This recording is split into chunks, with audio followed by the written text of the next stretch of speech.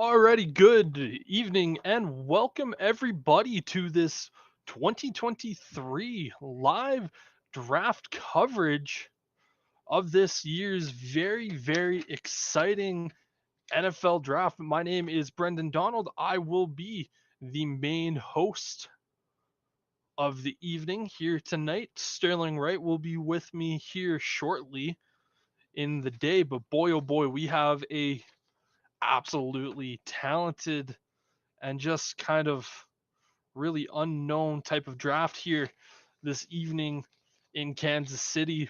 The Carolina Panthers sitting there at pick number 1.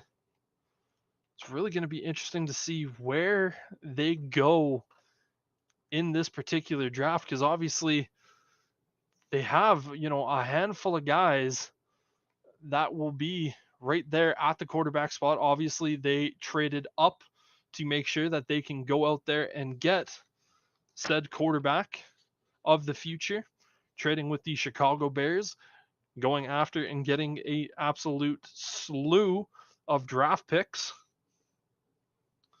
And it is going to be interesting to see where they decide to go because obviously there is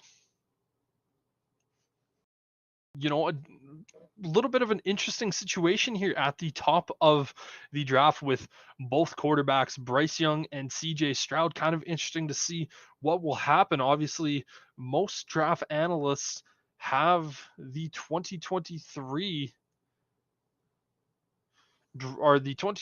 top quarterback being Bryce Young, and CJ Stroud most of the time is sitting at number 2 spot for most draft analysts. Myself, I personally have CJ Stroud and Bryce Young pretty much dead even for the draft process here today. And it's going to be really interesting to just see where they go. All the rumors that have been coming up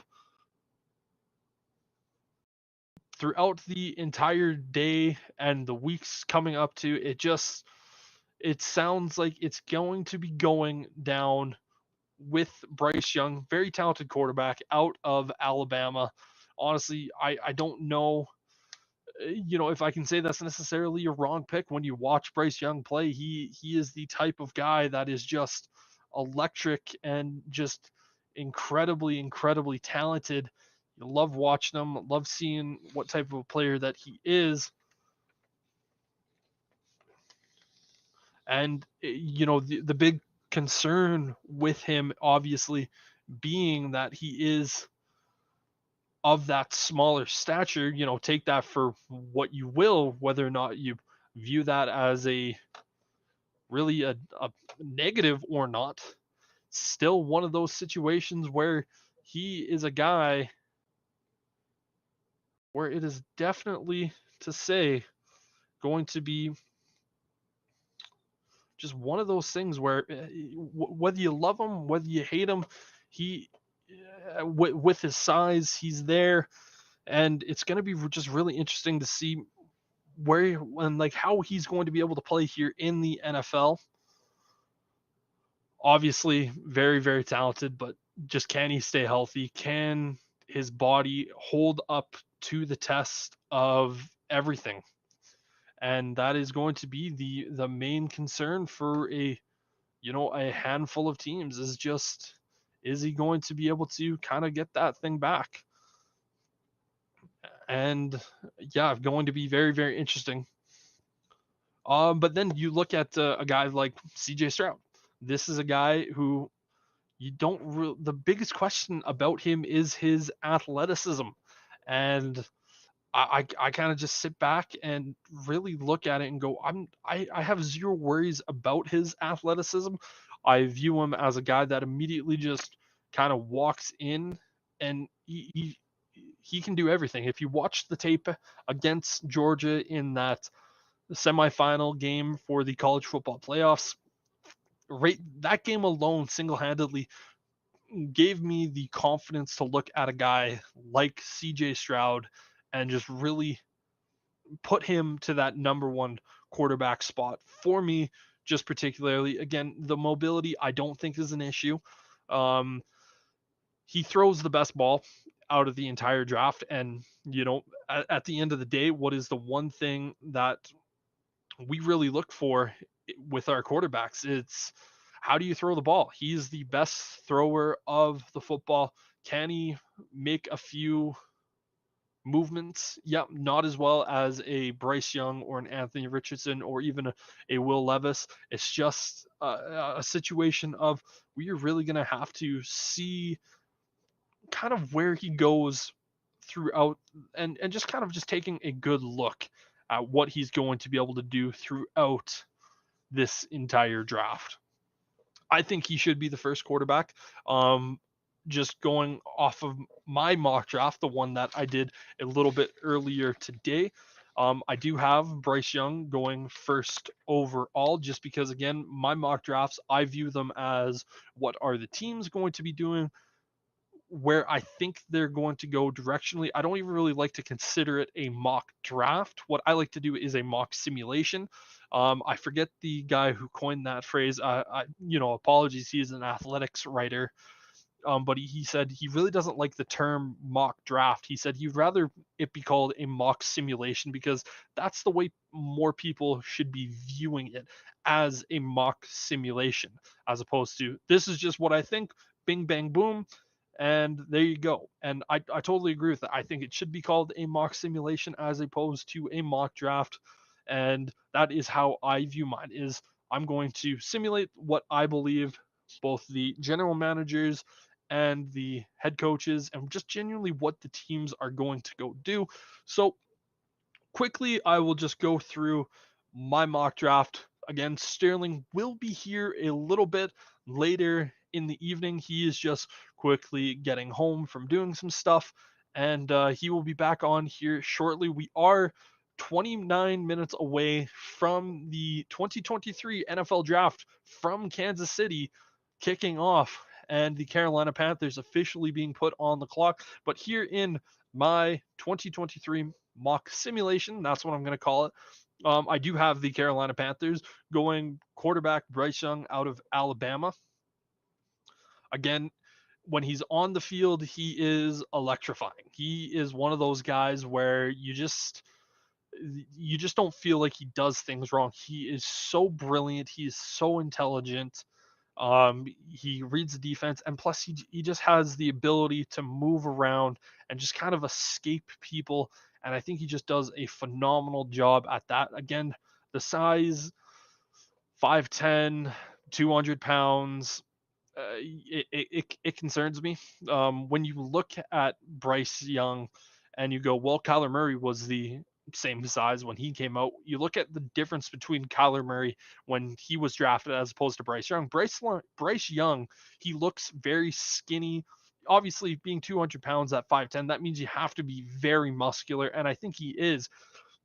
It's just when you look at Kyler Murray, the dude, he just looked built, and he just looked more juiced up, I should say, and prepared to take hits. Obviously, we've seen Kyler Murray, particularly this year, he wasn't able to finish the year, and we don't know when he's first going to be playing in the regular season.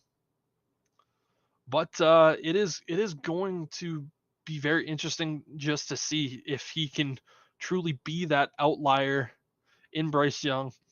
Can he be that guy that just ultimately, no matter what happens, no matter the situation, can he stay healthy? And yeah, it's going to be very, very interesting to say the least here.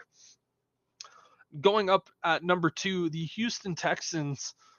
Again, this was a team that is pretty much desperately in need of a quarterback, and with all the rumors swirling around the NFL right now, I kind of look at the Texans going, it would be foolish for them not to take a quarterback like a Bryce Young. Again, I think, or pardon me, CJ Stroud. I think CJ Stroud is my number one, quarterback in this draft class. I don't have him much higher than I have Bryce Young, but I think he's my number one. But if the Texans are really set on getting Bryce Young, and that's the direction that they want to go. You know, and if Bryce Young isn't there, I think it would be foolish for them not to go quarterback. But I think they will ultimately end up passing on a quarterback and going Will Anderson Jr., edge rusher out of Alabama. Now, if the Houston Texans had themselves a franchise quarterback, I'd be looking at this going, this is possibly one of the best players in this draft. He's quite possibly one of the best defensive players in this draft. Without a doubt, the best edge rusher here. They call him the Terminator for a reason. When I watch him play, I kind of get a little bit of Khalil Mack vibes when he was coming out of Buffalo. He just kind of has that. He just kind of gives that feeling to me where he comes off with a lot of power, good intelligent plans when he's rushing off. He knows exactly what he's going to do when he comes off the edge. He's a phenomenal run stuffer. And I think when you are an edge rusher, the big thing that we always talk about is obviously you want to have that guy go after and get after the quarterback. But another big thing, edge rushers are needed to be there is to stop the run on the outside as well. Like they're trying to force the running back inside to their defensive tackles or internal D linemen and just really going, okay, like this is your job to stop these guys. And if they come to the outside, it's my job to get that.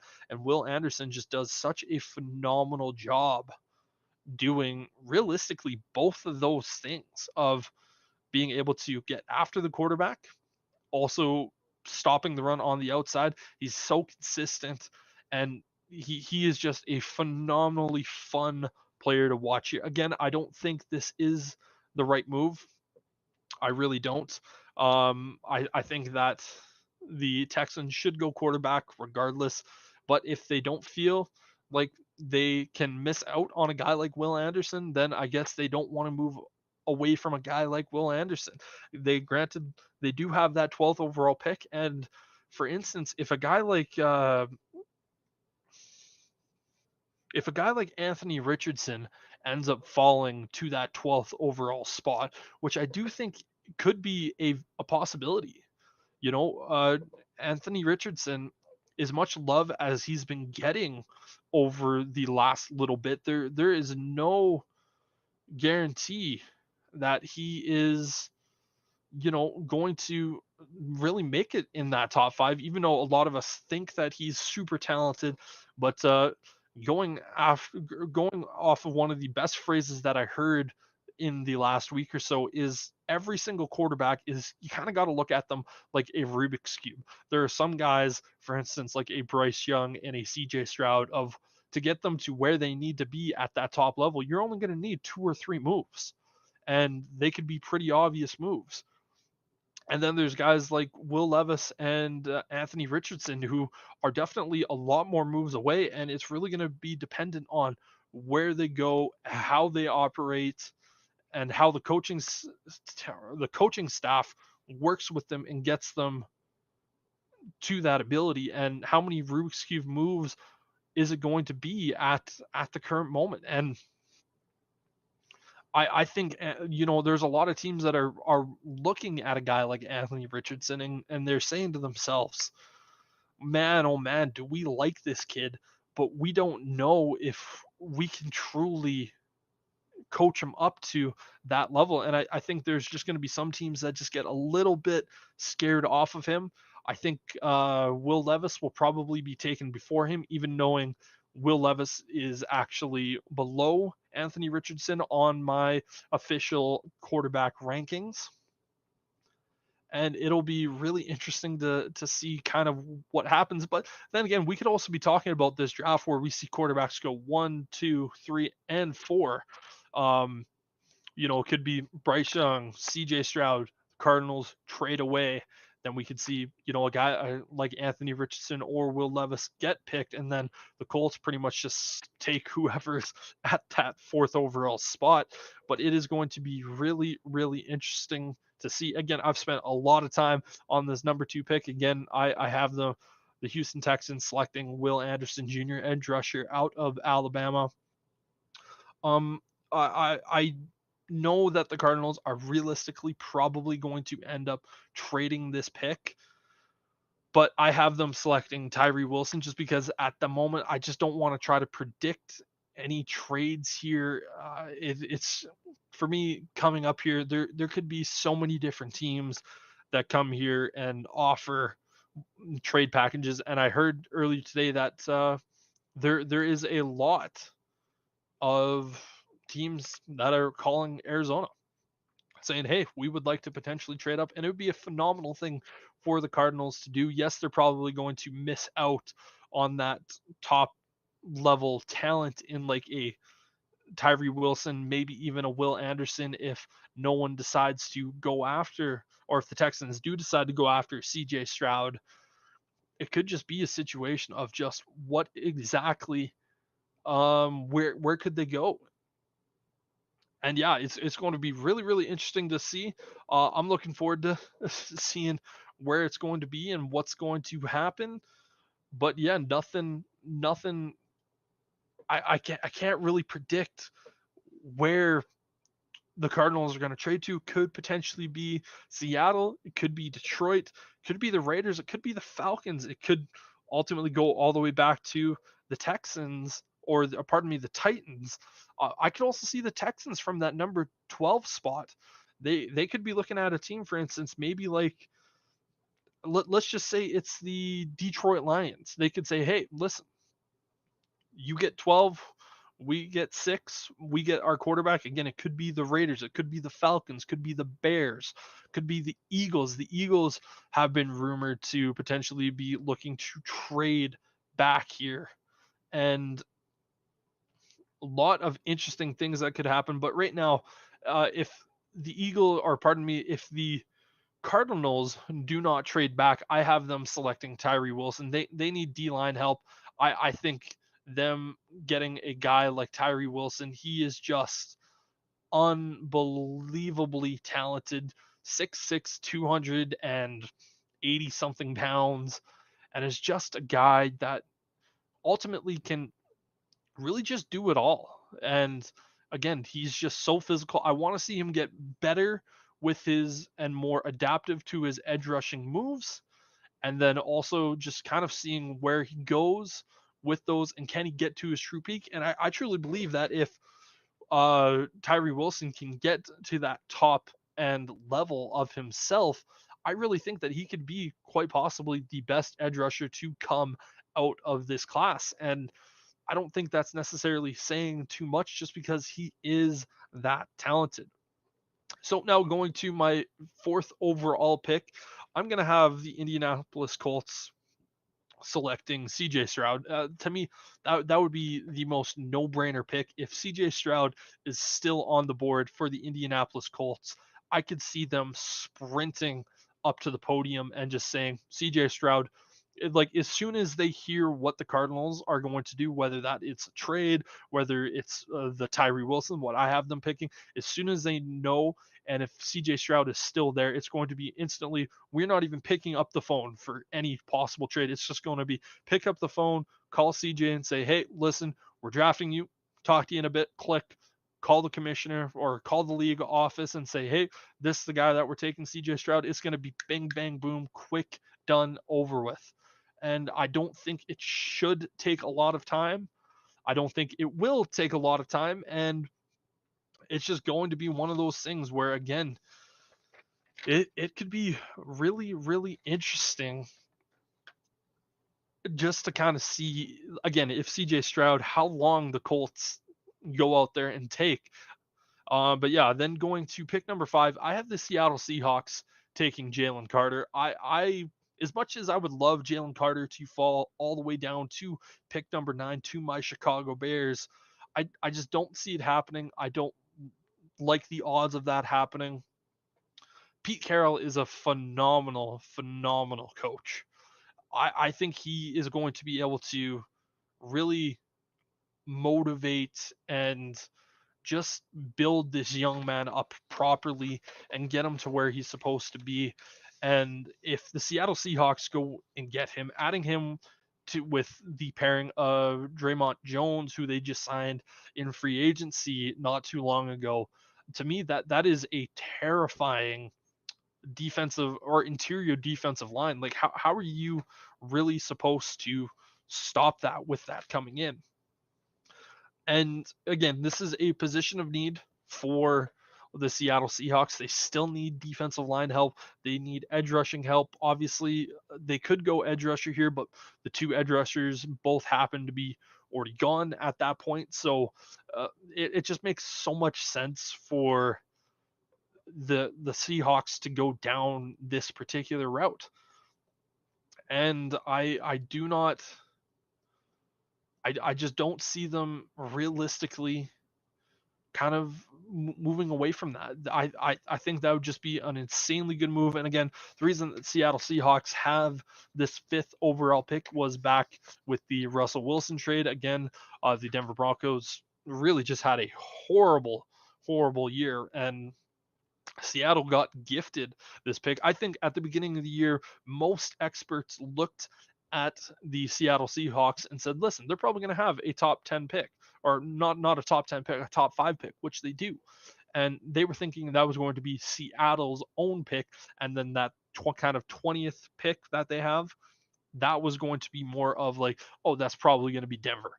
And now it ultimately got switched around. So a little bit interesting there.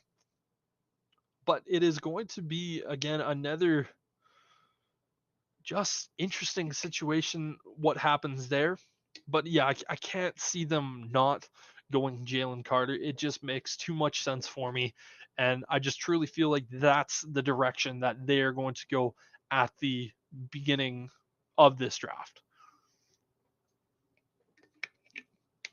Then going over to pick number 6, I have the Detroit Lions going after corner Devin Witherspoon. To me, it just makes too much sense. The Detroit Lions, they were such a fun team to watch last year, and they were so close to getting to the playoffs, and I don't think they would have gone far in the playoffs, but man, oh man, like they would have been so much fun to watch. At the end of the year, they were just absolutely an unbelievably fun team to watch. And the fact that their defensive or their defensive side of the ball was so bad, like they need to really go out there and improve that defense if they really want to do something come this season. I think their offense is there. They have the pieces, obviously. There's some suspensions that happened with due to gambling with the team. There's people that ultimately got cut from the team, and but again, I truly just think that the NFL or the Detroit Lions, pardon me, they just really need to go down this route of going after defensive players. That is the route they need to go down. And with those 2 first-round picks, again, getting that pick from the Matthew Stafford trade, ultimately where they got that 6th overall pick due to the Rams not having a very successful season. Obviously, a lot of injuries on that side. And yeah, again, I think that's where they go. They go defense, getting Devin Witherspoon, corner out of Illinois. The dude is very, very talented. He is like glue. We always talk about a guy, for instance, like Trayvon Diggs. Trayvon Diggs is a very talented corner, but he gets risky at times. Devin Witherspoon is very similar in a lot of ways to a Trayvon Diggs, but the only difference is that he's not going to take these risks and get burned as much as Trayvon Diggs does. He's going to be able to stick to this type of a player or to these corners and just do basically whatever he needs to do and just go, go, go. Again, the biggest thing with him is he just sticks to players like glue. He is sound coverage. He's a guy that I could see pretty much immediately coming out and being one of those guys that he gets 4 or 5 picks just in his rookie season. And again, Detroit, they're going to need corner help because, like it or not, they have, you know, one of, if not the best wide receiver in their division in Justin Jefferson, who is just an unbelievable talent. You need to be able to cover that. The Chicago Bears bringing in DJ Moore. DJ Moore is a top 25 wide receiver, if not higher up on that list. And so you're going to need a guy to cover that. With the Green Bay Packers, they have Christian Watson, who was really fun to watch in that last stretch of the year where it was like, okay, Green Bay Packers have themselves a guy. And what are they going to be able to do with this type of a player? So it's going to be really, really interesting just to kind of see exactly what happens here. And, a lot of interesting things, but again, Detroit really just needs to make sure that they can lock some of these guys down. If they don't have secondary, I can see them going secondary back-to-back picks in this draft. Obviously, they have pick number 6, and just taking a look here at my list, they also have why am I spacing on this? The Lions. Am I just completely missing something? They have pick 18 as well. I could see them going back-to-back defense, back-to-back secondary. But yeah, that first pick, they really just got to go after the corners. There's 2 really phenomenal corners here at this point, and don't know how you would want to miss on that. But I do believe my co-star is getting back here, and he will be joining us just relatively shortly. But this is going to be really interesting. But the Eagles and Cardinals settled a tampering investigation today involving the hire of former Philadelphia DC Jonathan Gannon as Eagles trade picks 94 in this draft and a 2024 fifth round pick to the Cardinals for pick number 66 in this draft. That just dropping here. And so a little bit of an interesting move, obviously happening right at this particular moment. So that's going to be obviously a couple of draft picks going over to the Cardinals' way, which is not a bad thing. They definitely wanted some of those extra draft picks. Obviously, they are a team that needed some of these extra draft picks. So, yeah, very interesting thing that just came out. Again, there's going to be a lot of talk here today, and again, a lot of things. Also, at the beginning of the day, once Sterling sits down, we'll be talking about some of the moves that were made throughout the week. But again, very interesting thing that happened right there. And again, that's kind of being more effective of a day 2 and a day 3, but still interesting to know, nonetheless. But again, the Detroit Lions getting Devin Witherspoon, that will just help them out in the long run so much more, and it will just be a very good situation for them nonetheless. Now the Las Vegas Raiders, with their pick number 7, I have them selecting Christian Gonzalez. This is another team where they could go offensive line. There's still 2 quarterbacks available, and before this, the last couple of weeks, I would have said that they would have gone Will Levis just because they need to go after a quarterback. And Jimmy Garoppolo, he's neither good enough to win a bunch of games, but he's not bad enough to lose a bunch of games to the point where you would be getting that kind of top echelon of pick in next year's draft. And again, they also need secondary. That defense was so bad last year.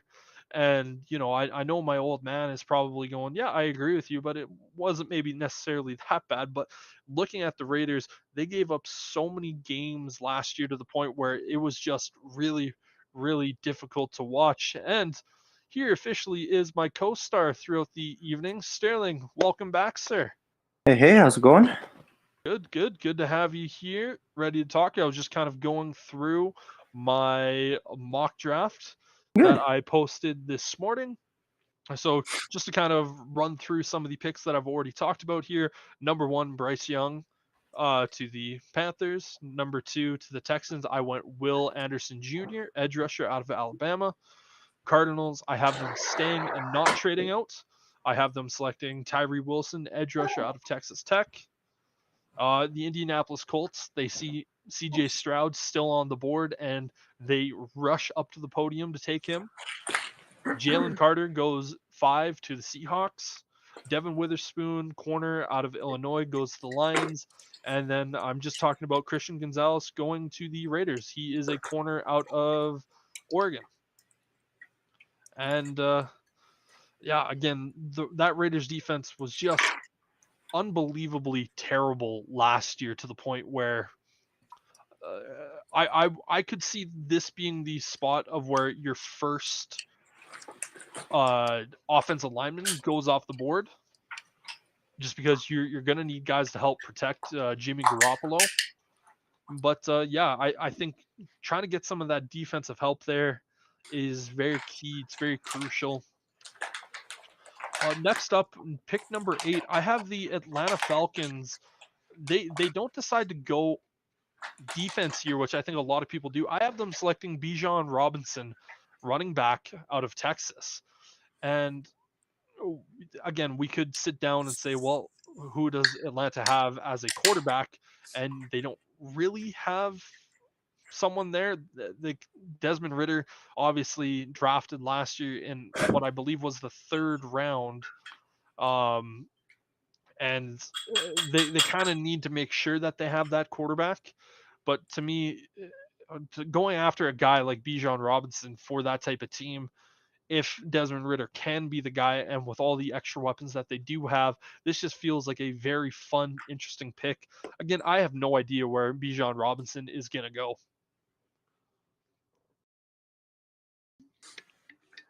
Yeah, that's fair. And I mean, it's not like they really have much else at running back anyway. That's just quite high for a running back to go. But you look at the Atlanta Falcons team, and it's just garbage all throughout. So, they've Yeah. got what, a tight end and maybe a couple wide receivers. No, a tight end.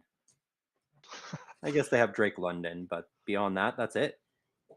Yeah, and it's again, do I agree that taking a running back in the top 10 in the NFL, it does kind of feel like one of those things where it just doesn't necessarily feel right to do that, because you and I particularly have seen this a lot for our teams as well, where we draft a running back in the 2nd, 3rd round, and it just works out a lot better for us. I know your current running back for the Steelers was a 1st round draft pick, but even then, I would say that you would look at it and go, would we still be far worse if we didn't have your guy?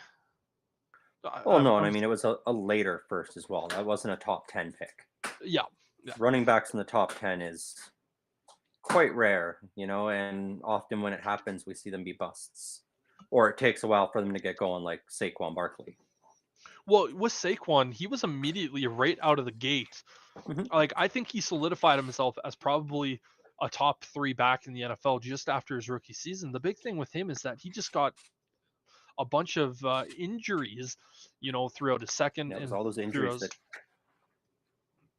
all the injuries that just kind of slowed him down. And then finally this year, obviously they didn't pick up his, or no, they did pick up his, did they? Or I forget if they picked up his 5th-year option, but it was one of those things where it was, again, just I think they the picked up Giants are the kind of, option, but he's being a bit of a complaining pants about it and wanting an actual contract extension. well, especially after, for instance, the Giants giving that massive contract extension to Daniel Jones, who I think a lot of people kind of look at that and then went, the $40 million a year for a guy that hasn't really done much throughout his NFL career. Like, it felt like one of those things where it just seemed like too much. It felt like desperation. It felt like if we don't keep our quarterback, then we aren't going to be a team next year. And I feel like that's kind of one of those things of going, like Saquon Barkley looking at the team going, I have done more for this offense than Daniel Jones has ever done, Mhm. injured or not. If you take me away from this team, watch what Daniel Jones does. But again, the main reason why we're talking about this is just because the running backs in the top 10, and this is just one of those discussions kind of where you look at it and go, you can find, and a lot of teams are looking at, like, you can find really high end quality talent in the running back spot in the second, third, going all the way to the seventh round. Just look at Isaiah Pacheco for the Kansas City Chiefs last year. He was a seventh round pick, and he was phenomenal and did pretty much everything that the Kansas City Chiefs asked for him. Like he got a touchdown in the Super Bowl as a rookie running back. Yep.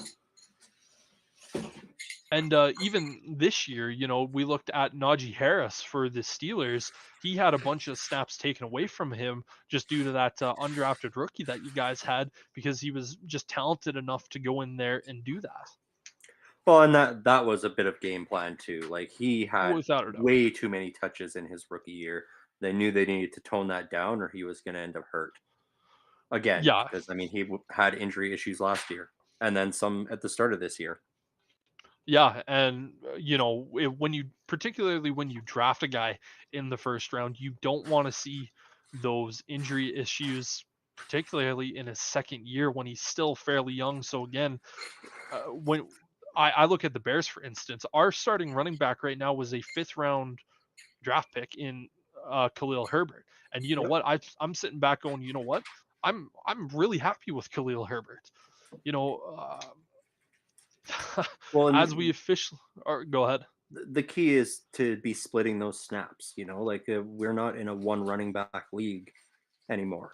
The Nope. teams that have that one running back that they see an injury happen, and then somebody inevitably steps up who was a sixth, seventh round pick or undrafted and does 75% as well as the guy who is already in there making 10 times as much.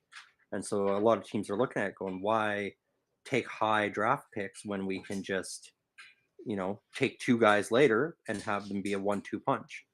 Exactly. And it does kind of feel like if you do draft a running back in the first round, you're kind of going, okay, we just really hope that he is a guy that we're going to have to give the ball to, just Hmm. because we need to justify that first round pick. And whether that, you're drafting him in the top 5 or you're drafting him pick number 32, which in this year's particular draft is going to be the first pick of the second round because But of the Miami Dolphins.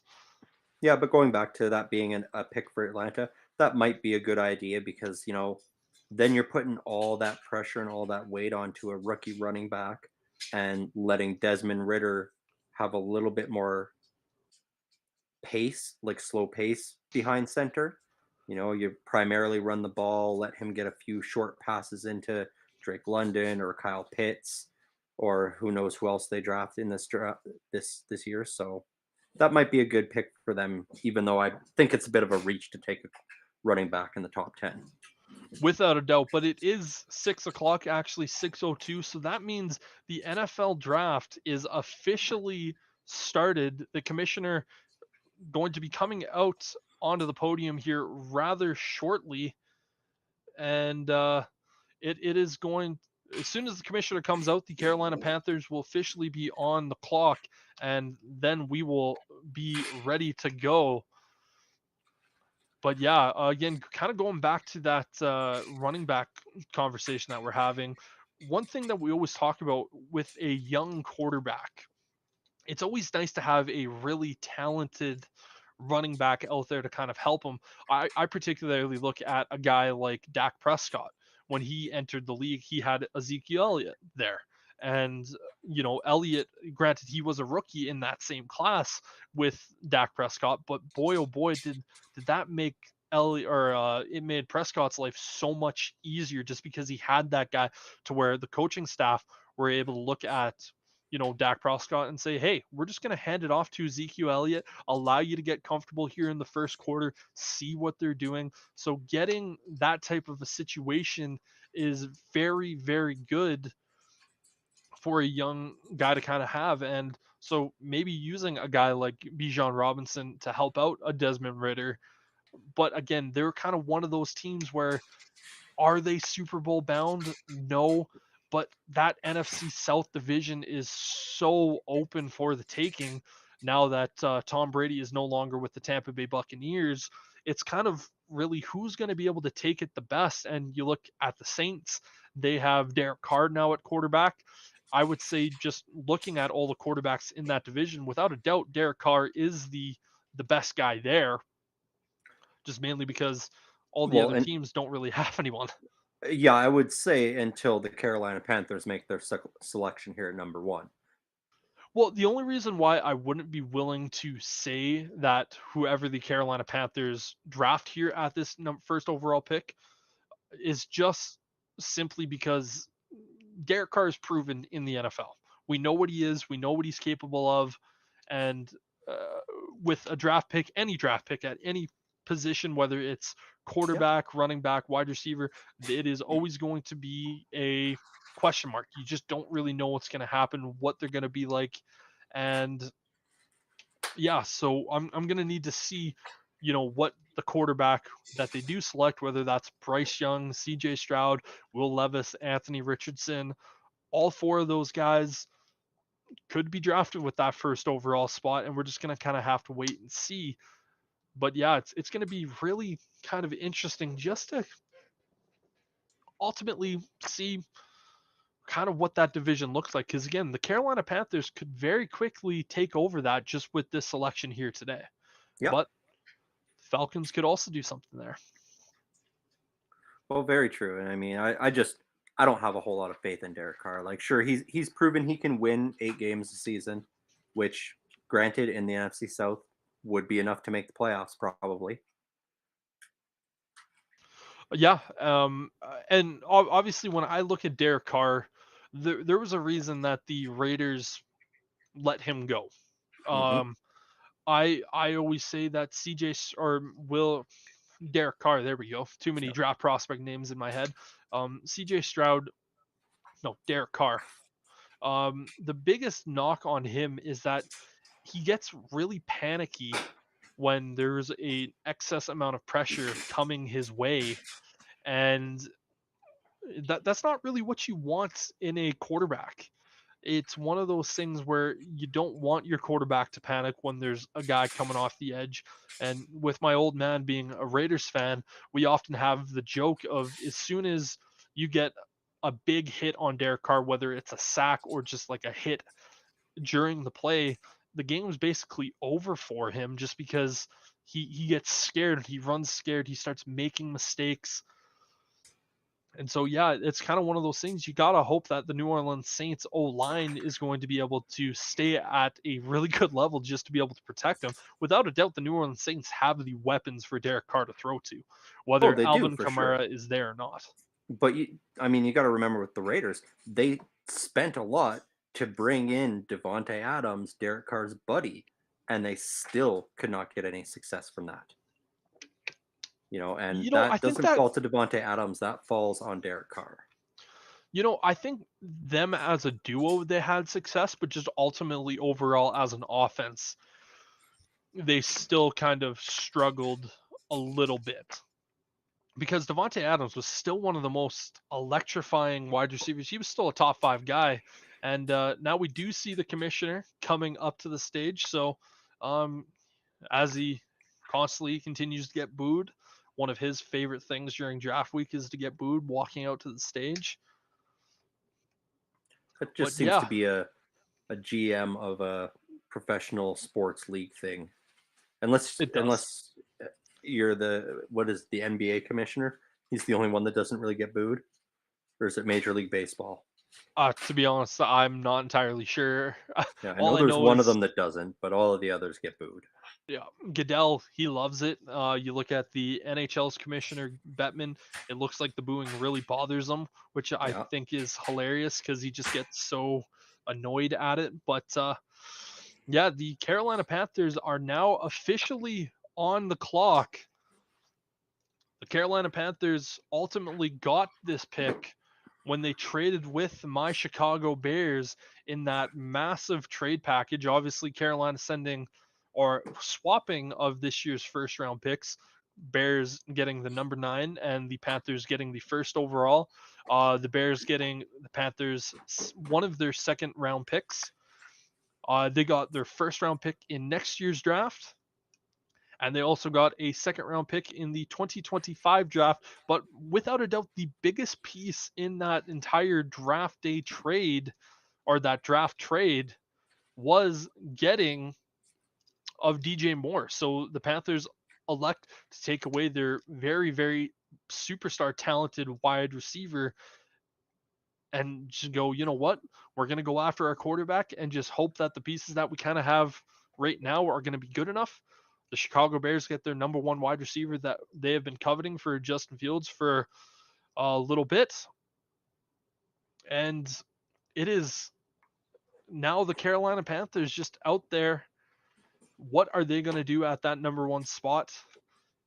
I just with all the rumors, Sterling, that I've been hearing throughout the last week or so, it just really sounds like it is going to be Bryce Young. And I know you are a massive fan of Bryce Young and what he is as a quarterback. You and I have talked about this quite a bit. You think he's the overall better prospect, and most draft experts do.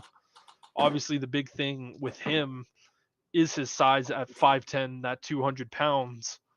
And to me, that's just the biggest thing that worries me. It it is, but I really get like that Russell Wilson kind of vibes off of him. Just great football intelligent to go with that shorter stature, so he'll be able to make up for it.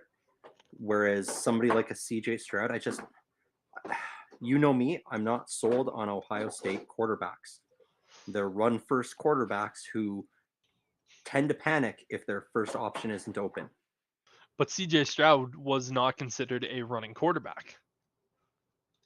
CJ Stroud was he is your traditional more pocket passer, and the biggest question for CJ Stroud was his athleticism, more or less throughout the entire year. And then you watch that game against Georgia that he did, and I didn't see any worry about that whatsoever. But it is now officially the Panthers 10 minutes on the clock. What is the move that they are going to make? Again, I won't be surprised if we see this pick brought up to the Coming quick. podium, coming in quick again with Mhm. these number one picks when they're particularly traded to a team. You don't see the team that made that trade up spend a lot of time in the draft room. They typically like to get that up and moving fairly quickly. Yeah, I think Uh, there's really only two options here. It's either they take the quarterback they want with this first pick, or if another team in the top five has already called them and offered them that swap of ones, and then another one next year to replace that one that they've given to your Bears. Yeah, but I think that's the again, only way they drop down from one. If they're just not sold on one of these quarterbacks, they can drop down to the fourth spot, say with the Colts, and still get one of these four quarterbacks. oh, without a doubt. Taking a look here at my top 5 quarterback rankings, I have CJ Stroud, Ohio State's quarterback, as my number one rated quarterback. Again, when I watch him play, I just look at it and go, he's a guy. He is the best thrower of the football in this draft. He's got good size. He has good athleticism. I just truly think that he do I think he's necessarily a better prospect than Bryce Young? I don't. I view him as a safer prospect. Yeah, I think the biggest concern with CJ Stroud is the scoring he got on his IQ tests and his football intelligence tests. They were quite low, and I know that scared off a lot of teams because that usually says that this is a quarterback that is not going to be able to be coached. He's going to come in, play his way, and you're going to have to build a team around that and hope it works. Yeah, I do like what CJ Stroud said today about that whole situation when he was asked, and his response was, "I don't take tests. I play football." And I agree. He doesn't need to take tests. He's a football player. If he can read a defense, he can read a defense. But yeah, it'll be really Yeah, interesting. I if you can read a defense in the moment, that's great. But if you can't read game film, that's a problem. true, true. But yeah, my second rated quarterback, and when I say my quarterback rankings as 1 and 2, I really have CJ Stroud and Bryce Young on the same level. like if I were to have it on an actual board, like I do have a spreadsheet open, Sterling, I sent that to you a little bit earlier. If I could, I would put these guys basically at the same exact spot. But Yeah, yeah, they're basically 1.1 and 1.2. exactly. I'm not really diversifying them too much. But then taking a look here at my third quarterback in this draft class, I actually have it Hendon Hooker, quarterback out of Tennessee. Yes, he is older. Yes, he played in a very, very friendly offense. But when you look at the things that he did, he was just absolutely dynamite. And unfortunately, he might not even be picked in the first round just due to that injury that he sustained at the end of the year. And the only real reason that I see him being selected in the first round is just a quarterback needy team decides, you know what, we'll trade back into the first round. We want to have that extra year of contract over him because if you select in the second round, you only have 4 years. And that first year is really just going to be kind of a bust year because it's probably going to be on IR for most of it. And if you draft him in the first round, you do have that extra year of contract control.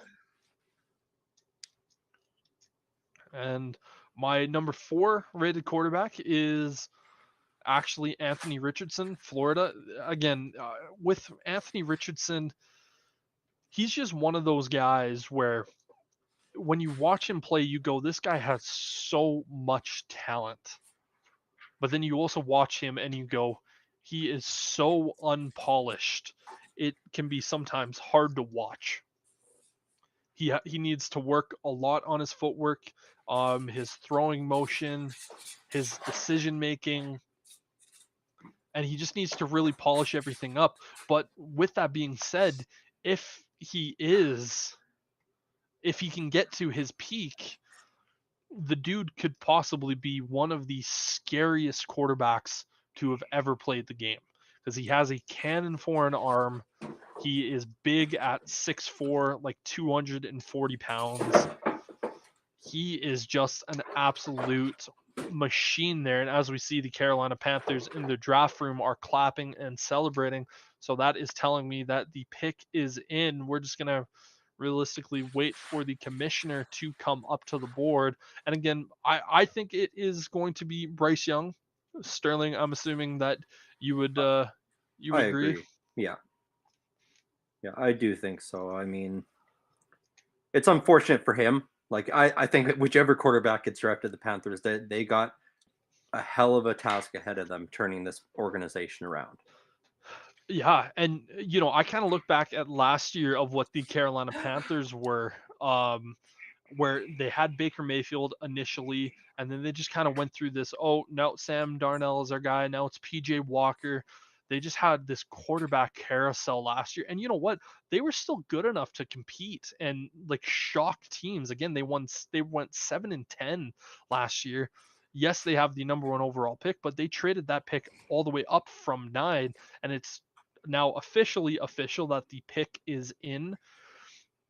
But again, like you kind of look at this team and go, they started to figure things out even after trading away Christian McCaffrey, which a lot of people, when they initially saw that move, it was like, okay, well, the season's kind of over for the Panthers. It seems like they're just packing it in. And the Panthers only got better from that point on. So it'll be very interesting to see kind of what this team does. Obviously, having new head coach Frank Reich, who comes over from Indianapolis.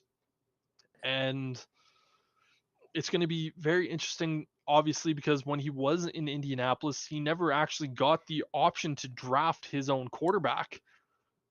So this is the first time that Frank Reich has ever really had a quarterback of his choosing as well.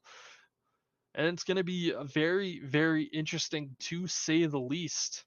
But as we continue to wait for the commissioner to come out to announce the first overall pick in the 2023 NFL draft, this one, you and I were talking about it a few days ago, but you were kind of asking me how wacky of a draft do you think it's going to be?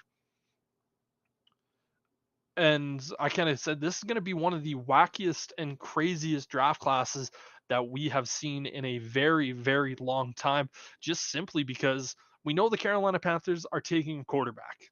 If the Carolina Panthers do not take a quarterback, that is going to be the shock of the century. Um, but the Houston Texans, they're gonna get they're gonna get funky with it, and we don't know if they're gonna take a quarterback here in this draft. But as the commissioner makes his way to the steps, let's see who he announces the pick. 2023 first pick in the NFL draft. It is indeed Bryce Young out of Alabama. No real shocker here. No, that is pretty much what I expected.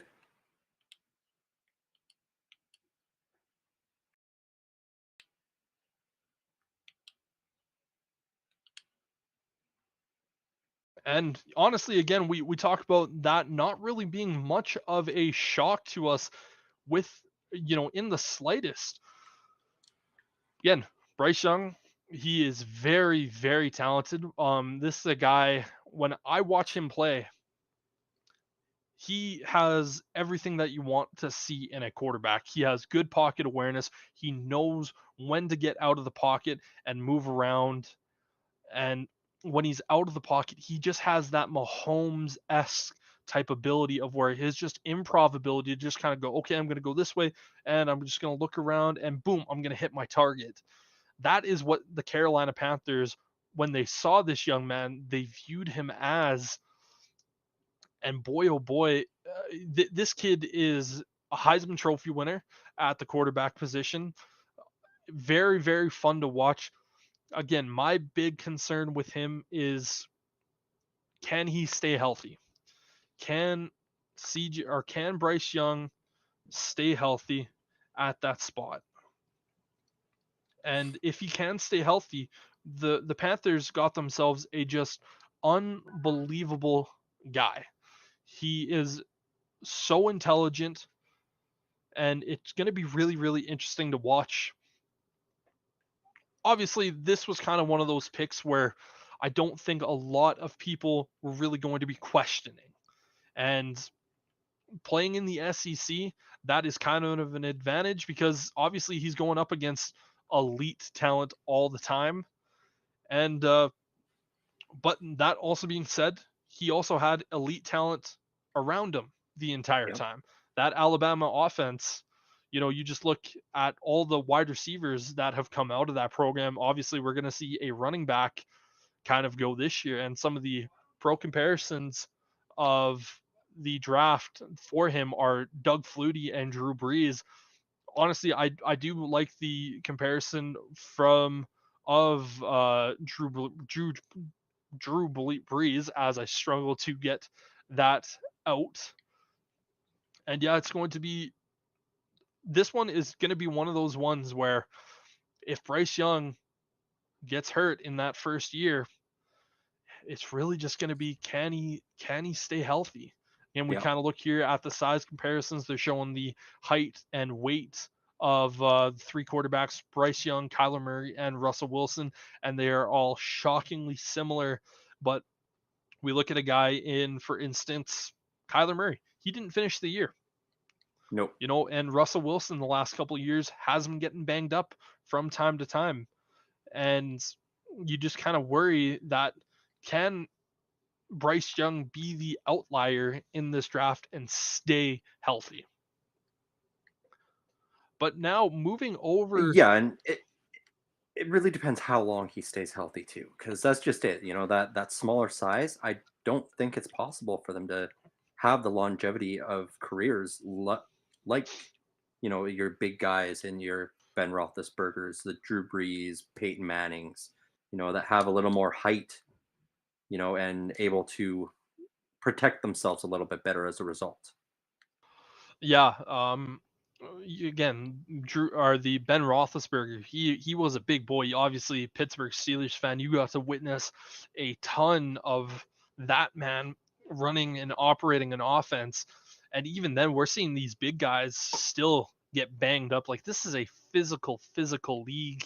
As much as they're going out there and trying to protect the quarterbacks as much as they have over the last couple of years, and maybe almost to the detriment to some defensive players throughout the entire league, but still one of those things right then and there where, again, it could be a really interesting thing. And the Houston Texans, I know there was a little bit of talk here about them potentially looking to trade away that second overall pick.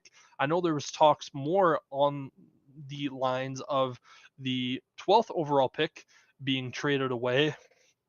But now shifting over to the Houston Texans, this is where the draft this year is so interesting. To me, this is truly where the draft starts because, the obvious pick here would be to go CJ Stroud quarterback and to have your quarterback of the future. Obviously, the Indianapolis Colts are a team in that division that are also in need of a quarterback. And one of the conversation is do you really want to allow the team in your division to pick a guy that you passed on and him torch you for the next 10 to 15 plus years? But at the other moment, the Texans can go, you know what, we're fine with not getting one of these guys. There is a Drake May or a Caleb Williams in next year's draft that we are very happy to go after. And for us, we could get a guy like Will Anderson, who is just so talented at the edge rusher position. And it's going to be kind of hard to get away with that. But as we see the commissioner come up to the podium, let us see who the Houston Texans decide to go for. The second overall pick, the Houston Texans select quarterback CJ Stroud out of Ohio State, so they don't go after an edge rusher. They don't shock the world, and they decide to go after this young man who is oh so talented. My number one QB rated here in the draft. And you know what? There's rumors all the way through this entire process that the Texans will not go quarterback. And you know what? That appears to be all smoke and mirrors. Yep. Yeah, I'm surprised. I did not think they were going to go that route myself.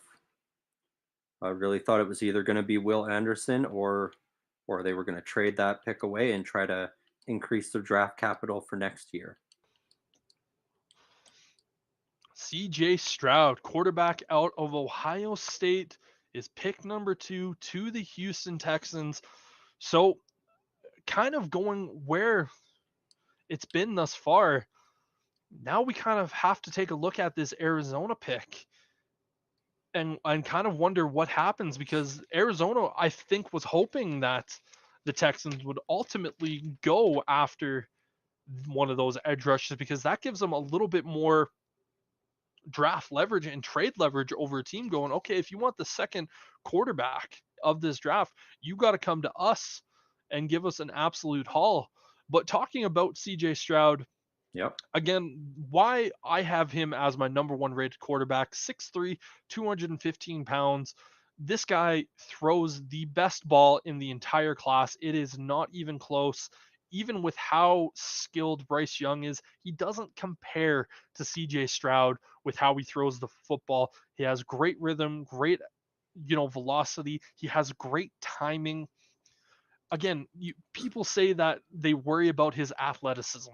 One thing that they're showing right now on the actual draft board or on the draft screen is him against Georgia, and his athleticism absolutely showed up. Is he that same level of athlete that a Justin Fields is, the guy that he took over for when Fields was drafted in the NFL? No, there's not many people that have that God-given ability that Justin Fields has at the athleticism. But what he makes for, or makes up with it for, is just that amazing ability to read defenses and just deliver the football at a high level. And he's played against some really tough teams in the Big Ten, obviously playing at Ohio State. I know you're not an Ohio State Buckeyes quarterback fan, but this kid right here is pretty talented.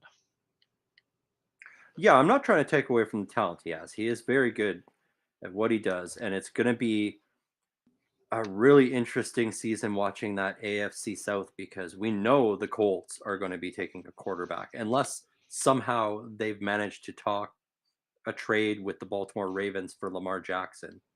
Lamar Jackson is now officially off the trade market because just today, and this is one of the things that I forgot to talk to you about during the pre-draft thing, is Lamar Jackson and the Baltimore Ravens have agreed to a 5-year deal with the contract of $260 million and $185 million fully guaranteed. So I like it.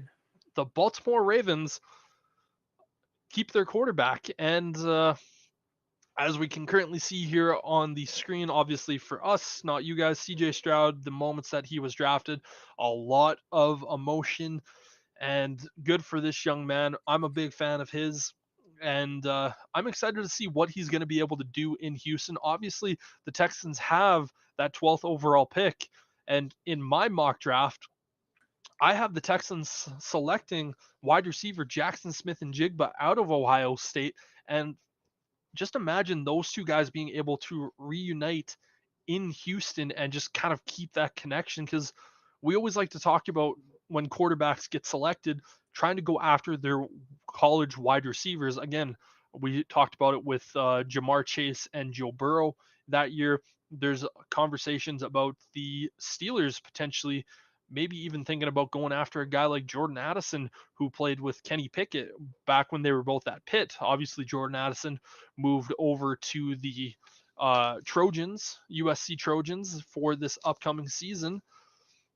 And yeah, right now, currently, the Arizona Cardinals are still on the clock and they're still talking. So, what this tells me is either they are really stretching and really trying to figure out what they want to do with this pick, or they are potentially going to trade it away. But with a minute 30 still on the clock, what are the Arizona Cardinals going to do? Are they going to trade it away to get a bunch more draft picks? Obviously, we talked about right before you came on. There was actually some tampering issues between the Cardinals and the Eagles for their new head coach, and so there was some picks that got thrown around.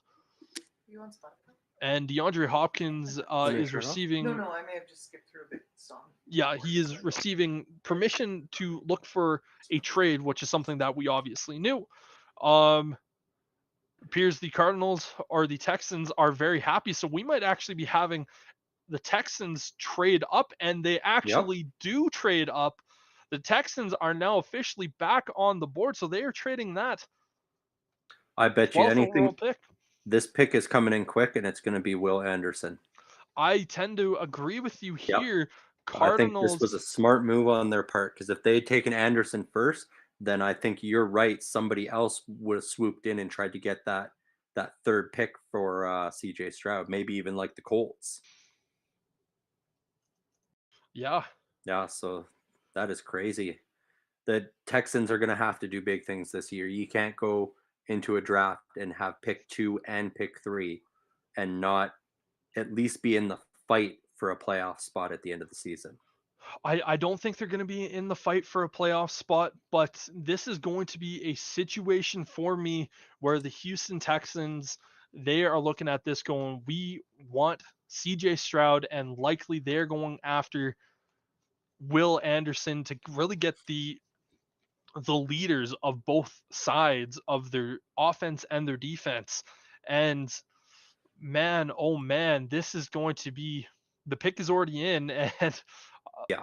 we kind of already knew that. As soon as we saw the Texans back on the screen and them cheering and slamming hands on the table in pure excitement, it was like, okay, here we go. Now, did we see the details for what they had to give up? Because I'm sure it was more than just that number 12 pick. I guarantee you it was more than just that 12th overall pick, but at the moment we don't have the details. Okay, here they come. The Cardinals get pick 12, pick 33, a first round pick in 2024, Oh, and a wow. third round pick in 2024. My, oh my. Well, 2 top 5 picks this year, no first round pick next year.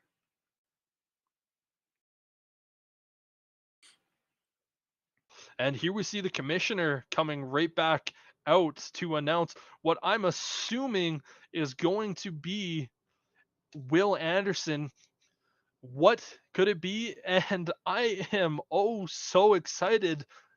And commissioner's up there. The Texans with the 3rd overall pick select Will Anderson Jr., edge rusher out of Alabama. My oh my, the Texans came in today and they said, we want Will Anderson, we want CJ Stroud, we have ammunition, we're going to give it, we're going to deliver it, and we're going to go get 2 franchise defining players. Boy oh boy, do I love this pick. And it is just going to be a phenomenal player at the 3rd overall spot. Yep.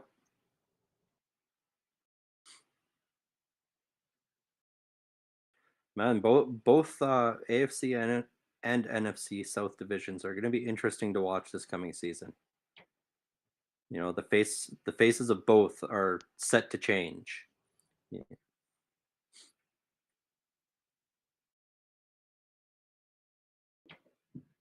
As I just do my little tweet here. Oh yeah. Yeah, that's AFC South, you know, because you got the Jags who have their guy in Trevor Lawrence already as well, and they did this last year. They beefed up their defense, and now the Texans are turning around this year. They got their quarterback and their big edge rusher. You know, you look at the Titans, they've been starting to fall off a little bit more. It's not a stranglehold on this division, and we know the Colts are going to be looking to get their quarterback of the future here as well. Without a doubt. And so we're really going to see which of these 4 young quarterbacks are going to be the quarterback of the future in the AFC South, because they're all within the last 3 drafts. I have to agree with you. And right now, the Texans, last year, obviously, there was talk about them at 3rd overall. With that pick that they had last year, are they potentially going to go after a edge rusher? But they ended up going Derek Stingley corner. But now this year, getting their quarterback of the future and their edge rusher of the future, this is really going to set them up phenomenally on both sides of the ball. And you know what? It's really difficult to dislike what the Texans are doing with these 2 moves. Obviously, trading right back up to go after and get this guy. They're sending a message. We want to compete. We want these guys. And yeah, but now the question is what is Indianapolis going to do here? This is a team that desperately needs a quarterback. Their starting quarterback penciled in at the moment is Gardner Minshew. Now, you and me both love a a Southern guy that dresses like he does, but I don't think you can go into this season with Gardner Minshew as the main focus point of this team for the year. And you and I have talked about it on a handful of situations. Not unless they take a different route to. Yeah, like the only way they're not going for a quarterback is if they're looking at next season already and going, look, we're not going to compete in this division. Let's get another corner piece that we can, or trade this pick away and get some extra picks so we can try and get the 1st overall pick next year. Which would be absolutely huge, because next year has a guy by the name of Caleb Williams, who is the current Heisman Trophy winner and just absolute unbelievably talented quarterback of the USC Trojans. And again, taking a look at that trade package, the Indianapolis Colts have officially put their pick in, so we will be getting shortly here for that pick. Again, when it comes to the quarterbacks, unless they are going down that path of going after a quarterback next year, with the pick coming in this quickly, we know they're taking a quarterback here.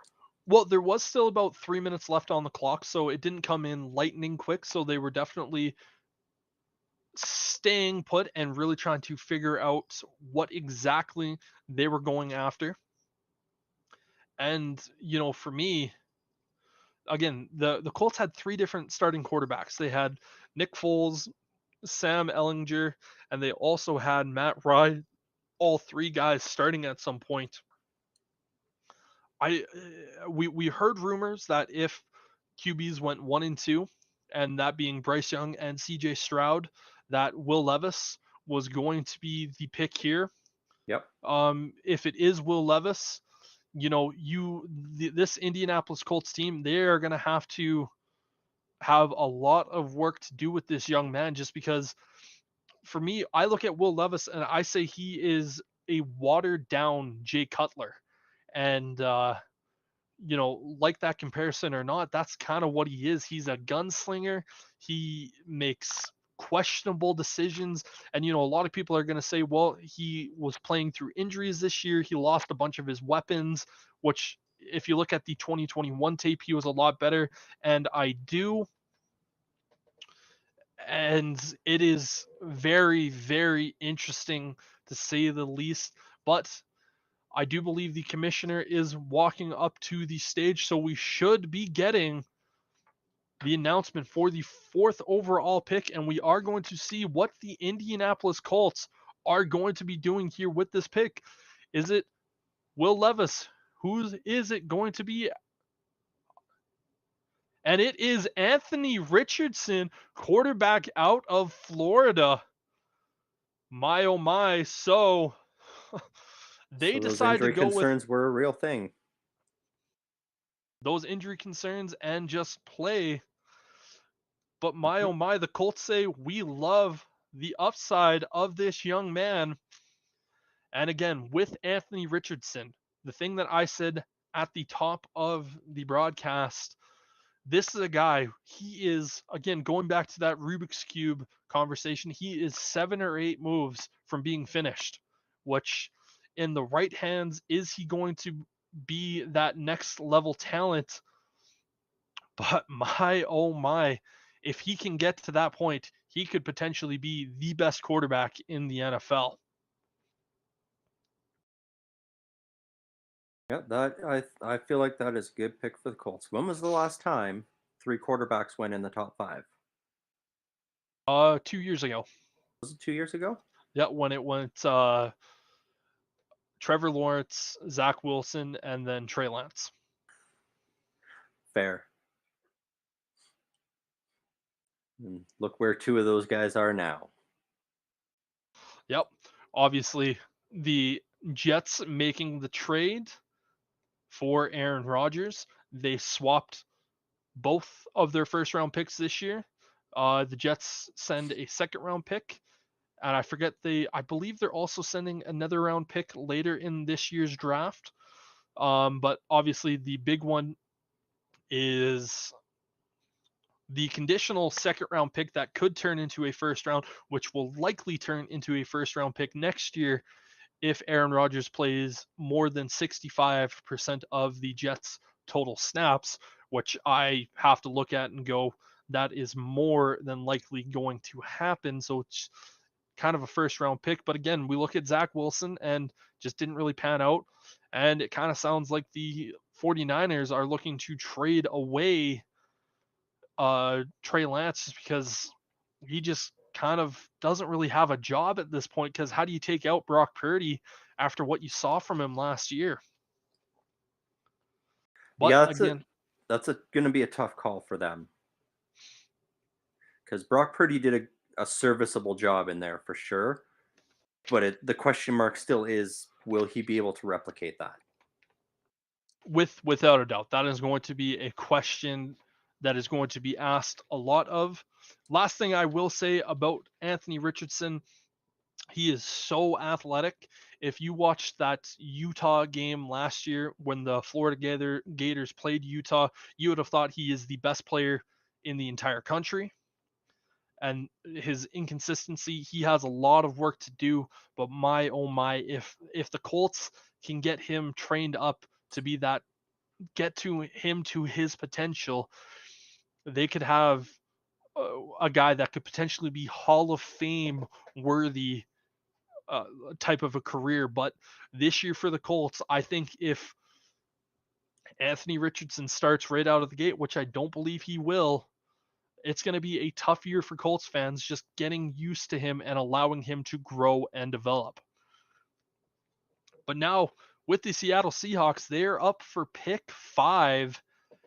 And with this team, to me, I look at Jalen Carter. And Jalen Carter is one of the stories of the draft. Obviously, coming into the offseason, he's viewed as a generational talent at the defensive tackle spot. These guys do not come around. He's being talked about as the best defensive tackle to come into the draft since Fletcher Cox. And we all know the career that Fletcher Cox has had in the NFL. And he has just performed miraculously. And he has that type of talent, but obviously with the arrest and everything else, him coming 10 pounds overweight at his pro day and just having a terrible pro day. I listened to Lance Briggs, former linebacker of the Chicago Bears, talk about pro days and, how Jalen Carter was the only guy running defensive drills or defensive line drills at Georgia's pro day. He just looked tired and, kind of using that excuse of, if he's getting to run 25 drills sooner or later, he's going to gas out. But, if I am the Seattle Seahawks going after that extra D-line help, Trayvon or Wilson is still there. Tyree Wilson, I don't know why that name was passing my name, but Tyree Wilson, he's still there. So Seattle could go after him and feel a little bit safer with that pick. Again, just a little under 2 minutes remaining still on the clock. So they are spending all of their time figuring out. And you know what? For the Seattle Seahawks team, we cannot dismiss the fact that they might go quarterback here, because even though Geno Smith was a Pro Bowler last season, and he signed that that pretty decent deal to stay with the Seahawks over the offseason, he's still an older quarterback. And, it was that 3-year deal, but it's essentially a 2-year. They can get out of it after the second. And Pete Carroll might just simply look at it and go, hey, Will Levis, we want to take you and let you sit behind Geno Smith for a year and let us really grow and develop you over that season and really just kind of figure it out. So there is some strong things here. And I won't dismiss that the Seahawks will go corner as well, because the pick is now officially in. But I could see, a Devin Witherspoon or a Christian Gonzalez going to the Seahawks as well, to just kind of continue on with that already really scary, talented secondary. They drafted a kid in the 5th round last year that, again, is just skipping my name at the current moment, so I apologize for that, but who was just so phenomenal for them. So they might be trying to do that. The Seahawks pick, it can go a bunch of different ways. But for me, I gotta say it has to be Jalen Carter. I just feel like this would be Pete Carroll, with all the concerns that Jalen Carter has had. I feel like Pete Carroll is the perfect coach to sit him down and say, listen, we're going to get you figured out and get you to the top level. Funny that you say Pete Carroll, because I was feeling that Mike Tomlin would be that perfect quarterback or coach to sit him down and straighten him out. Well, I also feel with Matt Eberflus as well that he'd be able to sit him down and get him figured out, because all three defensive guys, all three really just know how to get their players in line and say, listen, if you don't buckle up, your career is going to be a living nightmare. Yep.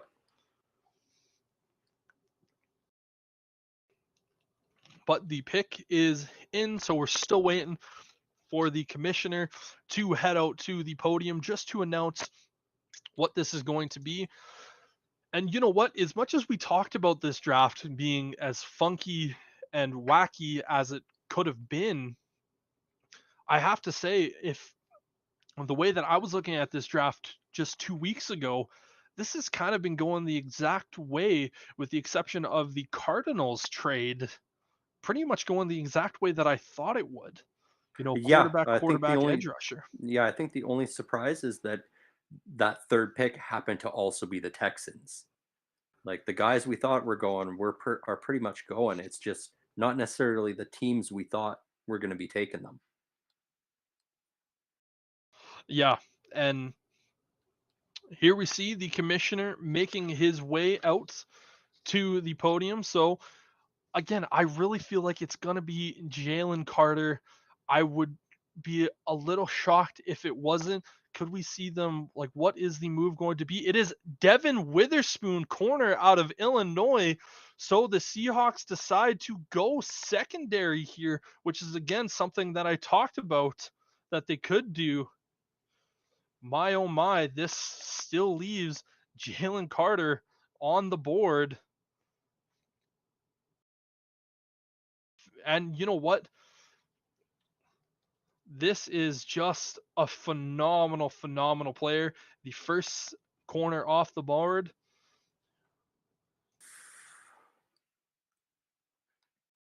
Yeah, corners going a little earlier than I would have liked to see, since you know who I'm sort of hoping for my Steelers to pick up. Yeah, I am a very, very big fan of Devin Witherspoon. He was my number one rated corner coming into this year. Again, the dude just sticks to wide receivers, pretty much anyone he's covering. He sticks to them like glue, and he allowed 0 passing touchdowns in coverage over the course of 2022. And the dude is just such a phenomenal player.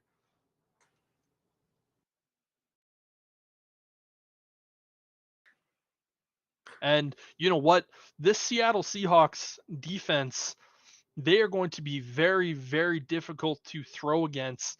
And again, this was a move that doesn't necessarily shock me, but it's one of those things of there was so much talk about Jalen Carter being a guy that they could go after, but Pete Carroll and the Seattle Seahawks just really decide that they want to go after that secondary and they feel comfortable, at least at the moment, with what they have. Obviously, the Seattle Seahawks have pick number 20. And so, again, there's a guy like Kalijah Cansey, Pitt defensive tackle that is very, very talented, and they might go that route. In my latest mock draft that I posted today, I have them selecting Nolan Smith, edge rusher out of Georgia. That could be another move, but this is a very interesting move. So still some top players that I have on the board. Tyree Wilson, number one edge rusher. He could be a guy that goes to the Detroit Lions. Obviously, Jalen Carter, defensive tackle. Christian Gonzalez is another guy that is still on the board.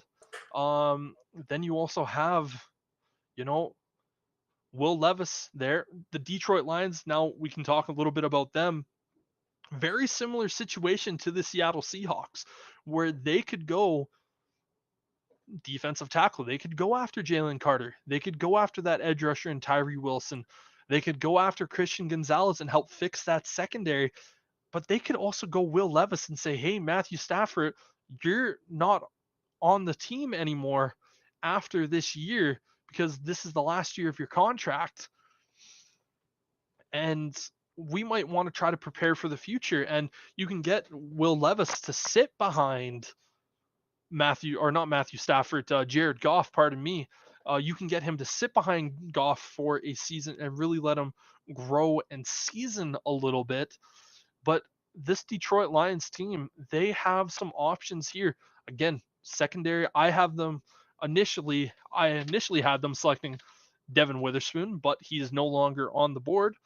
And so I could very much see a guy like Christian Gonzalez being the Detroit Lions pick. But taking a look here, after the top 5 picks have been selected on my official board, I also tweeted out that I would be happy if I got 33% or 30% of this entire mock correct. Yeah. And currently, I have one. I have Bryce Young. That is all I have correct at this point. And There is still a lot. And the Arizona Cardinals have officially made a trade, and they are back up on the board. So the Detroit Lions are collecting a few more picks. And the Cardinals are back up. To me, this either means it's Jalen Carter or Tyree Wilson. That is big, big news. The Cardinals are trading. It is pick 6, 12, and 34 all to move.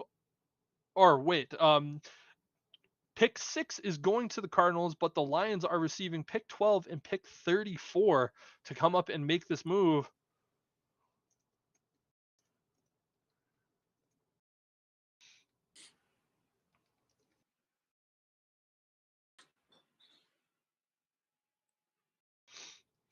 Okay, so right now, Cardinals, they didn't want to stay put here. They wanted to get back in this thing. Obviously, sending that 12th overall pick that they got from the Texans, moving back up. They're sending 33 overall or 34 overall.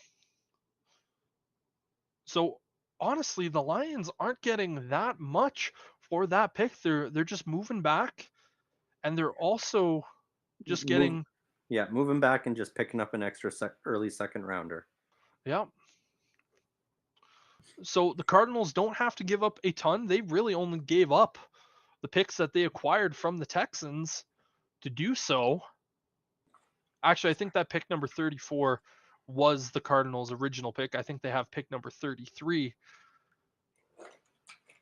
So yeah, this is to me, I feel like the Cardinals are probably going to lean towards a guy like Tyree Wilson, but I would not discount them going after a guy like a Jalen Carter. Yep. This is going to be really interesting to see what happens. The pick, however, is in.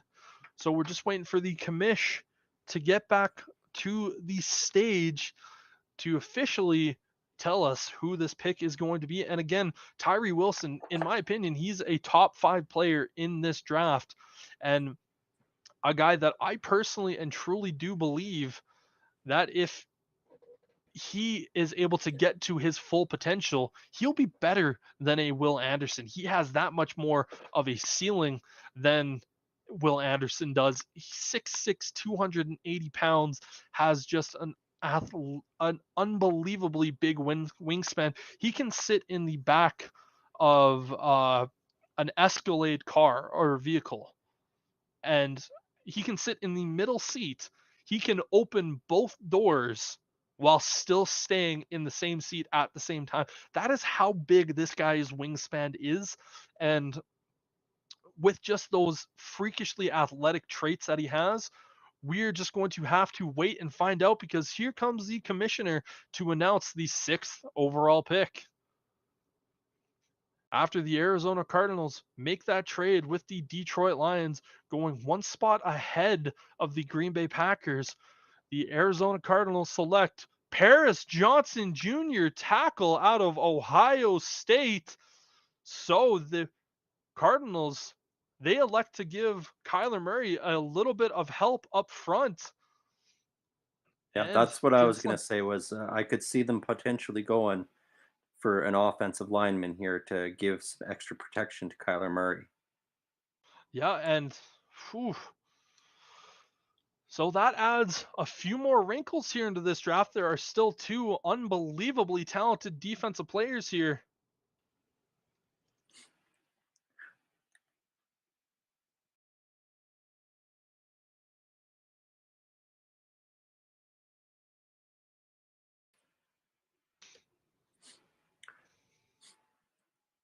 With that last trade, though, we're definitely seeing the value of these first round picks, these early first, drop a little bit.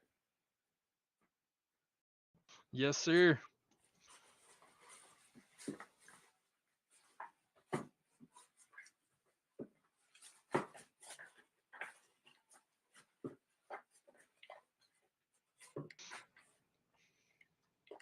And again, just I have to say I'm a little bit shocked here, because I don't disagree with the pick because Paris Johnson Jr., he was my number one tackle here in this year's draft class. I absolutely love the guy. This was a guy that I thought the Bears would likely be going after. And oh my, the Cardinals say, you know what? We need to protect our quarterback, Kyler Murray. Obviously, he's going to be out for a pretty decent chunk of time in this season, and adding a guy like Paris Johnson Jr. on the left side, he is going to be an absolute monster up front. Is this a little bit of a reach here at pick number 6? I think so. I think Paris Johnson Jr. was closer to that 10 pick range, kind of in that 9 to 11 area. But again, this is not a bad move. But what this does is it keeps my number 2 rated prospect, or pardon me, my number 3 rated prospect and my number 5 rated prospect still on the board in Jalen Carter and Tyree Wilson. Lots of we've already had 3 trades here in the first 5. Yep. Or in the first 6, pardon me. But still on the board, a bunch of talented guys. Again, Christian Gonzalez, the Raiders are up here with this pick. I have them selecting Christian Gonzalez. So who knows? Maybe, just maybe, I might still be able to get at least 2 picks and predictions right here in the first round, or at least here in the top 10. But Cardinals decide to go out there and get some protection. Raiders, however, looking at this team, we talked about it at the beginning of the show. They need so much help kind of everywhere on this team, both on the offensive side. Really, the only thing that I won't say the Raiders really need is edge rusher, because they have Max Crosby and Chandler Jones. And this Raiders defense, they need a lot of help on the defensive side of the ball. And going out and getting a guy like Christian Gonzalez, I know personally that would make a certain Raiders fan in my life very, very happy if they were to go out and do that. But they could be tempted by that Jalen Carter pick, because they also could really use that internal defensive tackle. And, to go out there and get a guy with an arrest warrant is a very Raiders type of a move. Yep. The difference is they won't be able to turn him around.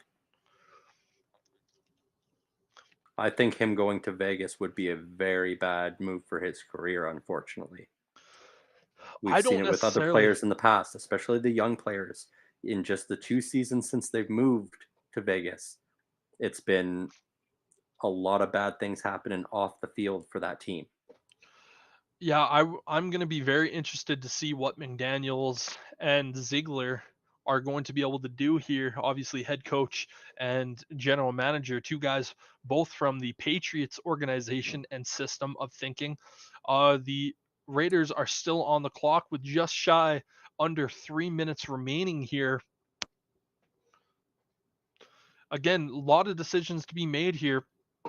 This was a spot where I said the Raiders could also be a team that could go after a guy like Paris Johnson Jr. They might be looking at a guy like Peter Skoronsky out of Northwestern as well, because we talked about how bad that defense was. That offensive line was also quite terrible as well. But going back to what you were saying about some worrisome of potentially going after, a guy like Jalen Carter, but we also need to take a look. This might be a Will Levis pick as well, because they might be sitting back going, you know what? If we, I had thought that, but then at the same time, this is the Raiders, and with the investment they've made into Jimmy Garoppolo, I don't feel like they're looking to the future right now. I feel like they're looking at this division and going, we felt like we had it when we got Devontae Adams. That didn't work out. So let's change the quarterback, get Jimmy Garoppolo. Maybe that'll do it. I think Jalen Carter makes the most sense in this spot, because then they only have to be able to put up maybe 15 to 20 points a game with that insane rush that they would have. Because Yeah, as you were and saying, they've got Max Crosby and Chandler Jones. Chandler Jones already, so that would just be a scary, scary front seven. It would be, but the reason why I think it would be Will Levis potentially at this pick is just because you have a division of where you have Patrick Mahomes, Justin Herbert, and you have Russell Wilson. And as much as we want to make fun of Russell Wilson for the year that he had last year, just to have a quarterback drop off the way that Russell Wilson did with the talent that we've seen him have throughout the entirety of the NFL, and now that he also has why am I forgetting his name? He's new head coach, former Saints coach. Uh, Oh, Sean Payton. Sean Payton, thank you.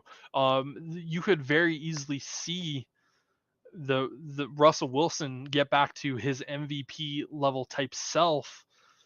And if you're the Raiders going in with Jimmy Garoppolo for the next 2 or 3 years, it's one of those things of you are essentially at that point accepting that you are not going to be able to compete with these guys. And so you're just kind of pissing away 2 or 3 years. And, if you go after a guy like Will Levis, at least that gives you some hope that you might be able to find a guy to get to that level. And the Raiders pick is officially in, but we could also just be Yeah, talking and it's going to be Christian Gonzalez. right. Yeah, I just have a hard time with the Will Levis because that puts them. It doesn't put them in any better of a position in that division. Then Yep. they've just got a young quarterback that they've got to bring into this scary quarterback division instead of a veteran in Jimmy Garoppolo. And the edge rushing gets even that much better. The Raiders decide to go with Tyree Wilson out of Texas Tech, getting an absolute monster at the edge rushing position, and to get a true friend for Max Crosby. And so we talked so much about it either being a corner or a quarterback, but they decide to go with my fifth rated player here in this draft in Tyree Wilson. My, oh my.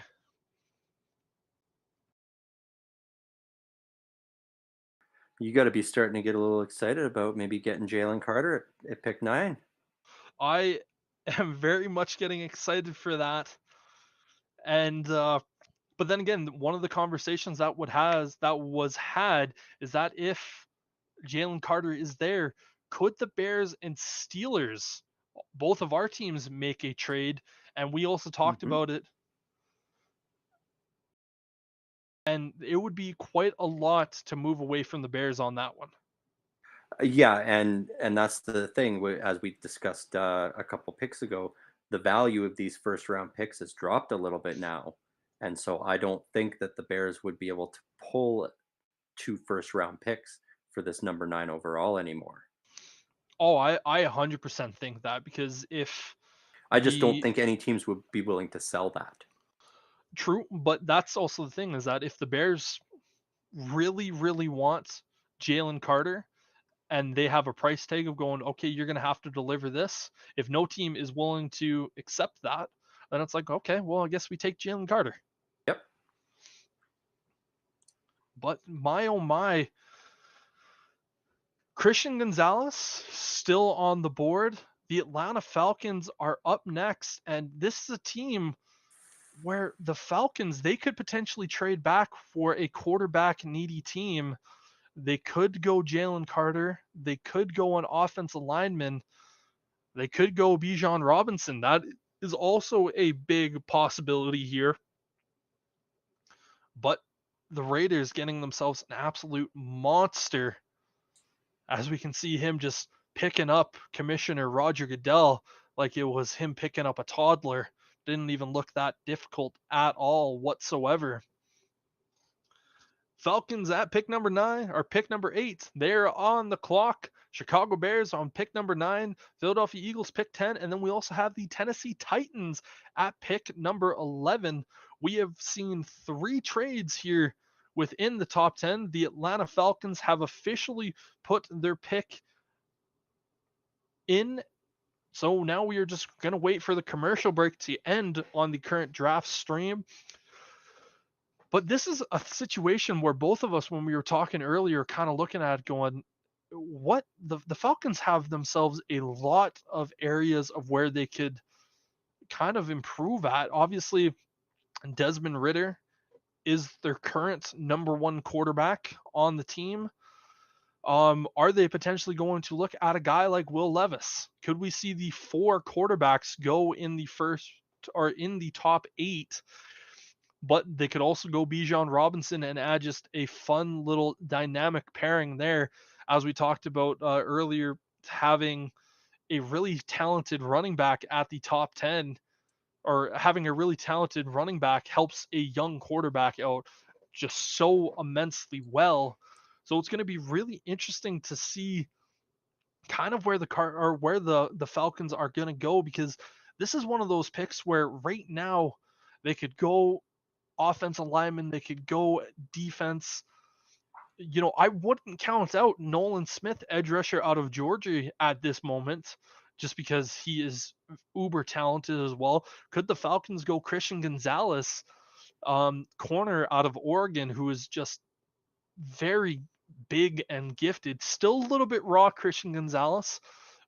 Still needs a little bit more polish on him. Definitely not as polished as Devin Witherspoon, but he has that just natural gift of where he is so athletic and big, standing at 6'2", 6'3", 215 pounds at the corner spot.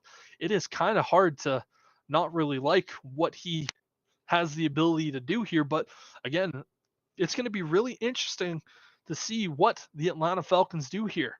Still a quarterback on the board, still probably the best player in this draft in Jalen Carter.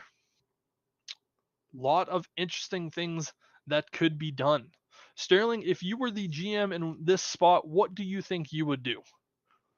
I would be looking to trade down and accrue some more picks. You took Desmond Ritter last year, so you kind of got to let that play out a bit, I feel like. And you don't have anything else really in place that's going to solidify you as a contender. I feel like accruing some picks and trying to get some more draft capital for next season The pick is would be the currently in smarter though, thing. so Yeah, yeah. I mean, if they're picking, honestly, it's tough to say. If I was the GM, I would have been trading it away. I wouldn't have been making a pick. very fair enough. Again, kind of looking at this situation, the pick is in. The Chicago Bears, my Chicago Bears, are on the clock. We're still waiting for the official announcement of this pick for the Atlanta Falcons. But yeah, the Bears acquired that 9th overall pick from the Carolina Panthers when they made that massive trade. But again, we will be talking about them here shortly once the commissioner makes his way out. And again, this is just one of those picks where it can just kind of go any way, really. And I'm not entirely sure what it's going to be. But, you know, I'm interested to say the least. And as we see the commissioner making his way to the podium, Oh, our finally. answers are finally going to be, determined. Our questions are finally going to be answered here, and we I, are going to have some special guests here.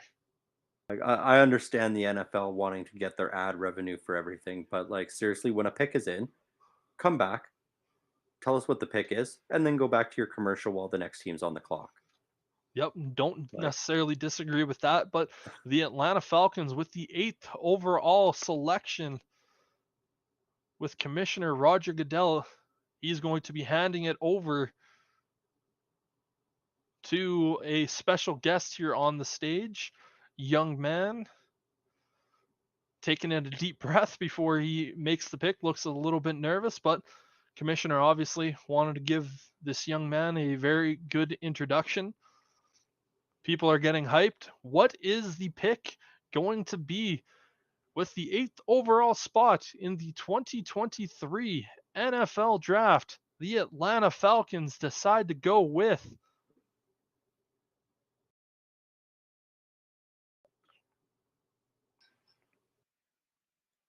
suspense is killing us.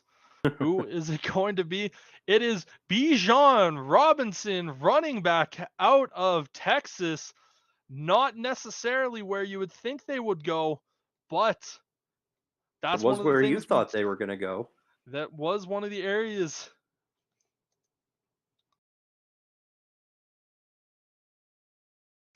And the Atlanta Falcons get themselves an absolute bell cow. And they select Bijan Robinson, who is just an absolute amazing, amazing player. And for all the shit talk I did about the Falcons, I mean, in reality, they have a lot of young, high potential talent.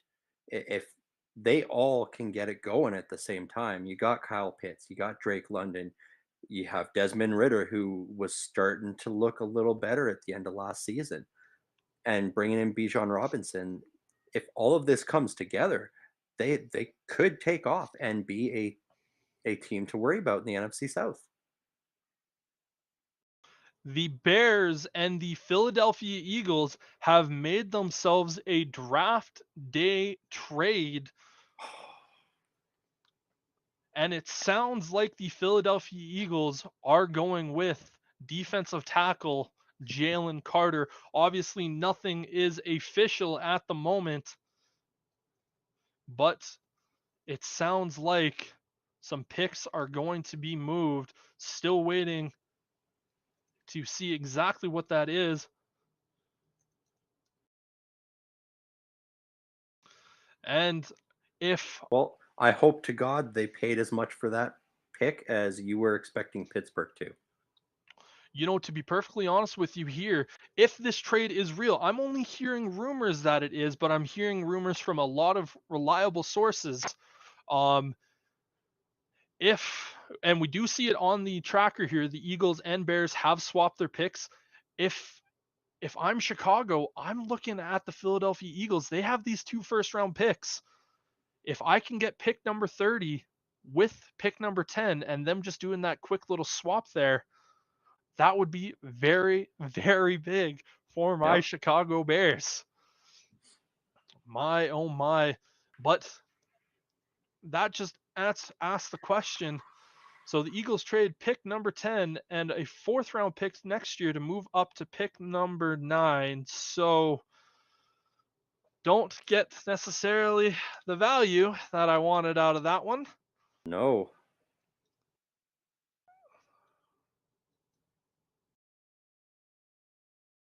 So again, So you basically dropped back a position for the 4th round pick next year.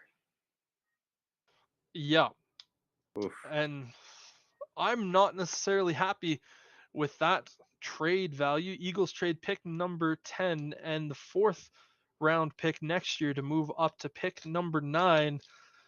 To me, if they do decide to go out and select Jalen Carter, the Eagles, which it sounds like all indications are going to be, to me, it seems like you're allowing the Eagles to really just kind of get away with that. And the Eagles, it does sound like, are going to select Jalen Carter, which does not shock me in the slightest bit. But the Philadelphia Eagles get an absolute monster on that defensive line Yep. to just already add to what they already have. Yeah, that is a steal for them for sure. We always talk about Howie Roseman. He loves, and I mean loves, the trenches and building from the trenches. And, I can't really talk much more about, like, again, this is a Howie Roseman move. I'm a little bit shocked and a little bit upset at the trade package to actually go up and make that. But, and I'm interested to see where the Bears go with that pick number 10. I have been saying for quite some time, I would not be a very big fan of Peter Skoronsky, tackle slash guard from Northwestern. Um, I wouldn't be a massive fan of that move, but it would help down the middle. And the Bears, who originally held the number 1 spot in the draft, traded back with the Carolina Panthers to pick number 9, have now traded that to the Philadelphia Eagles. And it sounds like at the moment it will be Jalen Carter. We are still waiting on official. We're still waiting for the official selection to be made from the commissioner, and we do believe the commissioner is making his way out to the podium. To be honest with you, I could still see the Bears make another trade down with a team like the Tennessee Titans, potentially with the Philadelphia or the Pittsburgh Steelers, maybe with the Washington Commanders, for a quarterback of Will Levis. But again, here is the commissioner with the 9th overall pick in the 2023 draft. The Philadelphia Eagles select Jalen Carter out of Georgia.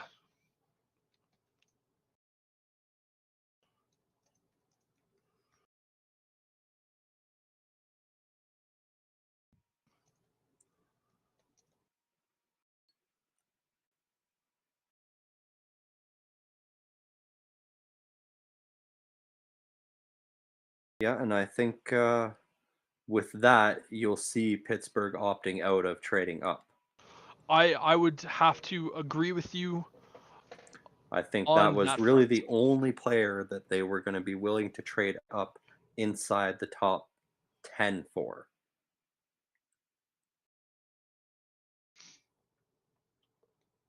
It sounds like the Bears have made their pick, and if it is who I think it is, I will be a very, very happy man.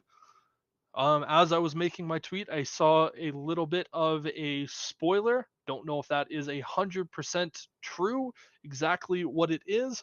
But for the moment, it sounds like the Chicago Bears have selected Darnell Wright, right tackle out of Tennessee.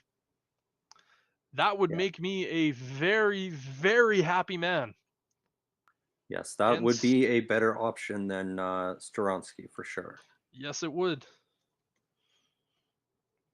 And again, we're still waiting on that to truly be confirmed. But if that is indeed the case,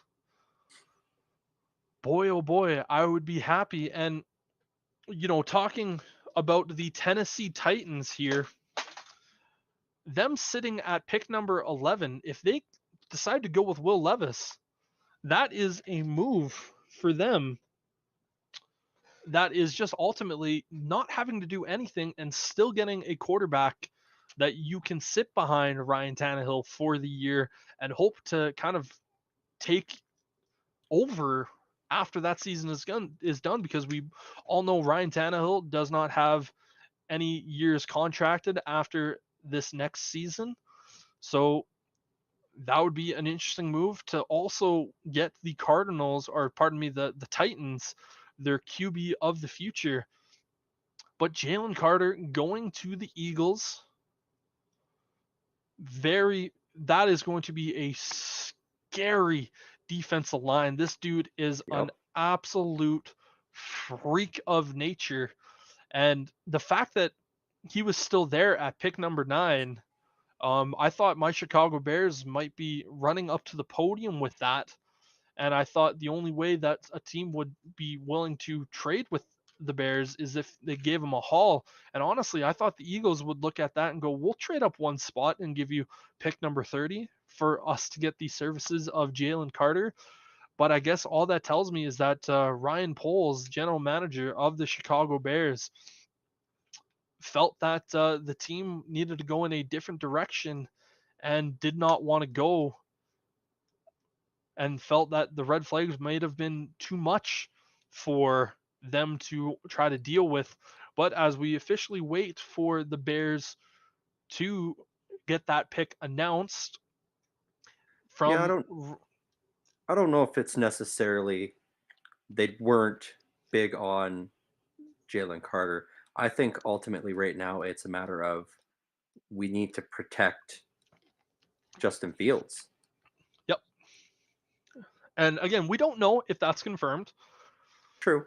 The only way that I will officially accept it to be a confirmed move is when I see the commissioner walk out there and the name scrolls across the board. But the Bears have made their pick. Still waiting on that one to go in.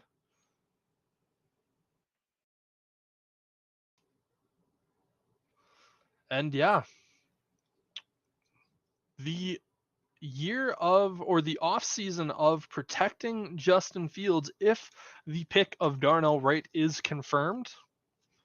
That to me, all that means is that the Bears they look at Braxton Jones, who was their 5th-round rookie tackle out of last year's draft, and say, "Hey, listen, kid, we have full faith in you as being our starting left tackle. You know, you might have had some struggles last year, but overall, you played really, really well for us." And Darnell Wright going out there, and he is a monster in the run game. He is a bad, bad man when it comes to the protection at that right side. And Darnell Wright is without a doubt a true right tackle. And some people might say taking a right tackle 10th overall is too high to take a right tackle. But if he turns out to be the monster that I believe he is, Justin Fields has a phenomenal blocker, and Yes. it is going to be happy dances all around for my young quarterback. Yeah, and that's exactly it. Like, usually that wouldn't be a good pick, but when you have a quarterback that notoriously likes to scramble out that right side, having a big guy out there that can keep him safe is important. Yep, and to go out there and get my number 2 rated tackle here in the draft, you know what? I can't be more than I'm more than happy to do that. And yeah, with the commissioner coming out to announce the pick, it is going to be Darnell Wright, tackle out of Tennessee, going to the Chicago Bears. Welcome, sir. You are going to be the protector of Justin Fields.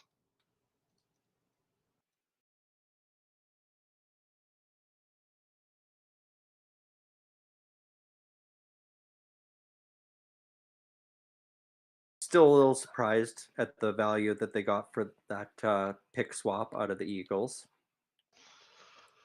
I have to agree with you on that. but this is a good pick for them at the 10th pick for sure. Keeping Justin Fields upright is the key to you guys winning games, especially now with Aaron Rodgers officially being out of that division. It's wide open for whose division this becomes. Yes. And taking a look at Darnell Wright, he allowed 0 sacks on over 450 passing plays in the SEC this year. And we already talked about Will Anderson Jr. a little bit earlier today and how much of a monster he is. He was asked who the toughest offensive lineman he went up against throughout the entirety of his college career, and his pick was Darnell Wright. You watch that Tennessee Alabama game, Darnell Wright made Will Anderson not only look human, but he made him look silly. So I'm not just hyping this up because obviously that's my pick, but again, that's just what happened if you watch the tape during that game. Needless to say, I am a happy man thus far, and the Tennessee Titans pick is currently in, so that tells me that I'm still interested to see if it is a quarterback in Will Levis. So that would mean 4 quarterbacks in the top 15. But as we move Not only along, that, but 3 of those 4 all to the AFC South. Yes, indeed. Which is a very interesting thing to think about, because that would mean all 4 quarterbacks in the AFC South, all top 15 picks, because the Jacksonville Jaguars selected, obviously, Trevor Lawrence only a handful of years ago at that number 1 pick. Then we also saw Bryce Young earlier go number 1 overall, and CJ Stroud go number 2 overall.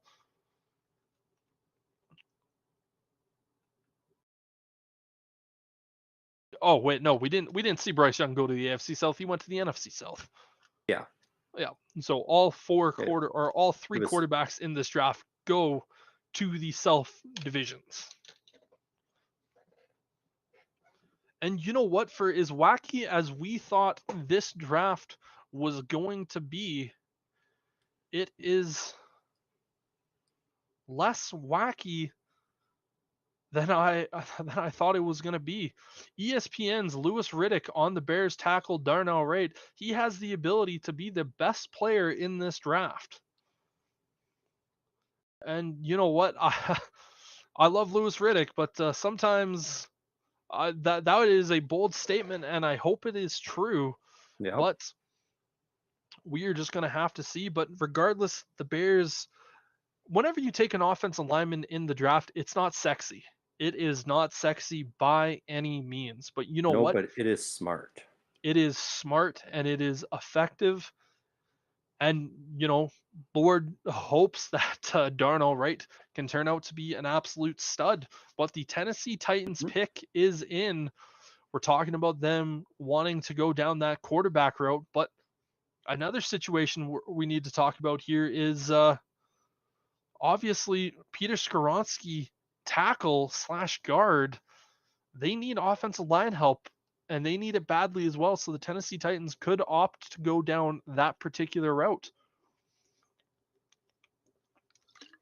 That is also true. Yeah, I don't see a whole lot of other options unless they decide to go out and take a defensive player here. But I feel like what the rest of the division has done, they need to sort of keep stride.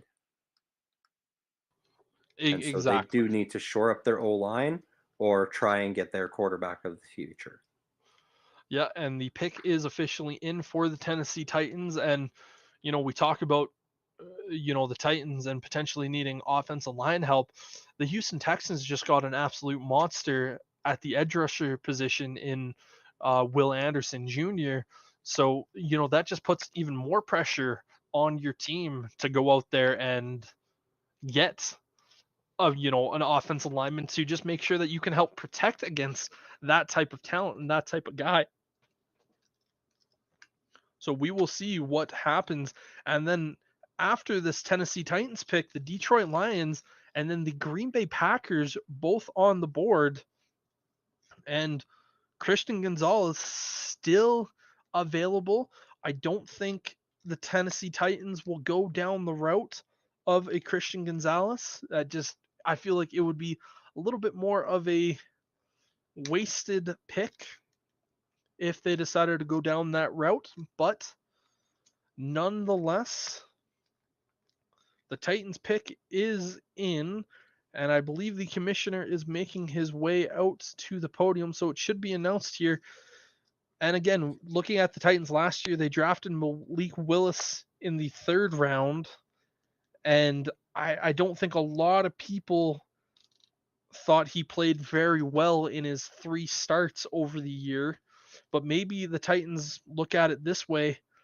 They need wide receiver help too, so I wouldn't completely discount Jackson Smith and Jigba at this point. Because again, talk about Ryan Tannehill as a quarterback all you want. The dude had no one to throw the ball to this year. Obviously, we saw them trade away A.J. Brown during last year's draft. So I wouldn't discount them selecting a wide receiver with this pick as well. So it's really going to be either quarterback, tackle, or just offensive lineman in general, or wide receiver. But it is going to be interesting to see nonetheless. Now the commissioner makes his way out to announce the pick.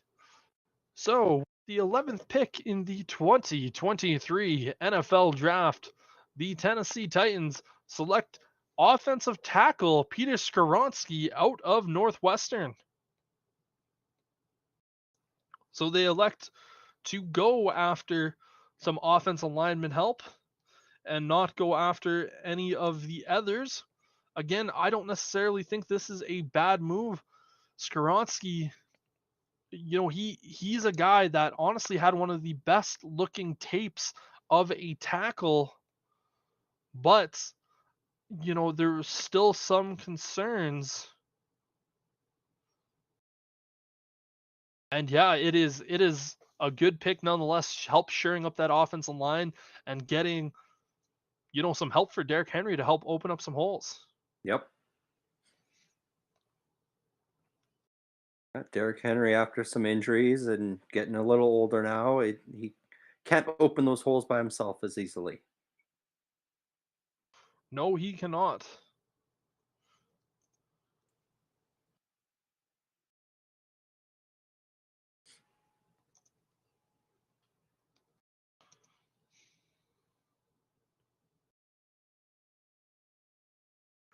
Skoronski is a very, very athletic guy, but Peter Skoronski, growing up, he was a big Green Bay Packers fan, so that was kind of another reason why I didn't really want him on the Bears. Yep, fair. Yep. But overall, so a little bit of talk from Micah Parsons, Dallas Cowboys superstar linebacker. He said on Twitter, "This is a great pick. Chicago is on a mission. You want a guy like this. He's a great run blocker and a great pass blocker. He's a first round talent." That's what he had to say on the Chicago Bears pick of Darnell Wright. High praise from one of the best pass blitzers in the league, really. Yes, indeed. The Lions, with this 12th overall pick, originally they had pick number 6. Could this be for quarterback Will Levis? We talked about the Lions potentially looking for life after Jared Goff. And as we see Will Levis on the screen looking down, obviously we knew there was potential for him to drop in this draft. But what is the situation that we could see here? They could definitely go Christian Gonzalez, which could have been the pick that they were just going to do at pick number 6, and they were able to move backwards. What a situation that would be. Yes. Oh my goodness. The Detroit Lions go Jahmyr Gibbs, running back, 12th overall. I don't know if anybody saw that coming.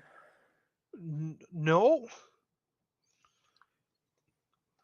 I have no words for that pick.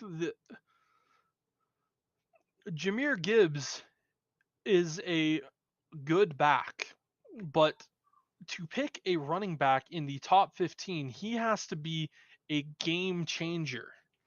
I think he is very much like a Christian McCaffrey type of a back, but we just talk about the running backs, the value that they have in the first rounds, and plus the Detroit Lions, they also signed David Montgomery to a fairly decent contract this offseason. So I'm kind of sitting back here scratching my head going, this doesn't necessarily seem like the best move the Lions could have made. Yeah, it doesn't really make a lot of sense. But I mean, perhaps they saw the success running the ball that your Bears had with Montgomery and Herbert and are thinking, well, we've got Montgomery now. Let's give him a small, explosive young guy to take on 30% of that carry load. Yeah. If I'm a Detroit Lions fan, I'm not sure if I'm really happy about that pick because you have been talking so much about the Lions this offseason and saying they need to improve their defense. Hmm. This makes me think that perhaps some of this trade market we've been seeing is drying up a little bit. Because to reach for a running back of this caliber here makes me think that they didn't have any options to trade back. Well, the thing is, like I could have understood the Lions at pick number 18 potentially That's what I going mean. after a running back, but again, like even then, like that felt like if it was a BJ Robinson and he was still there, yeah, sure, go for it. Mhm. But oh, man, like I don't know what to say. Like he's a good player, but is he worth the 12th overall spot? Like to me, that is just a massive reach. And again, with them needing to get that much better on the defensive side of the ball, and you have a guy in Christian Gonzalez who is just instantly going to help out that secondary. Man, I just sit back and I'm just shocked. The Green Bay Packers have now put their pick in and they have indeed traded away Aaron Rodgers. The Jordan Love era is now officially here. So it's going to be really interesting to see what they do and, how interesting and funny would it be if after so many years of neglecting going after offensive weapons for Aaron Rodgers, if they do it in the first year where it's the Jordan Love era. Um, Yeah, that will be quite a slap in the face. it honestly would be, but it's a move that I could very easily see them do because they have the best overall wide receiver still on the board in Jackson Smith and Jigba. There's been a lot of talk over the last couple of days that it could be tight end Dalton Kincaid, who is an absolute phenomenal guy out of Utah. I would much prefer them to get Kincaid out of Utah as opposed to Smith and Jigba. But again, the Lions coming out with the shock of the draft, I would say. That one just coming out of left field, taking Jameer Gibbs. But now or I guess we're going to have to wait and just kind of see what the Packers are going to do with this 13th overall pick. Obviously, the Packers and the Jets earlier this week made that trade for Aaron Rodgers where they swapped this year's first round picks. The Jets get pick number 15, the Packers get pick number 13, and then a flurry of other picks involved with that deal. A potential first round pick in next year's draft if Aaron Rodgers plays upwards of 65% of the snaps for the Jets offense. But a lot of moves that could be made here. Dalton Kincaid, tight end out of Utah, Jackson Smith and Jigba. Lot of different areas where this team can go. And maybe, just maybe, could potentially see a shocker in the Packers. Who knows? Maybe they might want to go for a quarterback here in Will Levis in case they're not exactly sure. I doubt that would happen. I doubt it would happen. It would be really funny for them to go like 4 days without any quarterback controversy and be like, well, this is boring. Let's start a new one. Yeah, we got rid of Aaron Rodgers. We don't have drama at the quarterback spot, so might as well add a little bit here. But the pick is in, so we are just going to have to wait and see. Again, needless to say, I am shocked still by the Detroit Lions deciding to not go defensive help there. But the commissioner here is at the podium, and who is he going to announce for the Green Bay Packers? Now officially out of the Jordan Love era, and they decide to go for Lucas Van Ness, edge rusher out of Iowa. So the Packers again decide to say no to their quarterback and say, we are going after defensive help. And needless to say, I am shocked by that move again, especially when you have the number one wide receiver on the board in Jackson Smith and Jigba. You have the number one tight end on the board. My, oh my.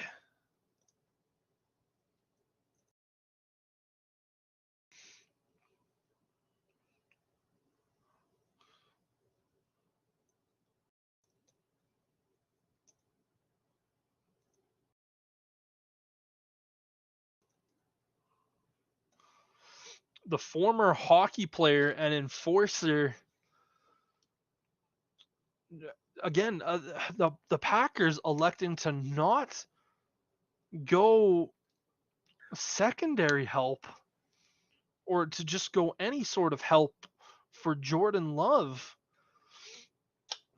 and not to go anything offensive wise. Again, I think the Packers do need to get some more help on the edge rusher side, and on the defensive side of things, but to completely ignore the needs of your roster.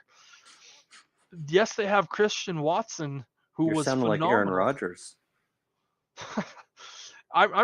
If I'm Aaron Rodgers right now, and the Pittsburgh Steelers have officially made a trade up to pick number 14, trading with the New England Patriots. Here we go, ladies and gentlemen. Our fifth trade now in the draft, and the Steelers go from pick 17 to 14, and they also gave up pick 120 to the Patriots to go up there and get this pick. Yeah, that's smart and that's good value to go up and get their guy, because I don't. It's hard to say whether Joey Porter Jr. is still going to be there at 17. Indeed, And and I think for only the 120th pick overall, and you got 2 picks in the second round coming up, I think this is good value to move up and just ensure you get the exact guy you want.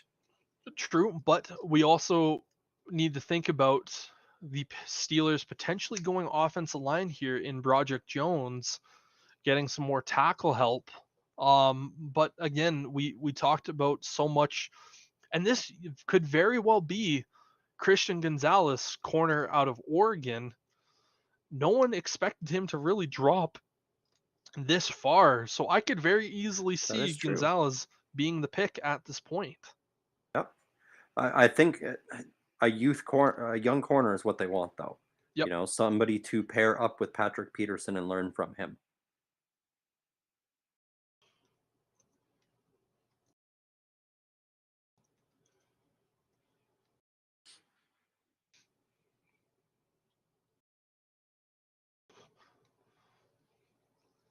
So again, this is one of those moves where getting that young corner to pair with Patrick Peterson, like what you were saying, it feels like it would be the smart move at this point. Mm-hmm. And getting that very athletic corner in a Christian Gonzalez, who is 6'2", 6'3", I believe, about 220 pounds, moves the way he does. He has the potential to be the best corner in this draft. Still a little bit raw, still needs some time, but you pair him up with a guy like Patrick Peterson, by no means is that a bad move whatsoever. And I'm No, really and we interested. still have Minkah Fitzpatrick back there in the secondary as well. That you do.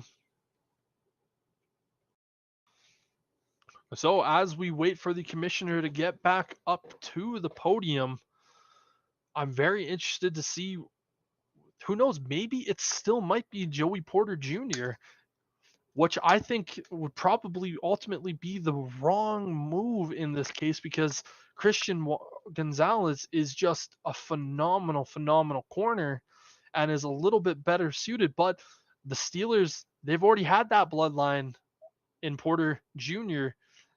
in the family of the Steelers. They might just want to try to reunite it and solidify and get their guy. I believe they would be reaching for him at that point, especially with Gonzalez still on the board.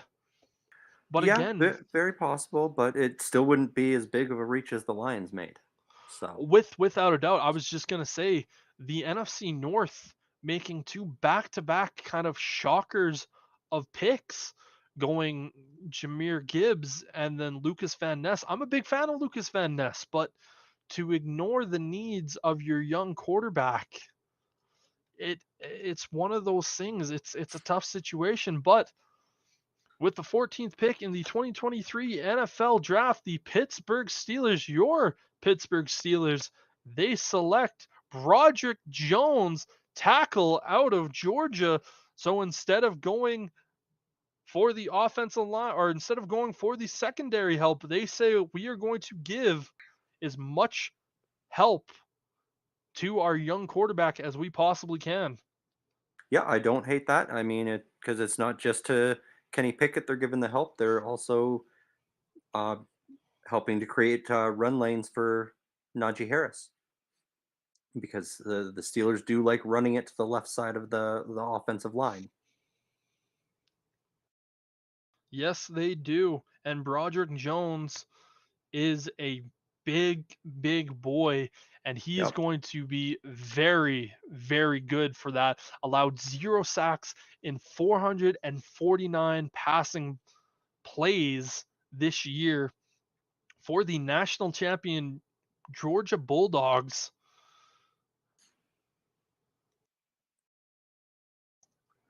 That's a good pick. Get Kenny Pickett some extra protection. Try to keep him on his feet longer. Both of our teams having the very similar mind and direction of saying we have a young quarterback. Hmm. Let's go get our guy.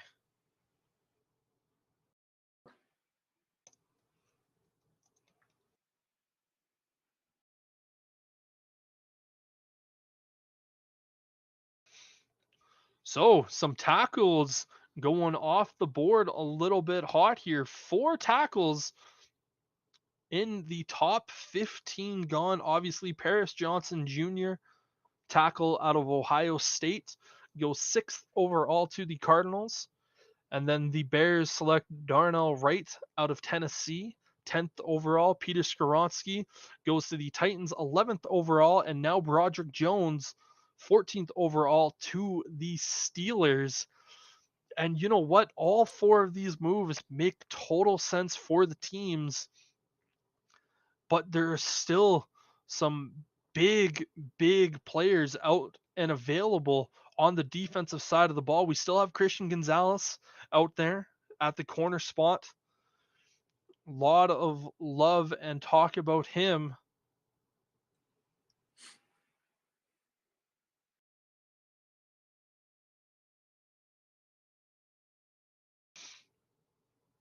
My oh my. The New York Jets are now on the clock, and the Jets obviously now have Aaron Rodgers as their starting quarterback. One of the big things that was kind of talked about with this Jets team and organization is, are they going to add a little bit more offensive lineman help to this? But I just don't really see an offensive lineman really worthy of this spot at the moment, just Well, and because they would be reaching quite heavily. this Jets O line has some young talent that has just had some injury problems. And so there is potential there. I really think this Jets team, they are going to go out there and do what the Packers never did and take a wide receiver for Aaron Rodgers in the first round.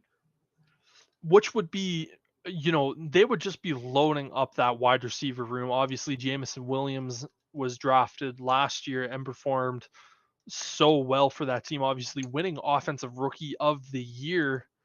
And again, going out there and getting Jackson Smith and Jigba or Dalton Kincaid, I do believe that the Titans could get themselves a really solid tight end and setting themselves up for the future.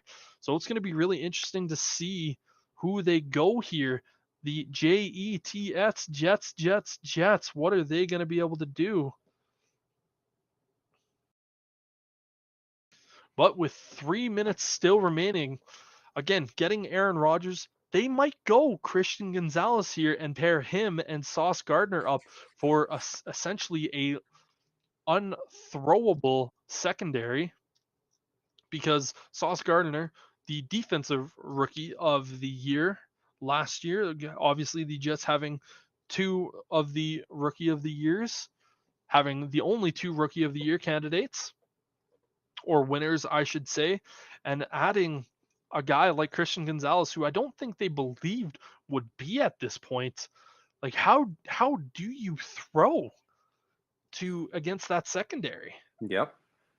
And good division to be considering that in, because you've got Josh Allen, Josh Allen to compete with. that you do.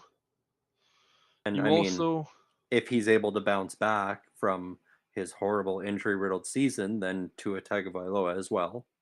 yep, that is a very stacked wide receiver room, to say the Mhm. least. Obviously, having Tyreek Hill and Jalen Waddle, the two wide receivers there, that is going to be extraordinarily difficult to block against. But having Garrett Wilson, I said Jamison Williams, it was Garrett Wilson. My apologies. Still offensive rookie of the year, and Alan Lazard with Brees Hall, who is going to be healthy next Mhm. year after his amazing looking performance early in the year.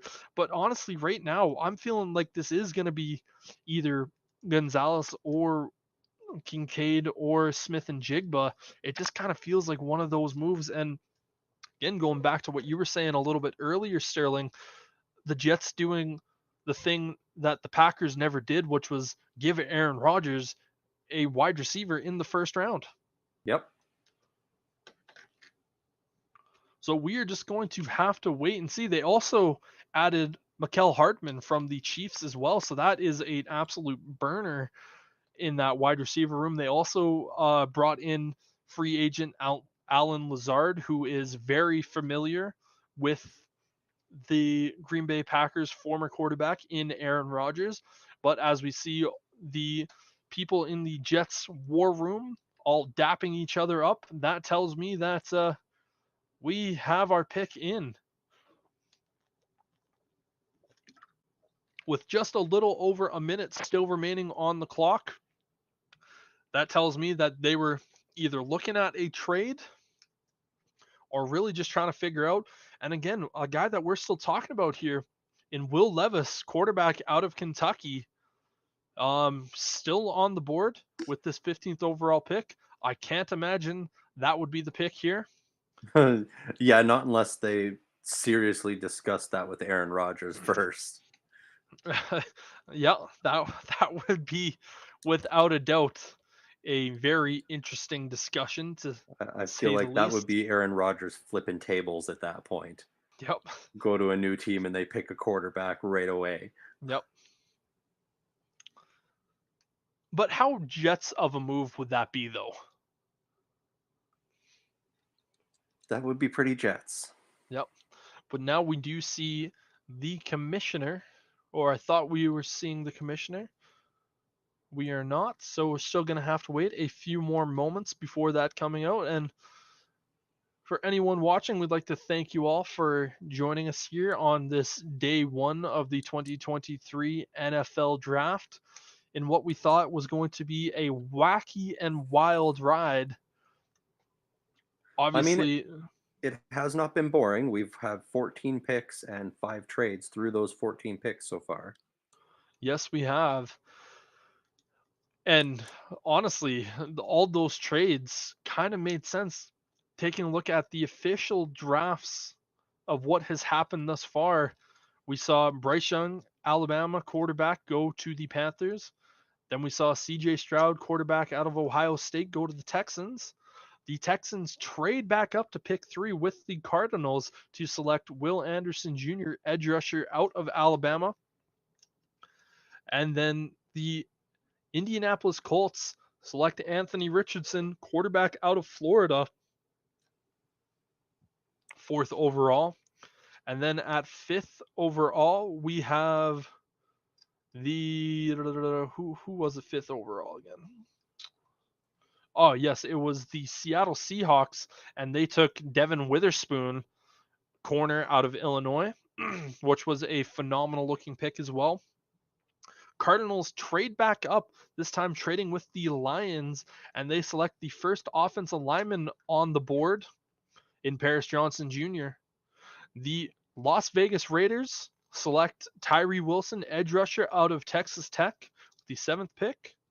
The 8th pick, the Atlanta Falcons select running back Bijan Robinson, which you and I talked about, and I said could have been a very strong possibility, and they do it.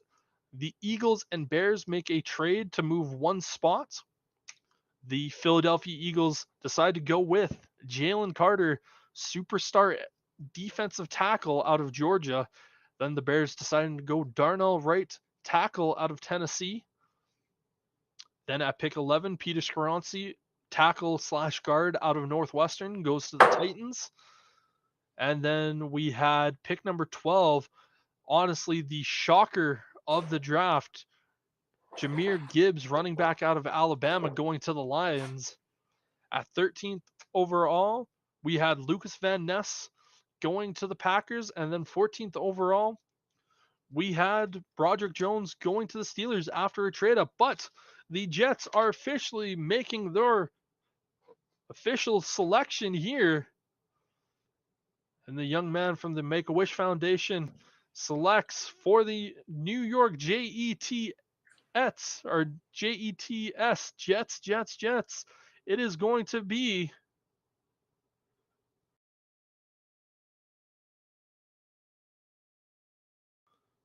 waiting for the selection to actually be made over before we see it. He's pumping up the crowd. It is going to be Will McDonald, the 5th edge rusher out of Iowa State, being the selection there. So the Jets decide to go edge rusher here and just add that much more help to their defensive side of the ball. Will McDonald, 6'3", 240 pounds, is a very athletic and speedy, shifty type of guy. I liked him. I thought I had him as my 5th edge rusher here in the class, but I thought he was going to be more of a guy taken closer to the end of this draft as opposed to top 5. And boy, oh boy, the Jets taking this very, very athletic young man and deciding to not play with Aaron Rodgers' emotion and take a quarterback, but adding to that already skilled defense.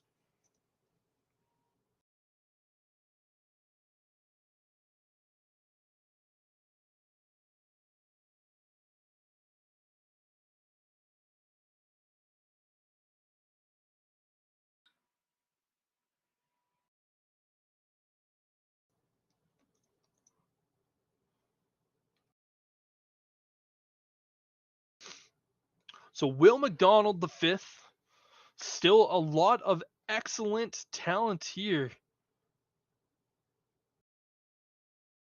And just some absolute, I'm not going to say shockers that we've seen pretty much since pick number 10. But pick 11, Skoronski, I wouldn't say that's a shocker. Pick number 12, Gibbs, was kind of that run of just like, what is truly going on? And, you know, the top 10 was less shocking than we initially thought. And, you know, kind of this last few picks have just been the real shockers of the draft. The Washington Commanders now officially have their pick in. Are they going to be going quarterback with Will Levis out of Kentucky? But again, you know, guys like Christian Gonzalez are still on the board. All of the wide receivers are still on the board. You know, again, you got to remember Washington selected a quarterback last year as well. They selected a guy in the 5th round. Yeah. And they have stated that for the time being, Sam Howell, who they selected again out of the 5th round, out of USC or UNC, University of North Carolina. They really like him, but I don't know if they necessarily thought that Will Levis was going to be the pick here or be available at pick number 16, and they might try to go with him as their quarterback of the future. So again, right now, taking a look here, I did end up getting the Bijan Robinson selection correct. So that was my second one thus far of the draft. And that is the only two that I have are Bryce Young, quarterback out of Alabama, going first overall to the Panthers, and Bijan Robinson going number 8 to the Falcons. Everything else right now has been completely wrong. And I did say earlier how if I got 30% of my selections correct, I'd be a happy man, but I don't even think I'm going to get that much.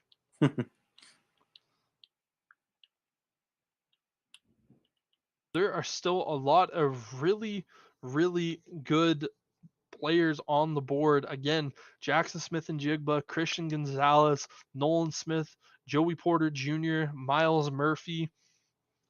A lot of very interesting things that could happen. New England Patriots are officially on the clock with that Washington Commanders pick. And you and I know an individual who is a Washington Commanders supporter.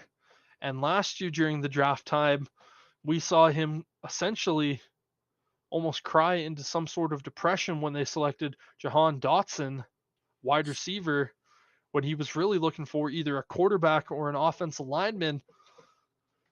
But let's see what they are going to be able to do here. Obviously, the Washington Commanders got a big upgrade in both offensive coordinator and assistant head coach, who came from the Kansas City Chiefs.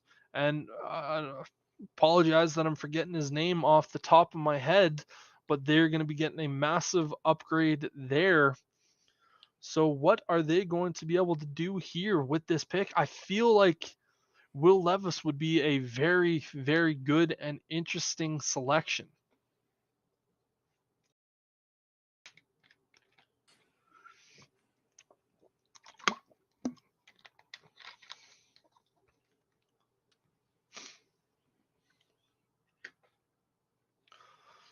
So 2.5 hours or almost 3 hours we have been live, and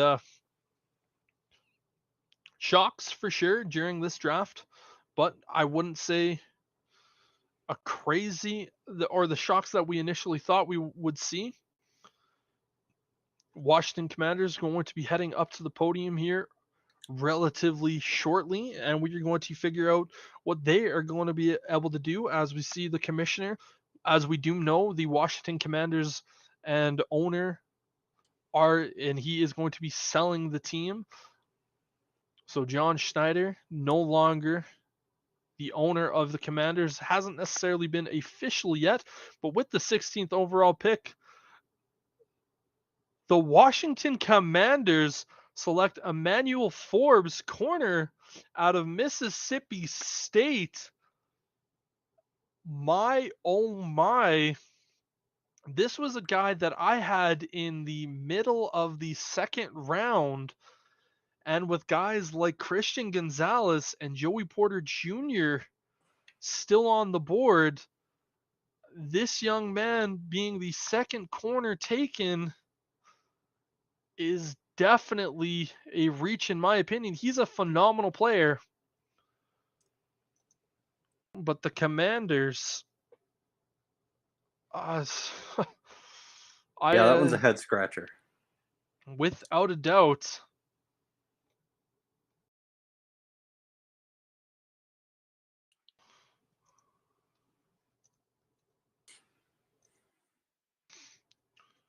Emmanuel Forbes out of Mississippi State is the selection here, and the pick is already in for the New England Patriots.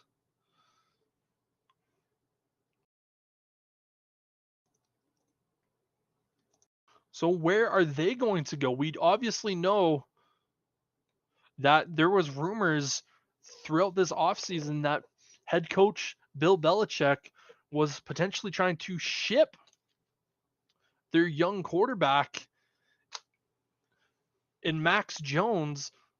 So is this a situation? Could we see the New England Patriots go after a new quarterback in Will Levis? Obviously, the further he continues to drop, the more conversations are going to be of where he's going to land.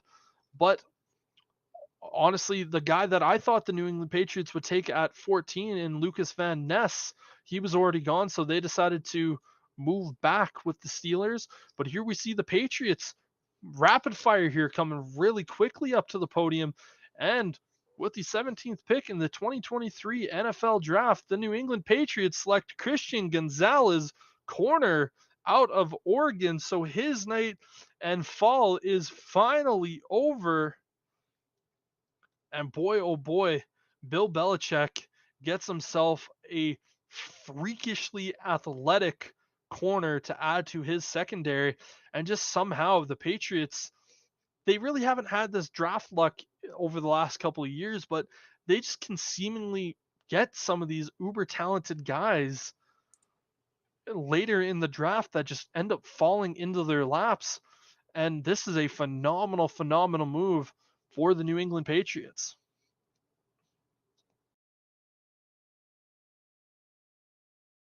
Yeah, it was only a matter of time before somebody finally scooped up Gonzalez. I'm still surprised that the Commanders passed over him. Like that's still just bizarre to me. Yeah, it is absolutely bizarre to me too. And the fact, like, it didn't necessarily shock me that they went corner, because obviously you were going to need to stop some of the talent that is in that division, obviously in AJ Brown and the other guy that they have in Philadelphia, but you also have to stop CD Lamb as well for Dallas. And then going to the Giants, they don't really have a premier guy at that point, but you still have to worry about what they're going to be able to do. And Christian Gonzalez, would have definitely been the better pick in my opinion at that point.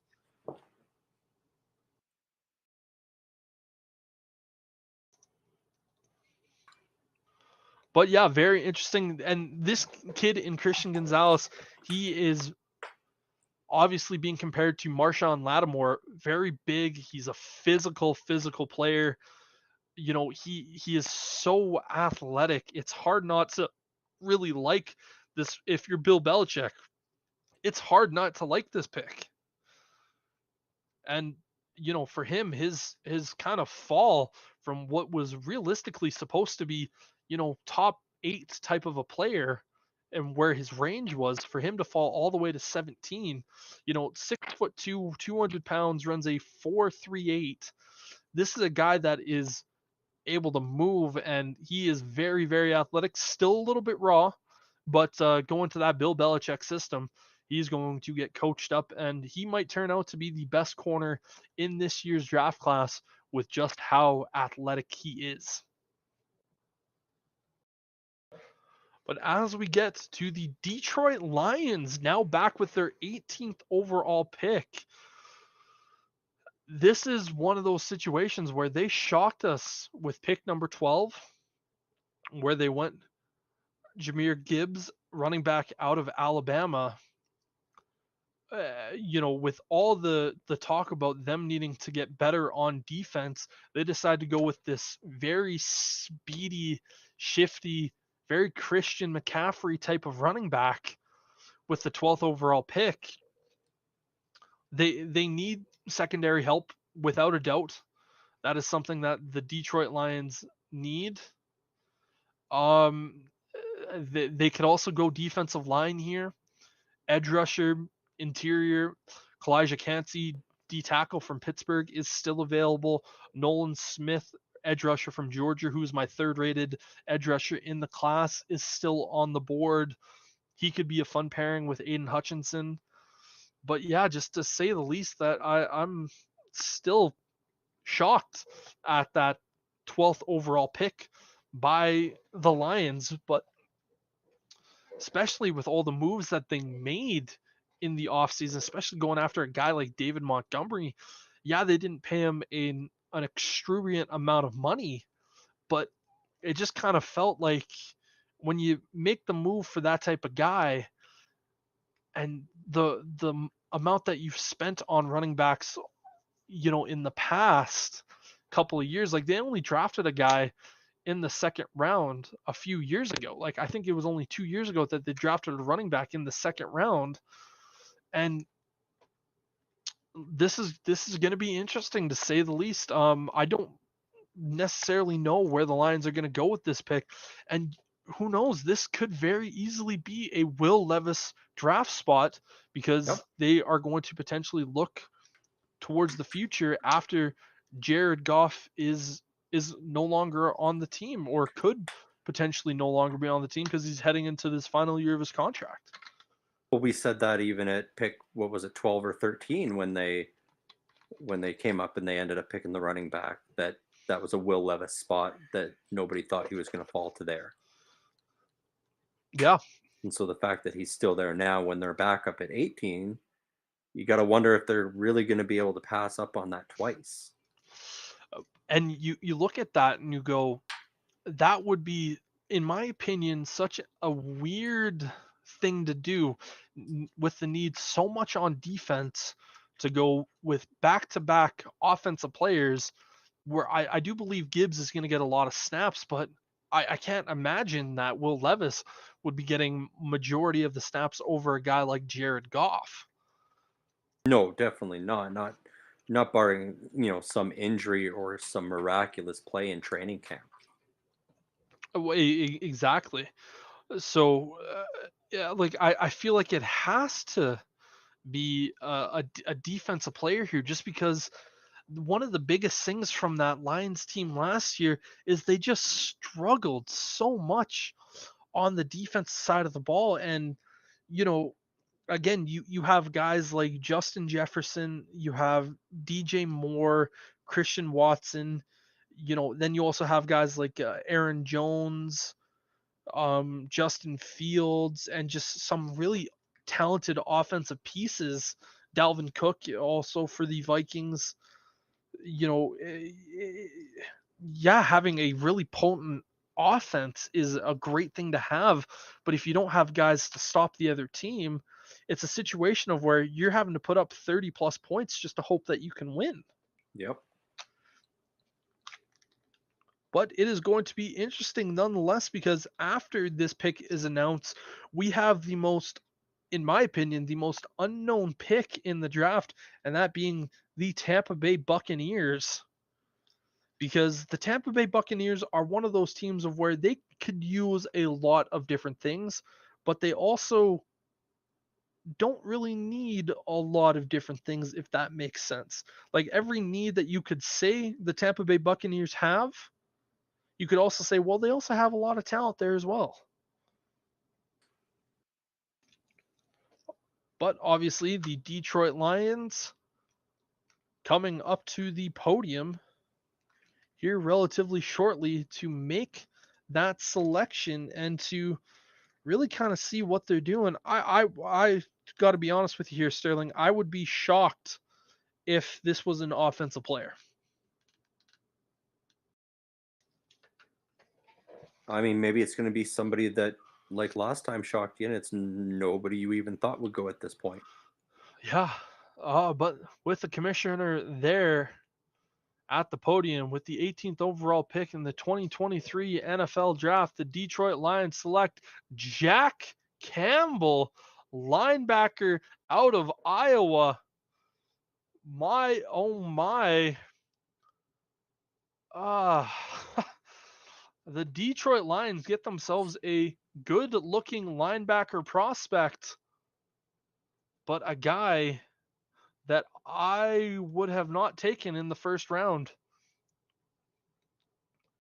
And the Lions Yep. again appear to be reaching more than anything.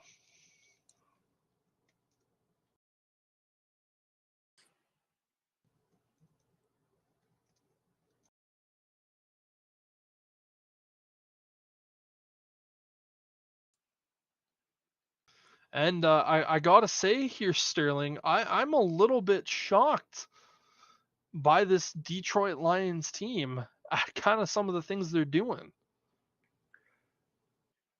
Yeah, it's definitely bizarre. I mean that I I don't even know, man.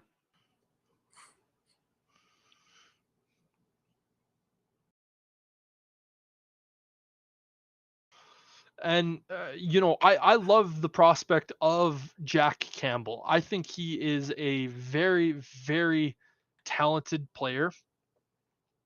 I think he is a guy that ultimately can be a difference maker for a defense, but is he a guy that you're talking about in that Roquan Smith, that Devin White, that Fred Warner type of category of where they're just so electric? I just don't know if he is. Like I had him on in my draft board. I looked at him as a top 60 player. I could see him going in the top 50, but to me, and he was my number one rated middle linebacker here in the draft for sure. But again, I gotta say, I did expect them to go defense, but And there it was does fill a need and a gap that they had. without a doubt a reach Yep. at that. But the Tampa Bay Buccaneers have officially put the player that they want to select in, and just from the smirk of Will Levis there on the draft room, green room, maybe it is him here that is going to be drafted. Taking a look at some of the players that I still have left on the board, obviously, you have guys like Kalijah Cansey. Then you also have guys like Joey Porter Jr., Deontay Banks at the corner position. You have Brian Branch, safety out of Alabama. You also have a guy like DeJuan Jones, who is a tackle. You obviously still have Will Levis there at that 19th overall selection. And with the Seattle Seahawks at pick number 20, obviously they went for Devin Witherspoon. That could be a spot where I very much see the Seattle Seahawks being like, yeah, we'll take a flyer on him. But we do Yep. see the commissioner coming out here for the Tampa Bay Buccaneers to make their 19th overall selection. Obviously, they are now life without Tom Brady. With the 19th overall pick in the 2023 NFL draft, they decide to go with defensive tackle Kalijah Cansey out of Pitt. He is a very, very good player. Has a lot of comparisons to NFL superstar D tackle Aaron Donald. But my oh my, that is where the Bucks decide to go.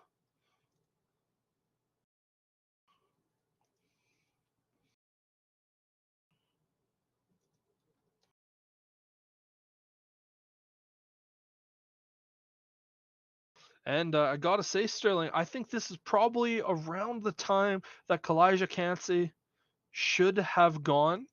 Obviously, he's uber talented, undersized for a D tackle. But he is just so athletic, so explosive. He is a lot of fun to watch, and he can absolutely wreak havoc for that Tampa Bay Buccaneers defensive line.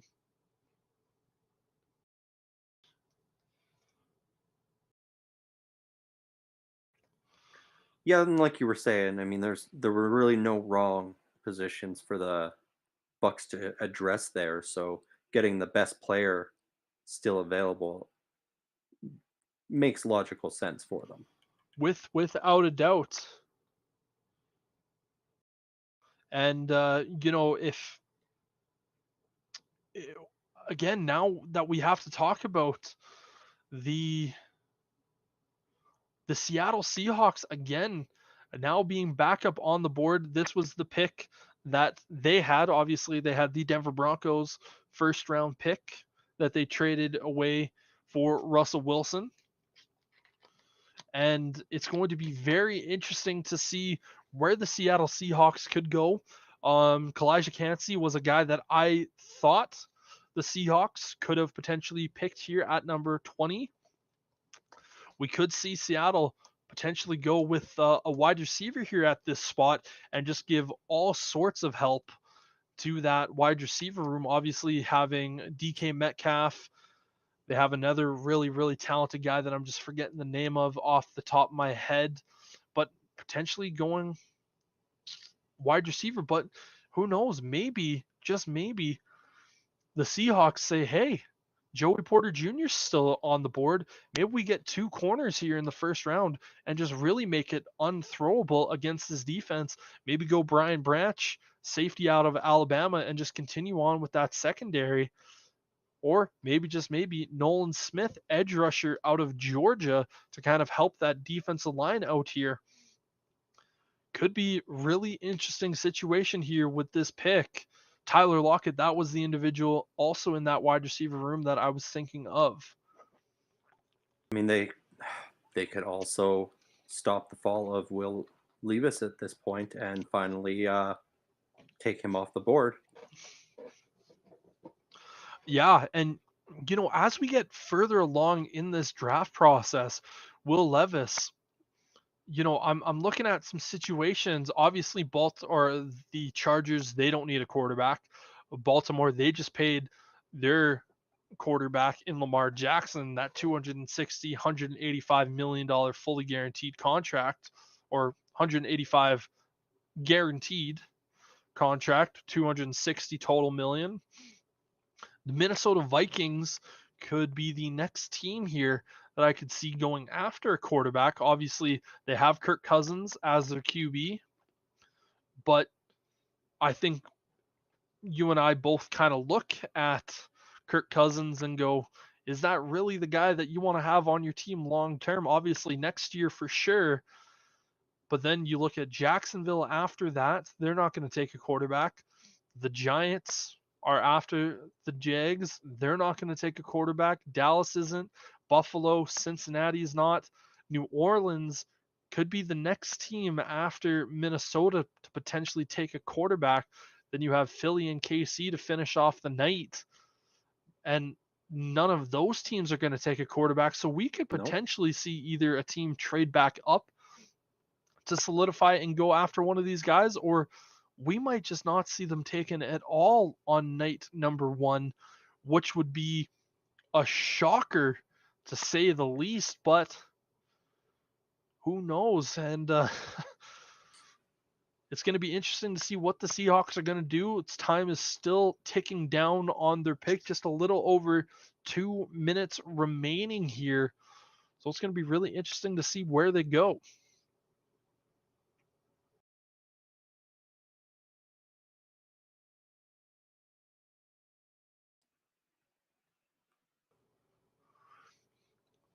So, Sterling, we've had some shockers throughout the first 19 picks. What would you say has been your shocker of the night? The biggest was still at the beginning of the draft when the Texans traded back up to take that 3rd pick and ended up with CJ Stroud and Will Anderson Jr. in this same draft here. Yeah, that was a move that I definitely think shocked some people. I had a buddy of mine who is an Arizona Cardinals fan text me as soon as that pick was made, and I think his quote was, useless franchise. Again, the Cardinals are either the 2nd or 3rd oldest team in the NFL, still without a Super Bowl under their belt. And to get a guy, or to miss out on a guy like Will Anderson, and obviously go for the offensive lineman in Paris Johnson Jr. after making that trade back up, I genuinely thought that could have been a move where we saw a guy like Tyree Wilson come off the board, but to no avail. And it is going to be interesting to see where the Seattle Seahawks go with this pick, because at the current moment, they still have not put a pick into the commissioner or with the league, actually with just about 20 seconds left, they finally put their pick in. So we are going to see who they decide to go after here shortly and where it's going to be. Again, they spent a lot of time on this pick. Maybe they were hoping that they could potentially get a trade partner and a dancing partner to come up here and get the guy and take their hands clean. But they are going to go with the player. And one thing that I want to talk about here, Sterling, is throughout these first 19 picks, we've had 2 running backs taken, no wide receiver, and no tight end. Yep. I mean, I didn't feel like the tight end class was extremely deep this year, so it didn't surprise me. I think we're going to see one go later in the first round here. The wide receivers do surprise me, though. I was expecting at least 2 of them to be gone by now. Yeah, I thought Jackson Smith and Jigba was pretty much all of a lock to the Green Bay Packers at that moment, just because hmm how can you not want to go down that particular route? And you know what? The Seattle Seahawks are fist pumping right now. They're, dapping each other up. They're loving it at the moment. So we're just going to have to kind of wait and see what this pick is. Again, a bunch of different options they could go down. Could it be Will Levis, quarterback out of Kentucky? Could it be Nolan Smith, edge rusher out of Georgia? Could it be Joey Porter Jr., corner out of Penn State? And can they double up in the corner for this draft and really make it kind of very difficult to throw? Brian Branch, safety out of Alabama, without a doubt a first round talent. This is kind of around the area and time frame that I thought he would kind of be able to go.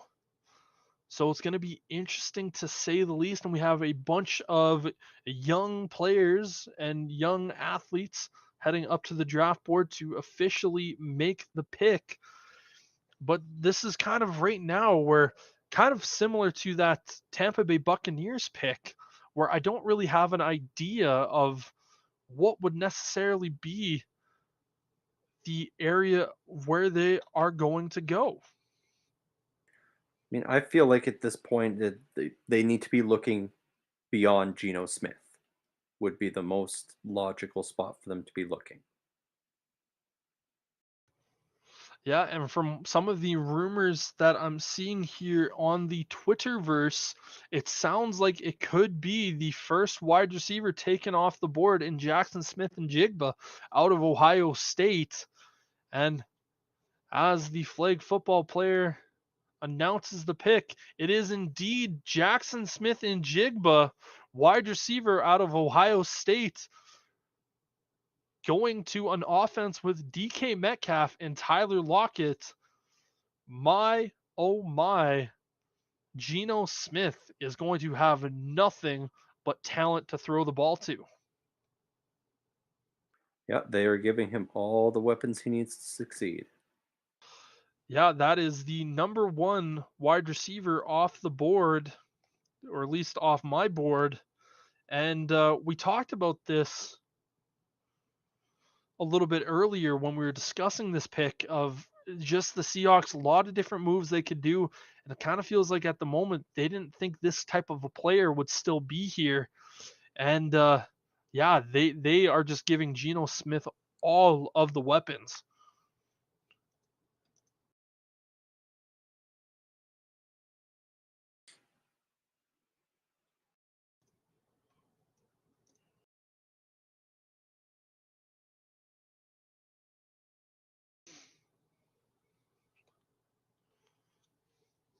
So now we move over to the LA Chargers, who at the moment I could very much see them going down that path of a wide receiver. Obviously, Jordan Addison is still there. Zay Flowers, Quentin Johnson is another name that you could see kind of going out in the first round. Obviously, with a lot of chatter that there could have been the release of their long time wideout. Again, I apologize for forgetting the name off the top of my head. It's kind of bugging me that I don't remember it, but yeah, to add more weapons for your young quarterback in Justin Herbert. That could never be a bad situation. Keenan Allen, that's the man that I was forgetting the name of, and adding some more talent in that room. Keenan Allen and Mike Williams, the two top receivers there. What is the decision? Are they going to go with at that current moment? I could very much see the Chargers just adding to that room, and it would be a very, very fun thing to watch, to say the least. Yeah, definitely. I feel like potentially somewhere on the offensive line might be something that the Chargers might be looking at here as well. Get some more protection for Justin Herbert. He did take some bad hits last year. Yep. And it could be offensive lineman, but at the current moment, I just don't really see an offensive lineman worth this kind of pick at the moment with the No, but 21st pick. we have seen a few players that probably shouldn't have been taken in the first round already go. This is true. This is true. Paris Johnson Jr., Darnell Wright, Peter Skoronsky, Broderick Jones, all gone in the first round. But the Seattle offense right now is currently Geno Smith, Kenneth Walker III, DK Metcalf, Tyler Lockett, and Jackson Smith in Jigba as the main pieces. Boy, oh boy, that Seattle offense starting to look a little terrifying, to say the least.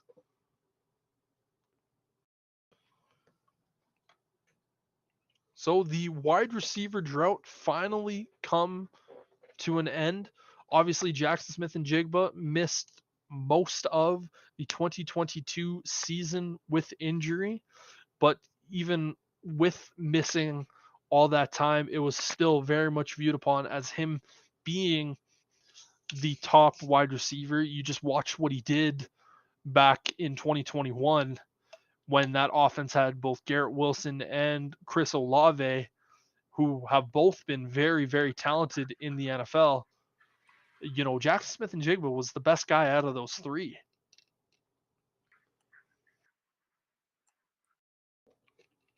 And you know what's funny is that Ohio State had two first-round wide receivers last year. Having one this year, their chances are going to have two first-round wide receivers next year as well. Absolute wide receiver factory at Ohio State at the moment. Jackson Smith and Jigba heading out into the crowd where the Seattle Seahawks fans are, and just showing a lot of love to them, showing up for the 12. And if you're in that kind of NFC West division, it's kind of looking like it's really going to be a battle between the 49ers and the Seahawks, just because of what the teams have really shown at the moment. But a lot of good players still on the board. Dalton Kincaid, Will Levis, Nolan Smith, Jordan Addison, Michael Mayer, pardon me. What do you think so far has been the pick that has made the most sense? I'd say probably both our teams picking up offensive line help. Yep. Initially you thought going up that it could have been a corner in either Gonzalez or Joey Porter. Yep. But both of our teams elected to go offensive line. And yeah, it's going to be continuing to see what is going to happen. But the commissioner is now making his way out to the stage. And with the 21st pick in the 2023 NFL Draft, the Los Angeles Chargers decide to go with Quentin Johnson, wide receiver out of TCU. Now, I have to say, that is a little bit of a shocker to me here, Stilling, as Jordan Addison and Zay Flowers, I had both ahead of Quentin Johnson. Quentin Johnson 6'3", 6'4", 230 pounds, very, very big boy out of TCU, kind of almost plays that Mike Williams type of a role. It's going to be very, very interesting to see. Obviously, having two guys doing very similar roles, but again, the Chargers do decide to go with wide receiver help for their young stud in Justin Herbert. Quentin Johnston, wide receiver out of TCU.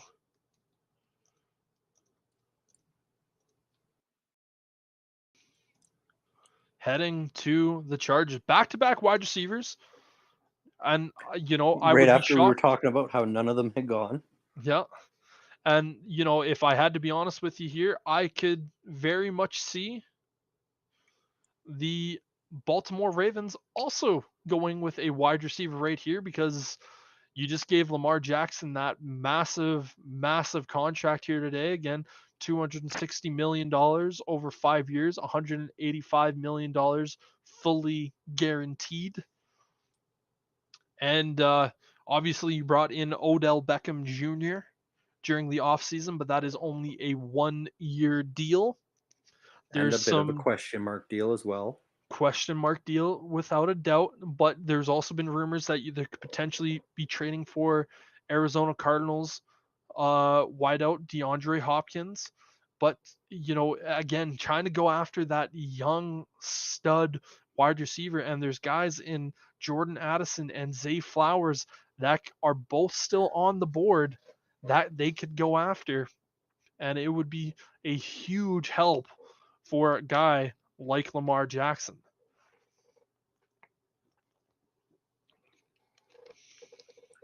Yeah, I mean, to pay out that much to Lamar Jackson, you really should be filling out the weapons that he has around him at this point. Without a doubt. Without a doubt. There is now no excuses to not use these picks that you have on the wideout talent that is available when there are guys available at this spot. And I gotta say, if they don't do it, I would imagine Lamar Jackson is probably going to be looking at them going, really, guys? You're still not going to give me help? And it could be very interesting, to say the least.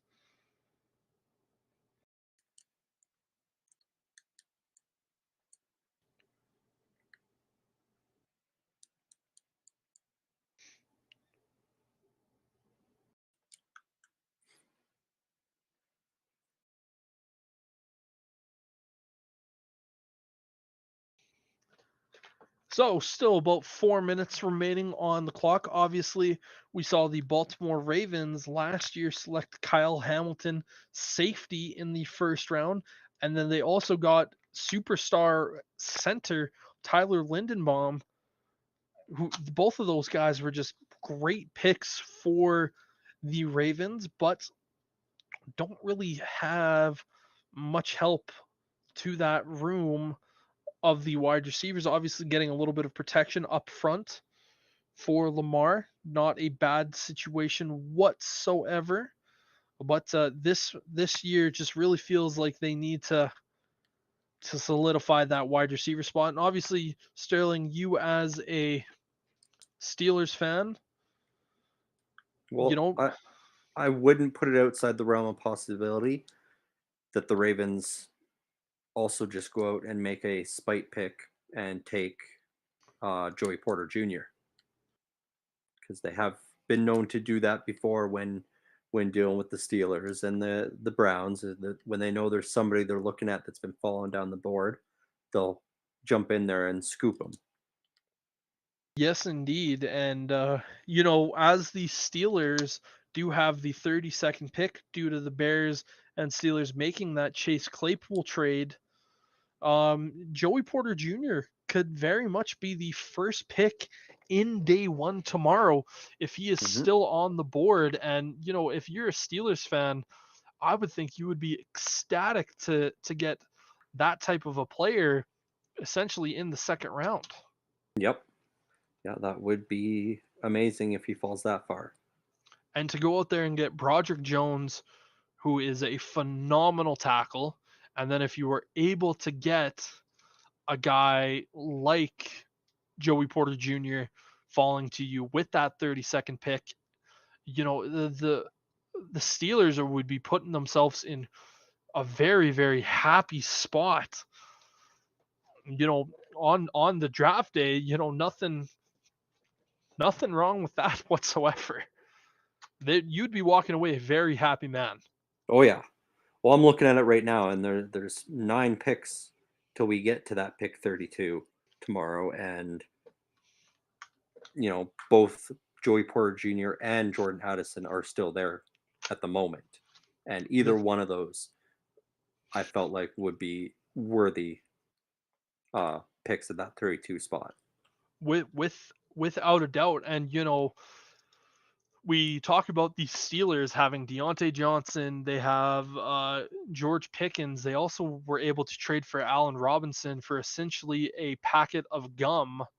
And if they were able to get, let's say, Jordan Addison with that 32nd overall pick, you were basically saying to your young quarterback, Kenny Pickett, we are giving you all the weapons humanly possible. You need to go out there and show us that you are worth that 20th overall pick that was spent on you last year. And, in my opinion, with all the weapons that the Steelers are giving Kenny Pickett, it might kind of be a do or die type of a situation next year.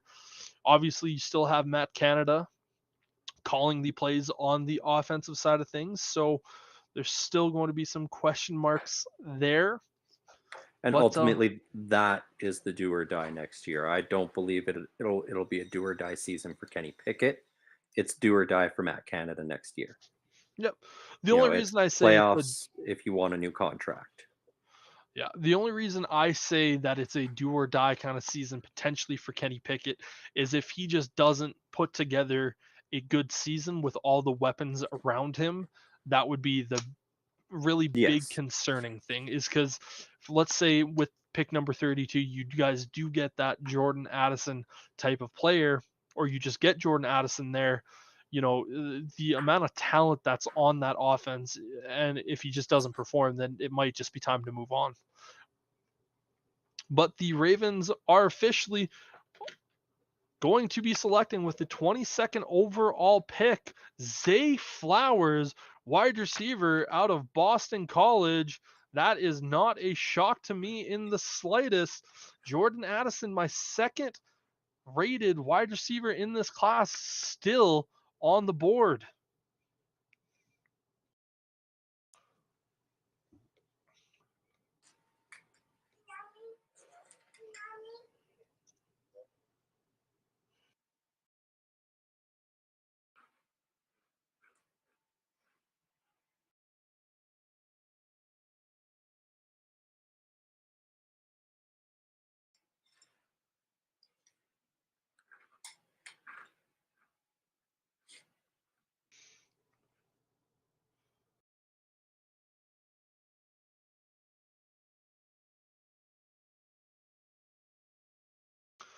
So, Sterling, now that you're starting to see this Baltimore Ravens team add a little bit more talent to that wide receivers room and giving Lamar Jackson some guys to throw to,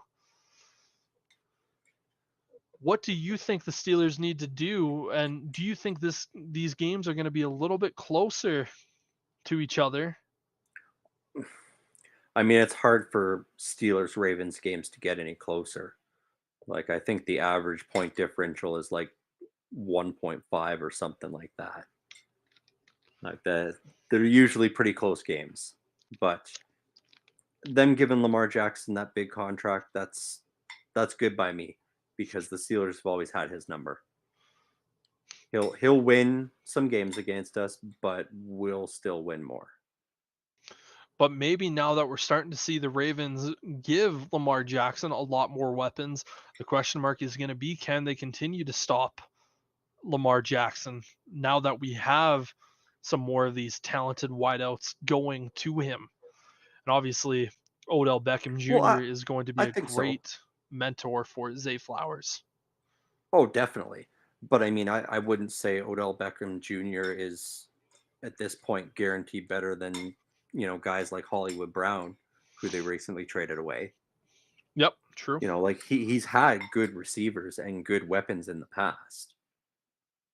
Just haven't been able to really lock anything down too much. Exactly. It doesn't really worry me. The only team that still is a concern for me in the AFC North is the Bengals. Yep. Which obviously, having Joe Burrow is a very, very big thing. But now we head over to the Minnesota Vikings, and we could see potentially four wide receivers go back to back to back with Jackson Smith and Jigba, then Quentin Johnson, then Zay Flowers.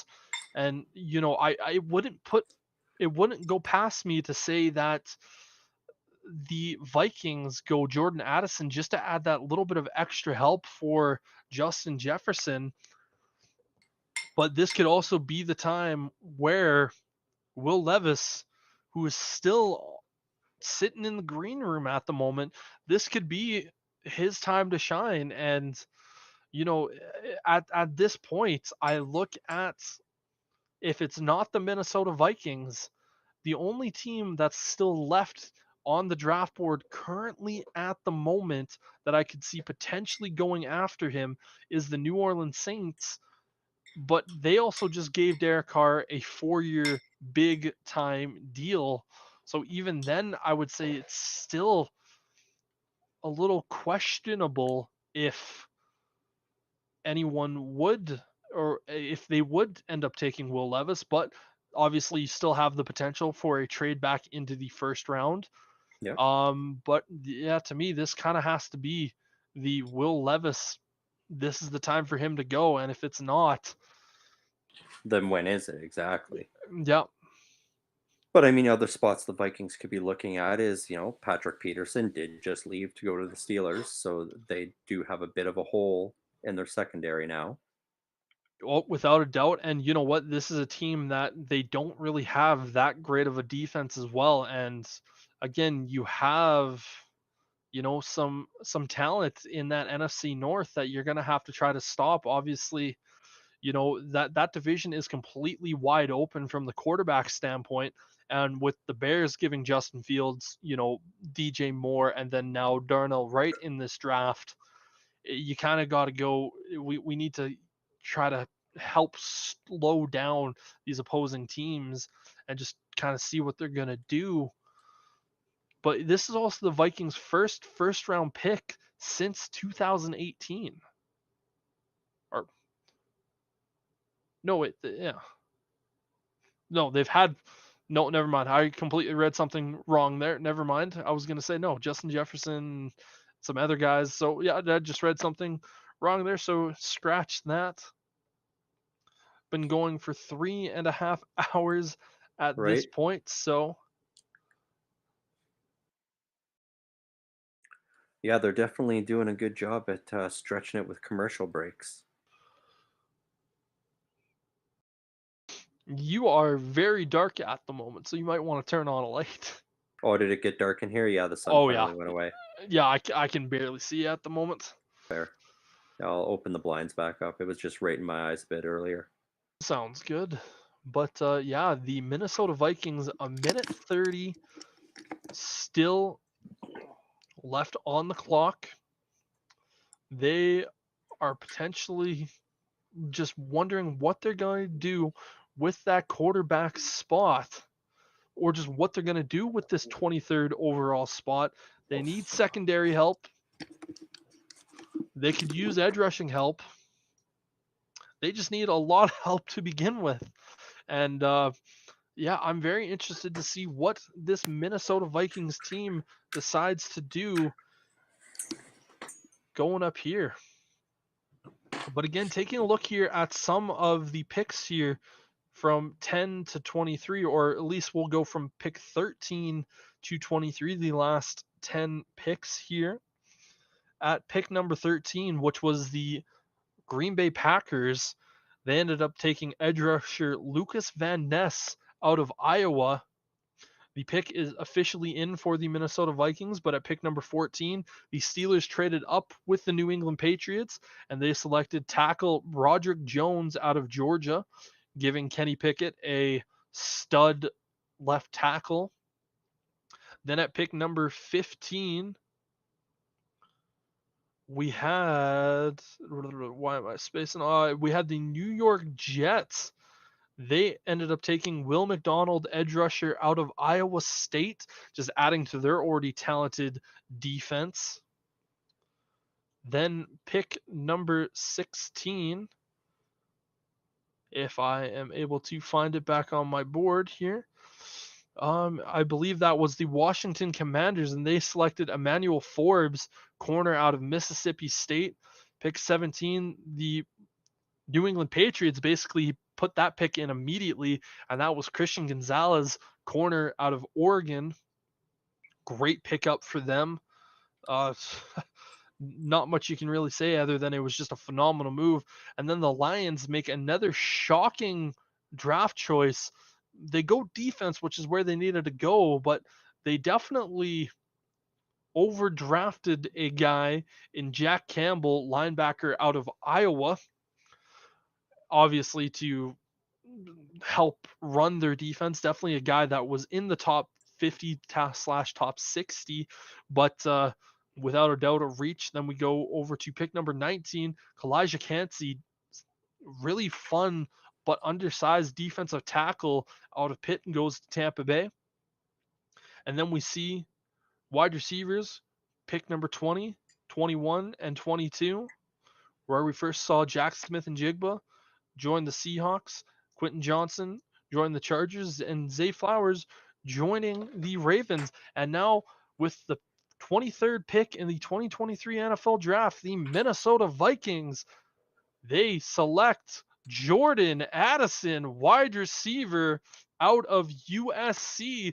So they elect to give Justin Jefferson a playmate. And my oh my, the Vikings decide to go with wide receiver. And just like that, the Vikings, or Will Levis, pardon me, still on the board. So it's just a matter of time to see where he goes. Yeah, I think when we were talking, the Saints are the only team remaining that could possibly be a suitor in the first round, other than somebody trading up.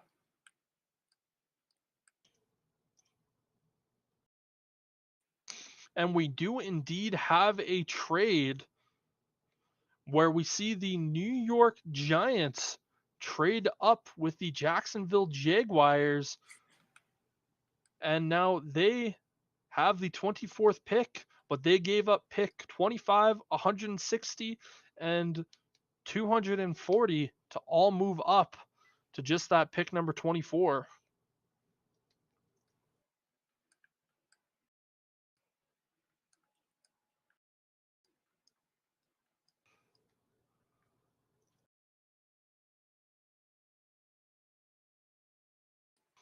So it is going to be very interesting to see what the Giants end up doing. Obviously, they saw a player that they clearly wanted because the Giants had pick number 25.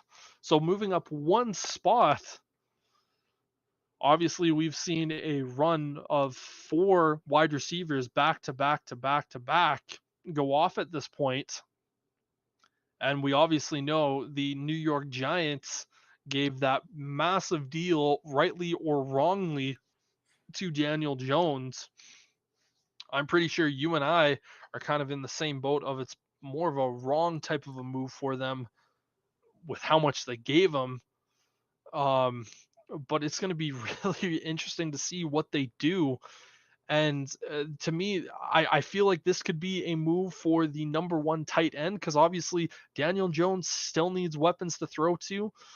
4 wide receivers taken at this moment. So it is kind of getting to the point where they're running out of playmakers. But I do kind of look at that move and I go, you were only one slot away. So is this a situation of you were just worried that the Jags were going to take the guy that you wanted, or there was someone else potentially talking about moving up to get the guy that you wanted? But this is needless to say, an interesting move with the pick officially being in for the Giants. I do believe that is our 6th or 7th trade in the draft. Sterling, you're better at math than I am. Is that 6 or 7? I have lost count, but there have been quite a few for sure. Very trade heavy draft. We knew that was something that was going to happen. Obviously, we saw some of the more predictable trades here in the draft. Obviously, the Cardinals trading back surprisingly to the Texans. Then we saw the Cardinals trade right back up to pick number 6 with the Lions, and they ended up selecting Paris Johnson Jr., giving Kyler Murray a lot of protection, something obviously they needed to do, but they also needed to add some more help. We saw the Bears and the Eagles make a 1-pick trade swap, so the Eagles could go out there and select Jalen Carter. And then the Bears ultimately selected Darnell Wright. And then I'm trying to think of the other trade that was made. It was the Steelers and Patriots making that trade for the Steelers to go up and select Broderick Jones. The Steelers ultimately taking Devin Witherspoon. So I'm trying to remember if we had any other trades at this point. So the Titans didn't make a move. The Lions, that was a move back. Then we had... Who do we have at pick number 13? We had That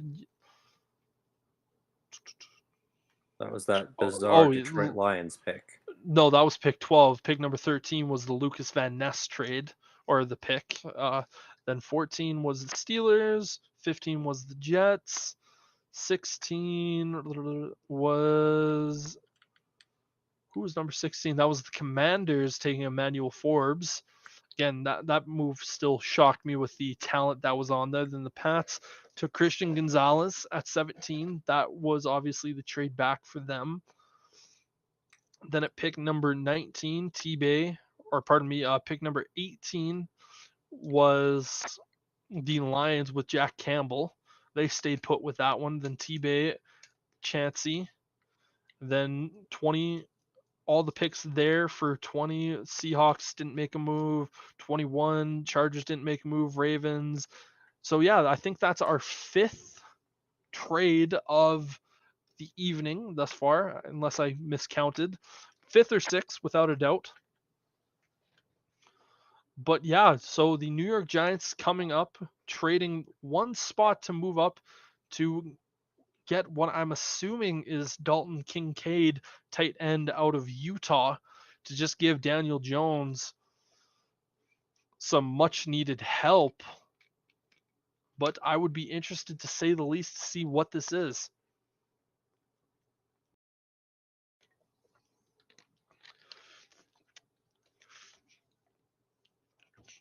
It can't be Will Levis, because they just gave obviously that big extension to Daniel Jones. As funny as I think that would be. But yeah, we're starting to get to the point where if no team decides to trade up, Will Levis could very much shockingly fall into the second round, and us only having 3 quarterbacks taken in the draft. And I thought there was a very strong potential that we would see 5 QBs taken here in the draft in the first round, with Hendon Hooker, my 3rd rated QB, I thought would potentially be a trade up type of a move.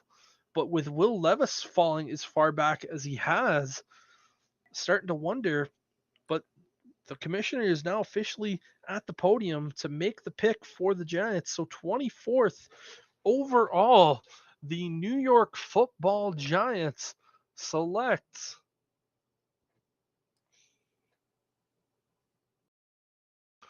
they go Deontay Banks, corner out of Maryland. So they decide to, again, Joey Porter Jr.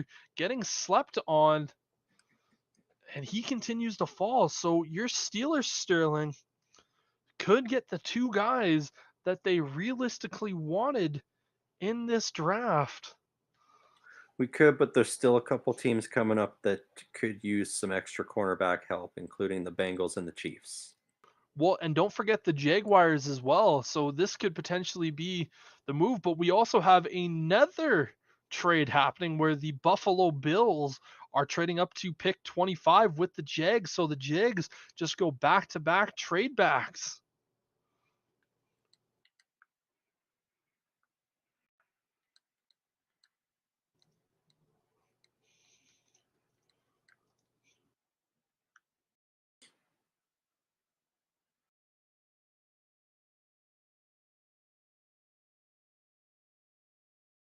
So the Buffalo Bills moving up from pick 27. And again, I kind of had them penciled in as kind of one of those Bijan Robinson type of teams to go up and get that type of guy. But now I'm wondering what type of move are the Giants going to be willing to take here?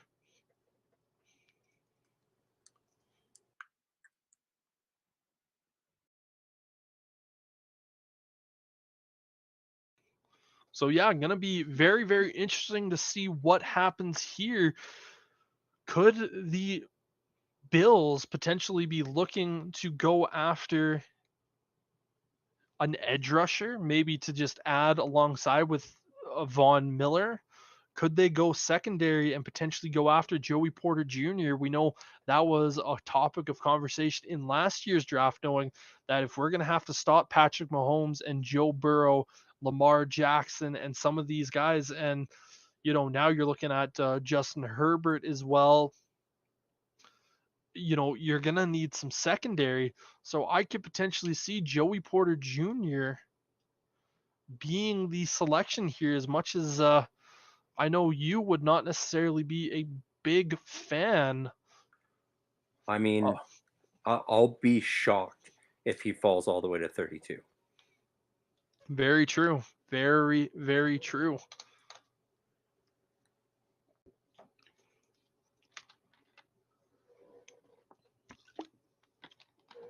But taking a look at this, I don't necessarily see a wide receiver at this particular point that the Bills could go up and get. Obviously, I could see them potentially looking at a wide receiver type, but that would also be a very interesting type of move, to say the least. Yeah, it's going to be interesting to say the least at what this Buffalo Bills pick is going to be.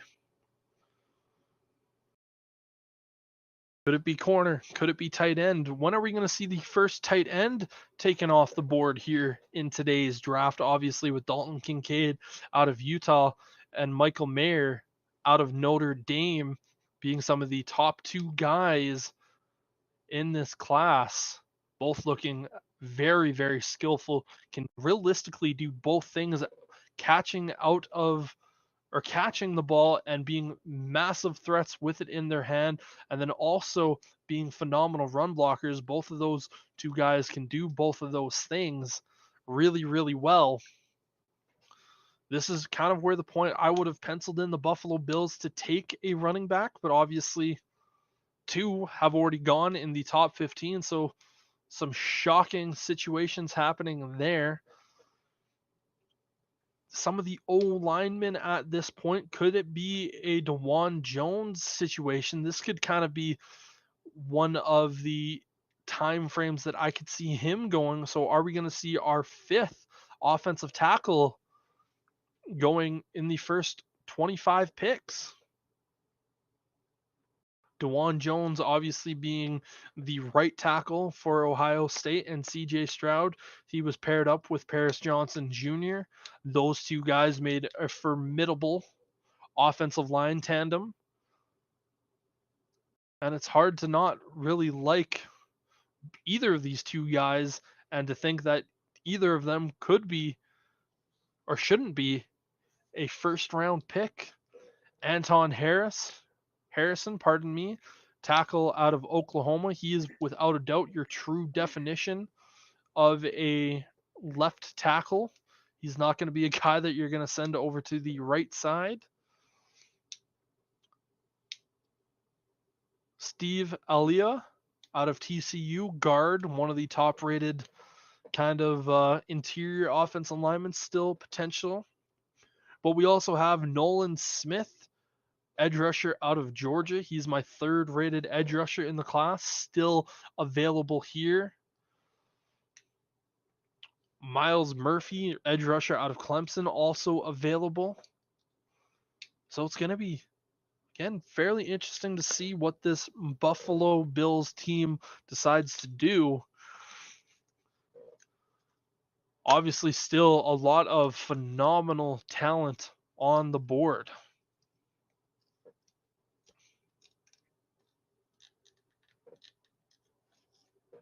As we continue to get into the dog days of this first round, I'd like to thank you all for joining us here again, hanging out with us as we go through this 2023 NFL Draft. Hopefully you are all having yourself a phenomenal Thursday night. Draft being held in Kansas City, the Super Bowl champions. But the commissioner is up at the podium, and with the 25th pick in the NFL Draft, the Buffalo Bills, after trading up, they decide to select Dalton Kincaid, tight end out of Utah. So on Daniel Jeremiah's board, he had him as a top 10 player. And the Buffalo Bills get themselves another weapon for Josh Allen. And this man is very skilled, very talented. And the Buffalo Bills just get stronger on the offensive side of the ball.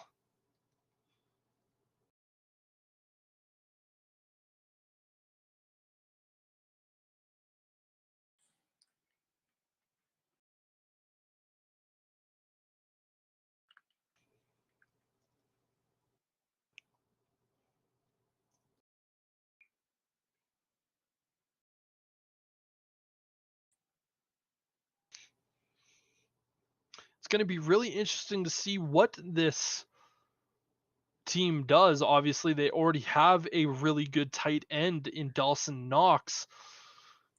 So two guys going, and again, we're still sitting back. Will Levis, pick number 26.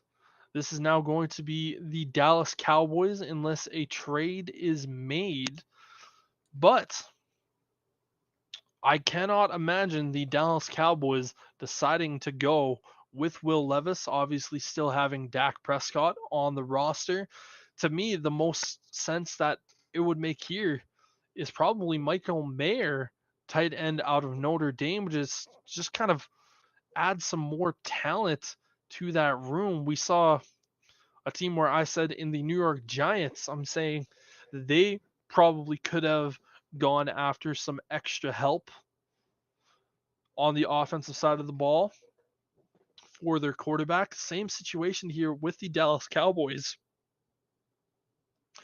Not really a wide receiver in the range of this current 26th overall pick, but a tight end will definitely be available.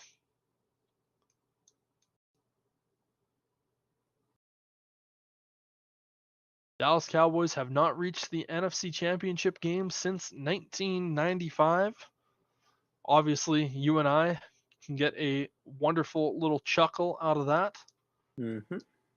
Cowboys traded for both Brandon Cooks and Stephen Gilmore this offseason, adding some veteran presence to help with some of their young studs. Very interested to see where they go with this and what GM/owner Jerry Skeleton Jones, where he decides to go. Obviously, they released longtime running back Ezekiel Elliott, who still has yet to find a home. Obviously, franchise tagging running back Tony Pollard. No real running back here at this time that would make much sense at the selection. But then again, no one saw Jahmyr Gibbs out of Alabama being selected 12th overall by the Lions. So this should be rather interesting. Obviously, Cowboys selected just an unbelievable talent in Micah Parsons only a handful of years ago. So what else could they be thinking? Could they be thinking of a guy in Nolan Smith out of Georgia? Miles Murphy out of Clemson? Michael Mayer, tight end. Luke Musgrave out of Oregon State could be another tight end option for the squad. Again, that Joey Porter Jr. also still an option at the moment. Just adding to that dynamic room, getting a little bit of help there. DeJuan Jones also available. They could potentially try to add some more offensive lineman help to the team. And with a minute 30, or just a little bit less than on the clock, we are going to see where the Dallas Cowboys are going to be selecting.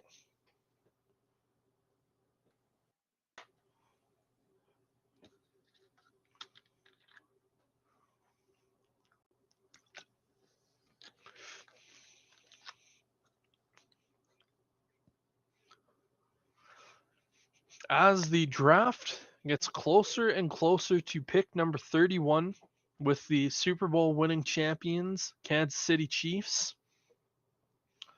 I know there's some players still on the board that I am happy are still on the board, and there are some players that are on the board still that I'm sure you are still happy with that are still on the board. Yeah, one in particular. Yeah, and being Joey Porter Jr., obviously 32nd overall, that would be huge for the Steelers to go out there and be able to get that. And yeah,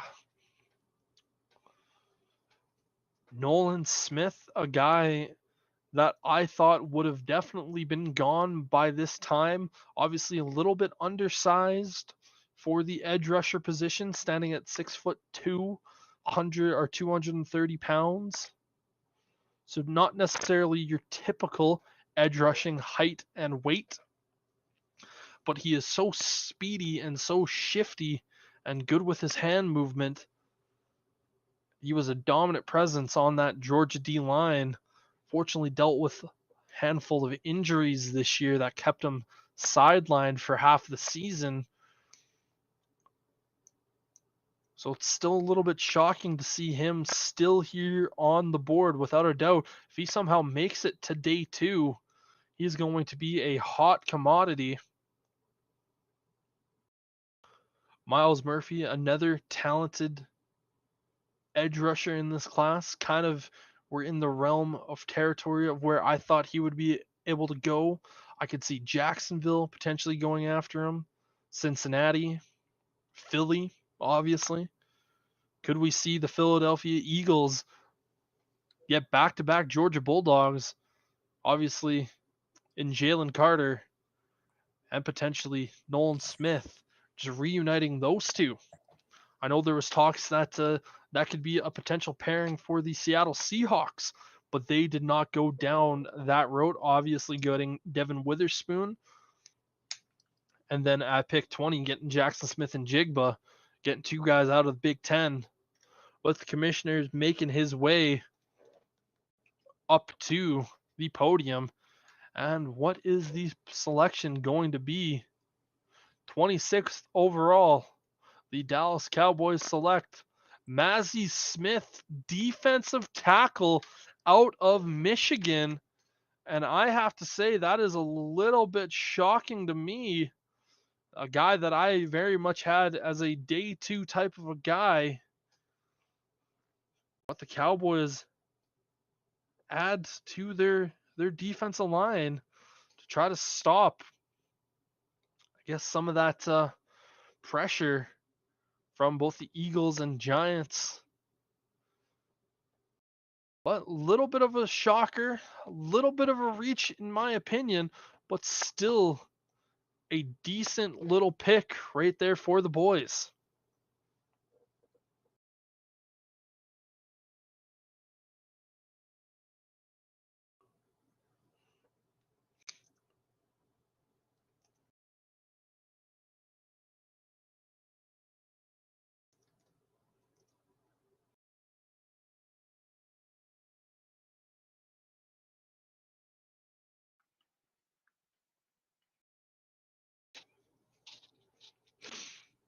So only a handful of picks left. The Jacksonville Jaguars, after trading back twice, first with the Giants, then with the Buffalo Bills, now they pick, obviously coming off of a 9-8 season, they were able to sneak into the playoffs, and they were able to beat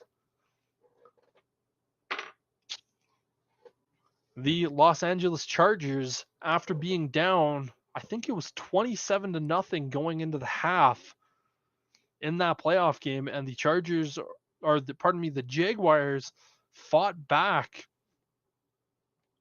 and ended up winning that game, eliminating the Chargers, and then ultimately getting beat the next round. But they go after, obviously, having Trevor Lawrence, their quarterback, their former first overall pick. The Jags, the last 2 years, have had the first overall pick, obviously 2 years ago, taking Trevor Lawrence first overall, and then last year taking edge rusher Trayvon Walker, making him the first overall selection. He kind of had that up and down type of a year. So it's going to be interesting to see what the Jaguars do here with this pick. Obviously, I could see them going corner. This could be a prime territory for Joey Porter Jr., who I would say at this point has definitely fallen down kind of where we thought he was going to be. Obviously, you and I had conversations probably a bunch of times over the last week, and we both thought that Joey Porter Jr. could be around that pick 17 to your Pittsburgh Steelers. You even thought that there was options for him to potentially be drafted higher, but we're starting to see this little bit of a fall, and two corners that I have actually behind him on my official rankings for corners have gone ahead of him. Yeah, it's interesting to see the fall. And I mean, we knew he wasn't a very polished corner yet. You know, a lot of what he was carrying was the family name. Yep. But I mean, I'm hoping teams keep sleeping on him at this point. Yeah, I would have to pretty much imagine that, you know, Yeah, I'll be even surprised if he drops past the Bengals and the Chiefs, though. I would also be surprised for sure, but I would imagine that if we get to pick number 31 and the Kansas City Chiefs don't take him, I wouldn't be shocked if we see the Steelers just tweet out like, hey, we want to save a lot of people time tomorrow. We're taking Joey Porter Jr. with the 32nd pick. Have yourself a good night. And basically just try to say, like, we're ending the first round with the 32nd pick. And we're Yeah. just telling you right now exactly what the selection is going to be. Yeah, I think it'll depend on who has control of the Twitter account at the moment. If it's Omar Khan, then yes, that could be tweeted out. If it's Mike Tomlin, not a chance. Oh, no. No. I don't think either of those guys really have control of the Twitter account, but it would be funny just to see what the I'm sure the social media person would obviously be sitting and going there, can I give the green light? Can I give the Right? green light?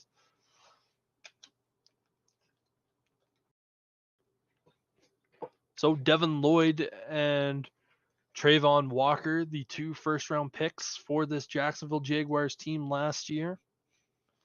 Obviously, Trevor Lawrence and Travis Etienne were the first-round picks in the 2021 draft. Obviously, both of those 2 guys coming out of the Clemson system.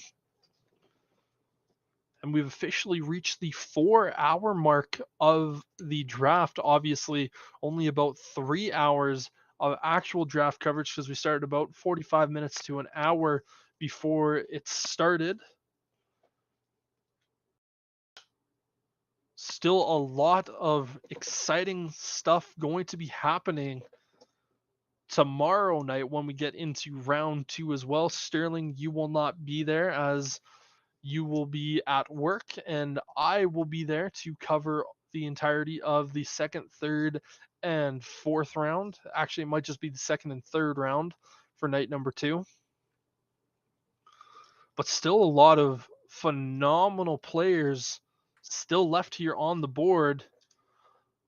Commissioner making his way to the podium for pick number 27. I'm interested to see where the Jags are going to go. But pick number 27 in the 2023 NFL Draft, the Jaguars select Anton Harrison, tackle out of Oklahoma. So just like that, Joey Porter Jr. still on the board for your Steelers. And it just becomes slowly and slowly more likely that he could potentially be there. That's a good pick for the Jags at that spot. Get some extra protection for Trevor Lawrence. Oh, totally agree. And Anton Harris is without a doubt your true definition of a right tackle, and he is the 5th tackle taken here in the first round. So obviously quarterbacks getting a lot of protection up here first.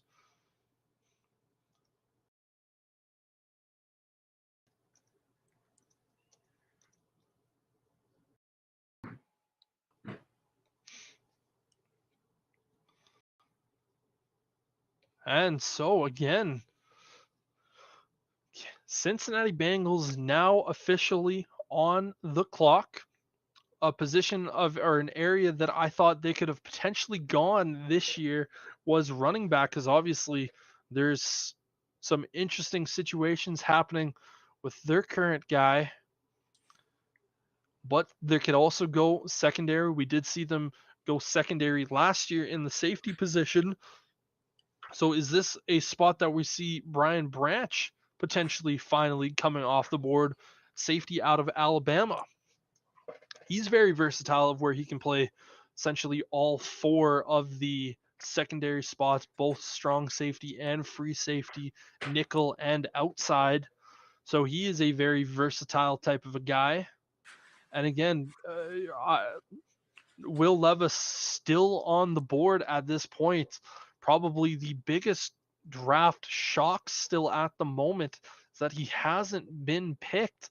Obviously, a guy that I didn't think was necessarily worthy of a top 10 selection, but I figured he would have gone somewhere in that top 15, top 20. And, I kind of thought that if he somehow made it to the Minnesota Vikings, that might have been the pick. But the only pick still remaining here, unless there is indeed a trade, is the pick right after the Cincinnati Bengals one, where it would be the New Orleans Saints. But we're just going to have to wait and find out exactly who it's going to be as we wait for the commissioner to head back up to the podium and announce the Cincinnati Bengals. Could be potentially a tight end in Michael Mayer, adding Joe or giving Joe Burrow just that extra weapon alongside with giving him some extra protection in the passing game. Obviously, the Cincinnati Bengals got massive help here when they were able to pick up free agent Orlando Brown Jr., just giving Joe Burrow that extra protection. Could potentially see this being a DeJuan Jones pick, but the commissioner is now at the podium, and it is Myles Murphy, edge rusher out of Clemson. So the Bengals elect to get some more pressure up the middle or on the edge and start attacking people. But this still leaves my third rated edge rusher, Nolan Smith, still on the board.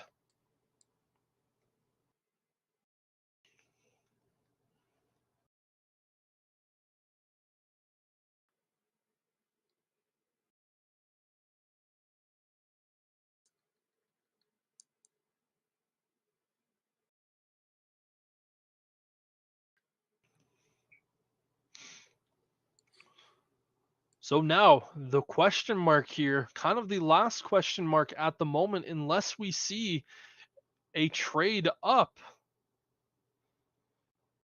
is does Will Levis head to New Orleans to back up Derek Carr, or does he continue his night of slipping? And honestly, I thought when we got to this point, my official pick for the New Orleans Saints at pick number 29 was actually Will McDonald, but he ended up going much higher than that, went all the way 15th overall. So taking a look here at some of the picks that I had right or wrong, obviously, lot of wrong here. The only one that I've actually recently gotten right was Hendon Hooker, or pardon me, Zay Flowers to the Ravens. So far, I have gotten 3 draft predictions right here tonight so far, Sterling.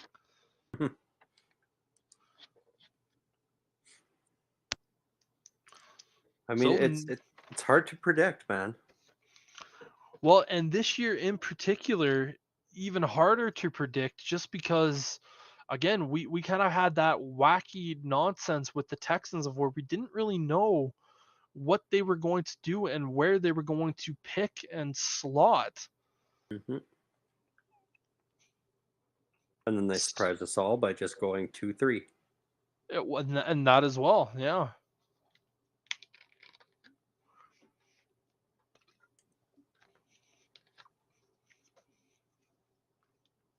But the New Orleans Saints, obviously, they could be potentially looking to replace Alvin Kamara, as he currently has some legal trouble and he might not actually be with the team. But again, I would have said this would have been a prime opportunity for Jahmyr Gibbs, but obviously him going 12th overall to the Lions, he's not available for that. And again, I still have to say that is probably the shock of the draft for me, just because the Lions needed so much help on the defensive side of the ball. And they were able to get a guy like David Montgomery in free agency. So, it's just very, very interesting to see what is going to happen, where they are going to go. But interested to see what the Saints are going to be doing here. Again, this is probably the last time, unless a trade happens with either Philly or KC, where we could see the quarterback out of Kentucky, Will Levis, to potentially go.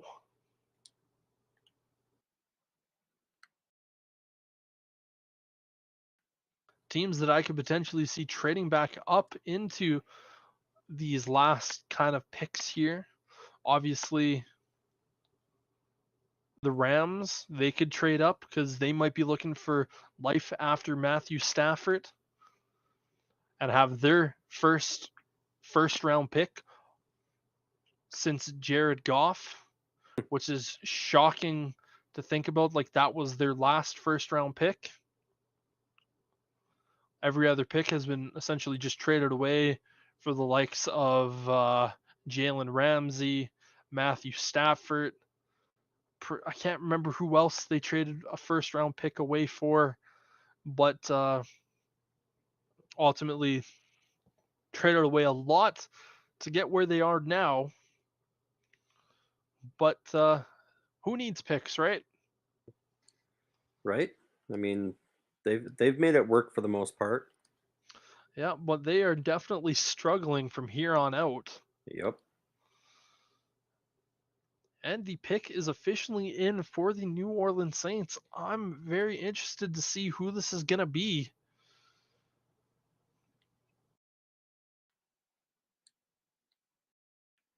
So, a fun little tidbit here. Clemson's defensive end, Miles Murphy, who was just drafted by the Cincinnati Bengals, is the first defensive lineman the Bengals have drafted in the first round since 2001. Damn. Yeah, so definitely a fair stretch of time since they've gone down that route. And I can't really name you the last time I really saw an elite defensive lineman playing for the Cincinnati Bengals. So obviously that kind of makes sense. Do the New Orleans Saints decide to look at the future and draft Derek Carr's eventual replacement in Will Levis, or does his night continue to go from bad to worse to excruciatingly painful? Obviously, we've seen quarterbacks drop in the draft before. Aaron Rodgers, most famously, had a massive drop in the first round from where we saw him. But all these answers or all these questions are just about to be answered now that the commissioner is officially back to the podium.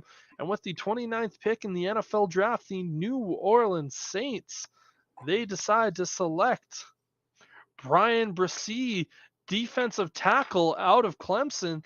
So the Clemson boys go back to back here.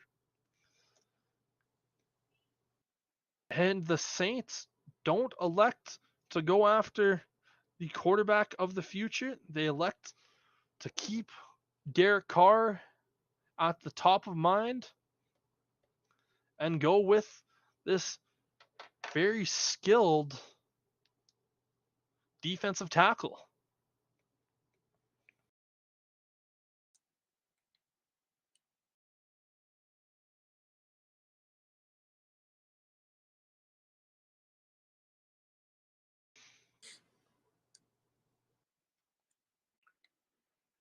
So now what could the Eagles possibly even need at this point?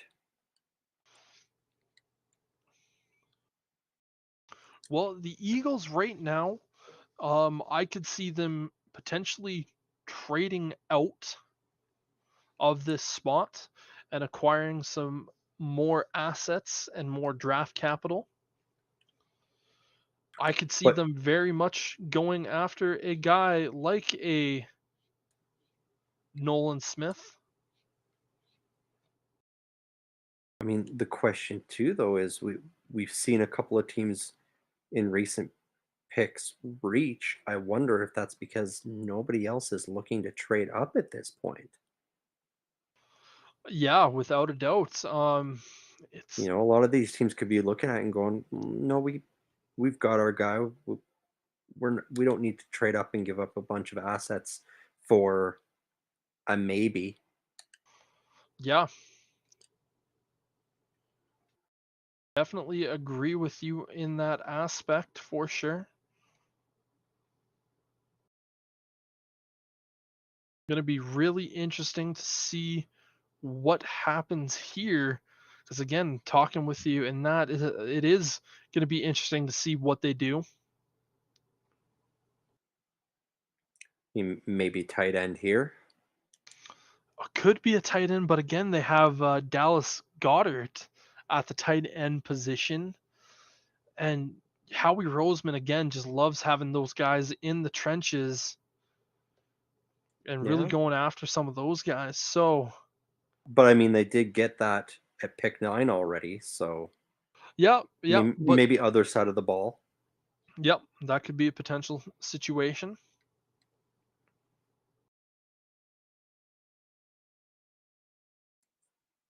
But with still 5 minutes remaining with the Eagles, obviously they're going to have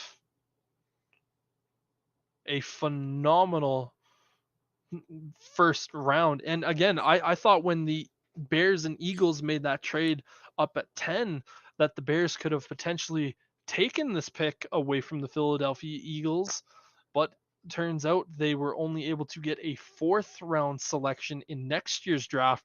So the Eagles really just trading up and giving up not a lot of draft capital. Hmm.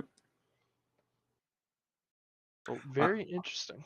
I wonder if the Eagles are going to go out here and take both of the high quality defensive players the Steelers were looking at in the first round. Potentially. I'll be like, That son would of be a interesting bitch. for sure.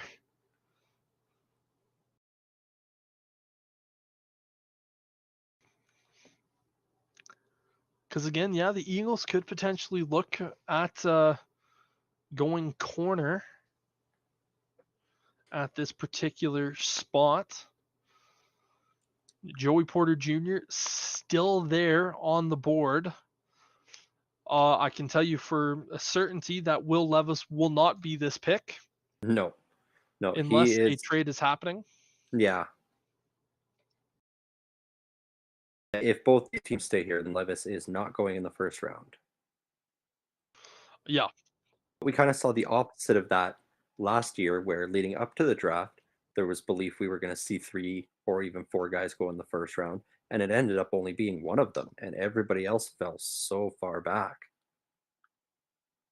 yeah, and that is very true. You know, there was a lot of talk about guys like Malik Willis, even at one point being considered a top 10 pick in the draft, and obviously that's just not where that went down, and he ended up falling all the way to the 3rd round.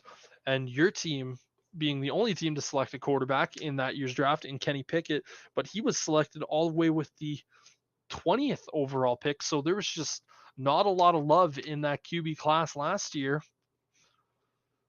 And again, we always talk about the quarterback is the most overvalued position in football, but rightfully so, because it is the most important position, not only in football, but realistically in sports. So the pick is officially in for the Philadelphia Eagles. So it is going to be interesting to see where they go and what they do with this. Again, taking a look here at my board, DeJuan Jones could be a pick here for the Eagles. Obviously, looking at some more offensive line help for their young quarterback in Jalen Hurts. Obviously, if you're paying him the amount of money that you are, I could honestly see the pick right now being that in DeJuan Jones, just because it would make a lot of sense. That DeJuan Jones, a mountain of a man at 6'8", like 330 something pounds, is just a behemoth of a man. And it's one of those things where that would make a lot of sense to me, and that being a Howie Roseman type of a pick.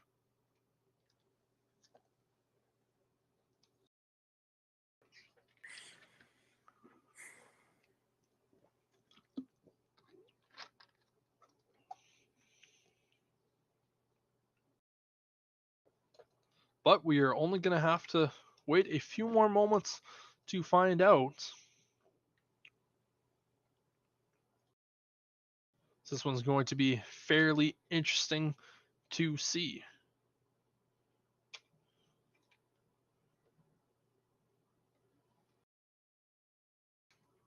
Waiting for the commissioner to make his way over. Yeah, he's taking his sweet time, as he's done a lot tonight. That he does, that he has.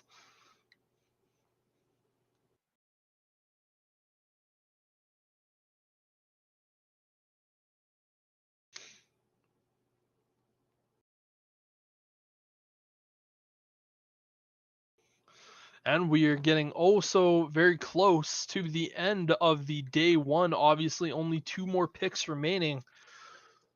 NFC champions, the Philadelphia Eagles, with their second first round pick of the evening. Obviously, they made that trade a little bit earlier in the night to go up and select Jalen Carter, who could easily be the best player in this draft, to just get a terrifying prospect like him on that D line, and pairing him up with his former Georgia teammate who they ended up selecting last year. Currently, we have the dude, or part of the Dude Perfect group, up here on the draft stage. They're going to be announcing something, and they have a coin of the Kelsey brothers, which is interesting to see. But as we currently wait for the pick to happen, it does appear that it is going to be a Georgia reunion, as I'm taking a peek there at the Twitterverse, just so that I can have a little bit more something to talk about. But it sounds like Nolan Smith, the edge rusher from Georgia, is likely to be the pick for the Eagles here. So kind of a situation that I thought almost the Seattle Seahawks were going to pull. Nolan Smith joining his Georgia teammate in Philadelphia, going back-to-back defensive linemen. My oh my, Howie Roseman, you are a wizard, sir, getting just two unbelievable defensive prospects here. Oh my goodness.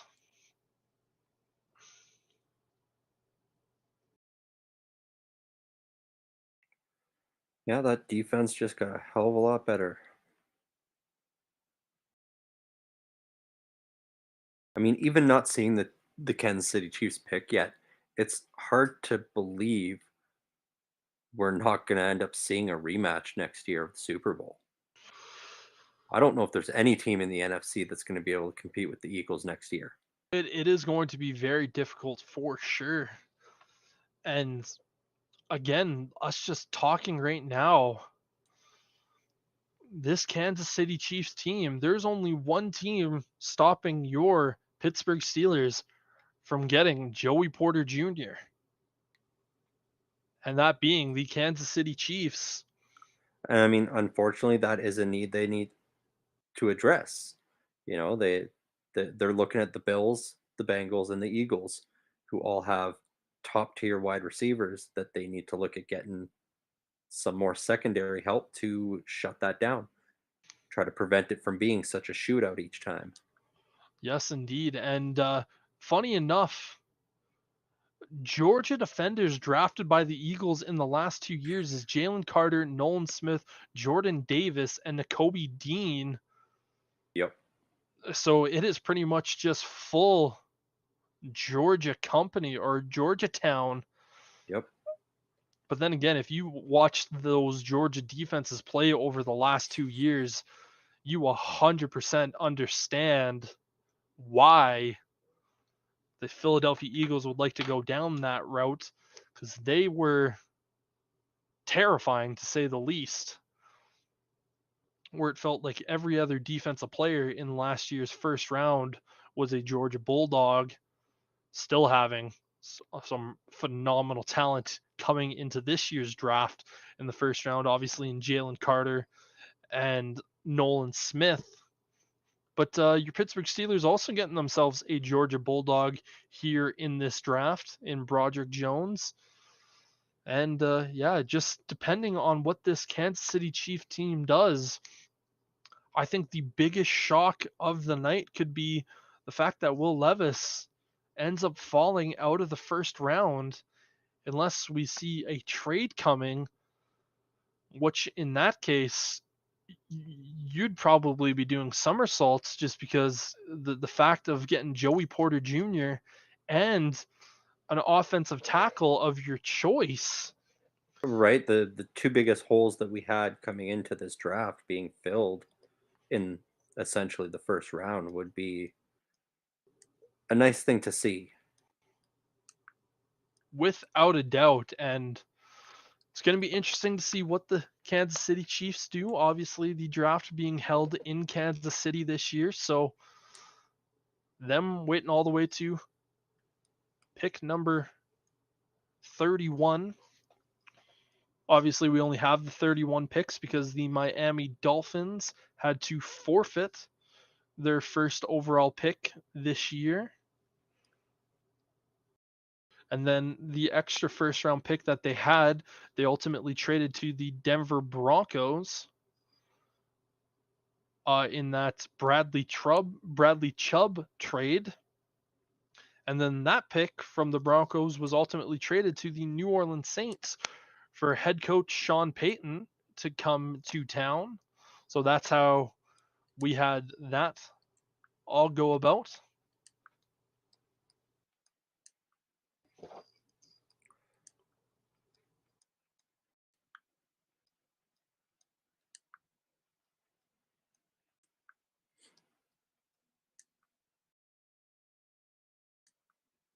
But yeah, Kansas City really milking this last pick, obviously in true fashion, them being the hometown crowd. They want to spend as much time as they possibly can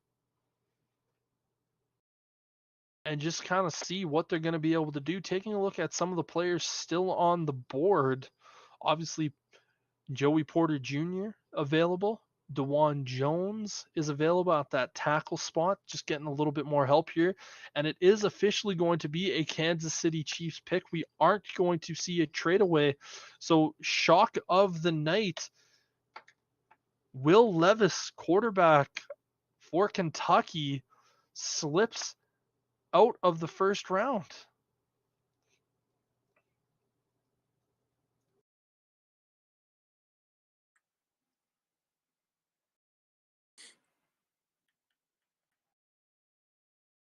Now, is there anybody else still on the board that you could see Pittsburgh taking if Joey Porter Jr. isn't taken right here? So, anyone that I could see the Pittsburgh Steelers taking if Joey Porter Jr. is the selection here. No, if he's not, if he's not, if he's still available at 32, is there anybody you could potentially think that they'd be like, this is a better pick than Joey Porter Jr. still? What's your center situation looking like? Is that Kendrick kind of Green. locked down? I mean, not locked down. He improved a lot last year. He was a rookie last year, though. So yeah, if he was a rookie last year, they're not going to go down the center route. That is a very good question, because I look at this, I would say they would potentially want to add an extra edge rusher for TJ to play with and just take a little bit of pressure off of him. well, I mean, we've got Alex Highsmith already. That's true. So maybe not necessarily down that particular route. How's the linebacker situation looking like? Is it pretty?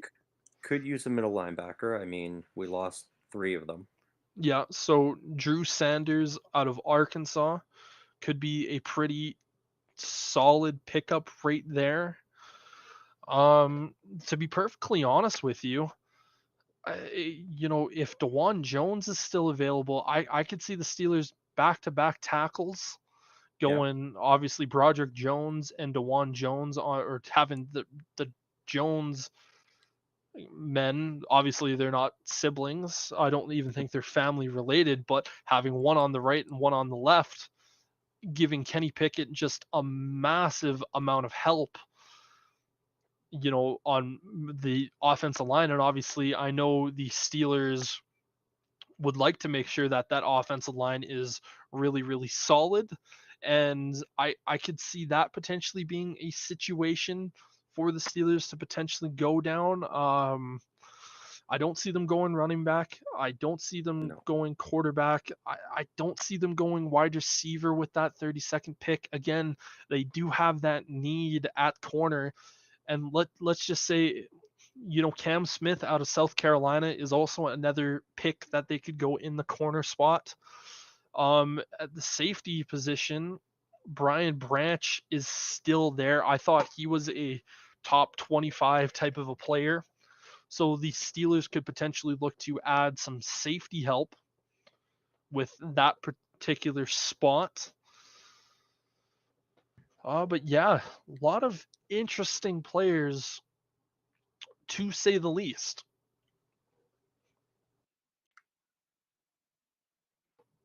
Players that I'm looking forward to seeing still later in that second round for the Bears to pick.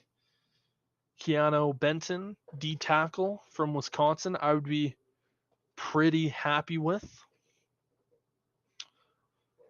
Wouldn't be upset with Cam Smith or DJ Turner, both corners from South Carolina and Michigan. Wouldn't be upset with, one of the edge rushers still available in this class. Obviously, as the Kansas City Chiefs right now, they place down their third Super Bowl title, and they end up selecting Felix Adadike-Ozuma. Definitely butchered that name, but edge rusher from Kansas State is the 31st pick in the 2023 NFL Draft, and the Chiefs look to add some more defensive pressure and just to really continue to build that defense. Yep. And that brings us to the end of the first round. And oh my, the Steelers. I'm really glad they didn't take him at 14 since he fell this far now. Yep.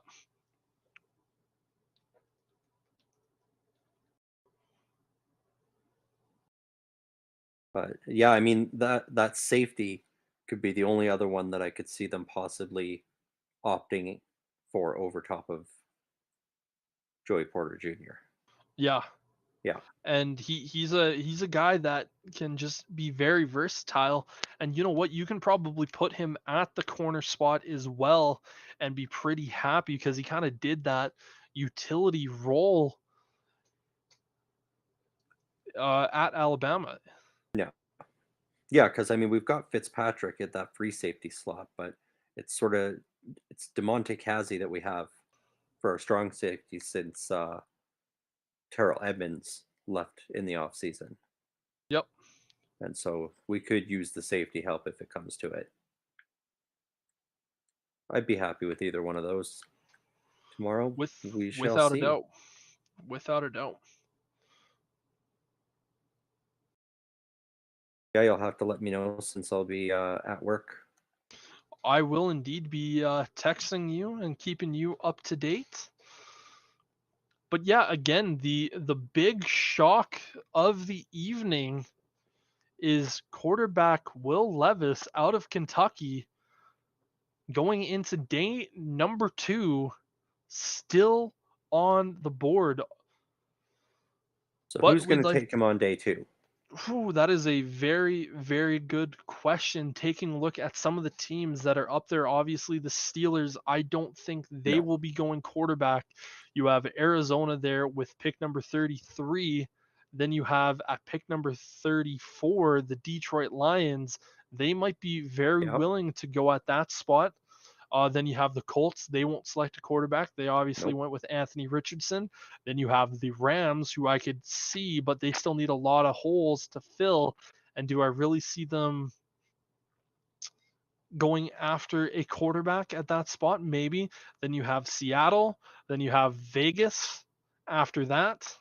So there is so there's a few there's a fair amount of teams that could be willing to go after the quarterback of Will Levis here in the first round or in the opening stages of the second round.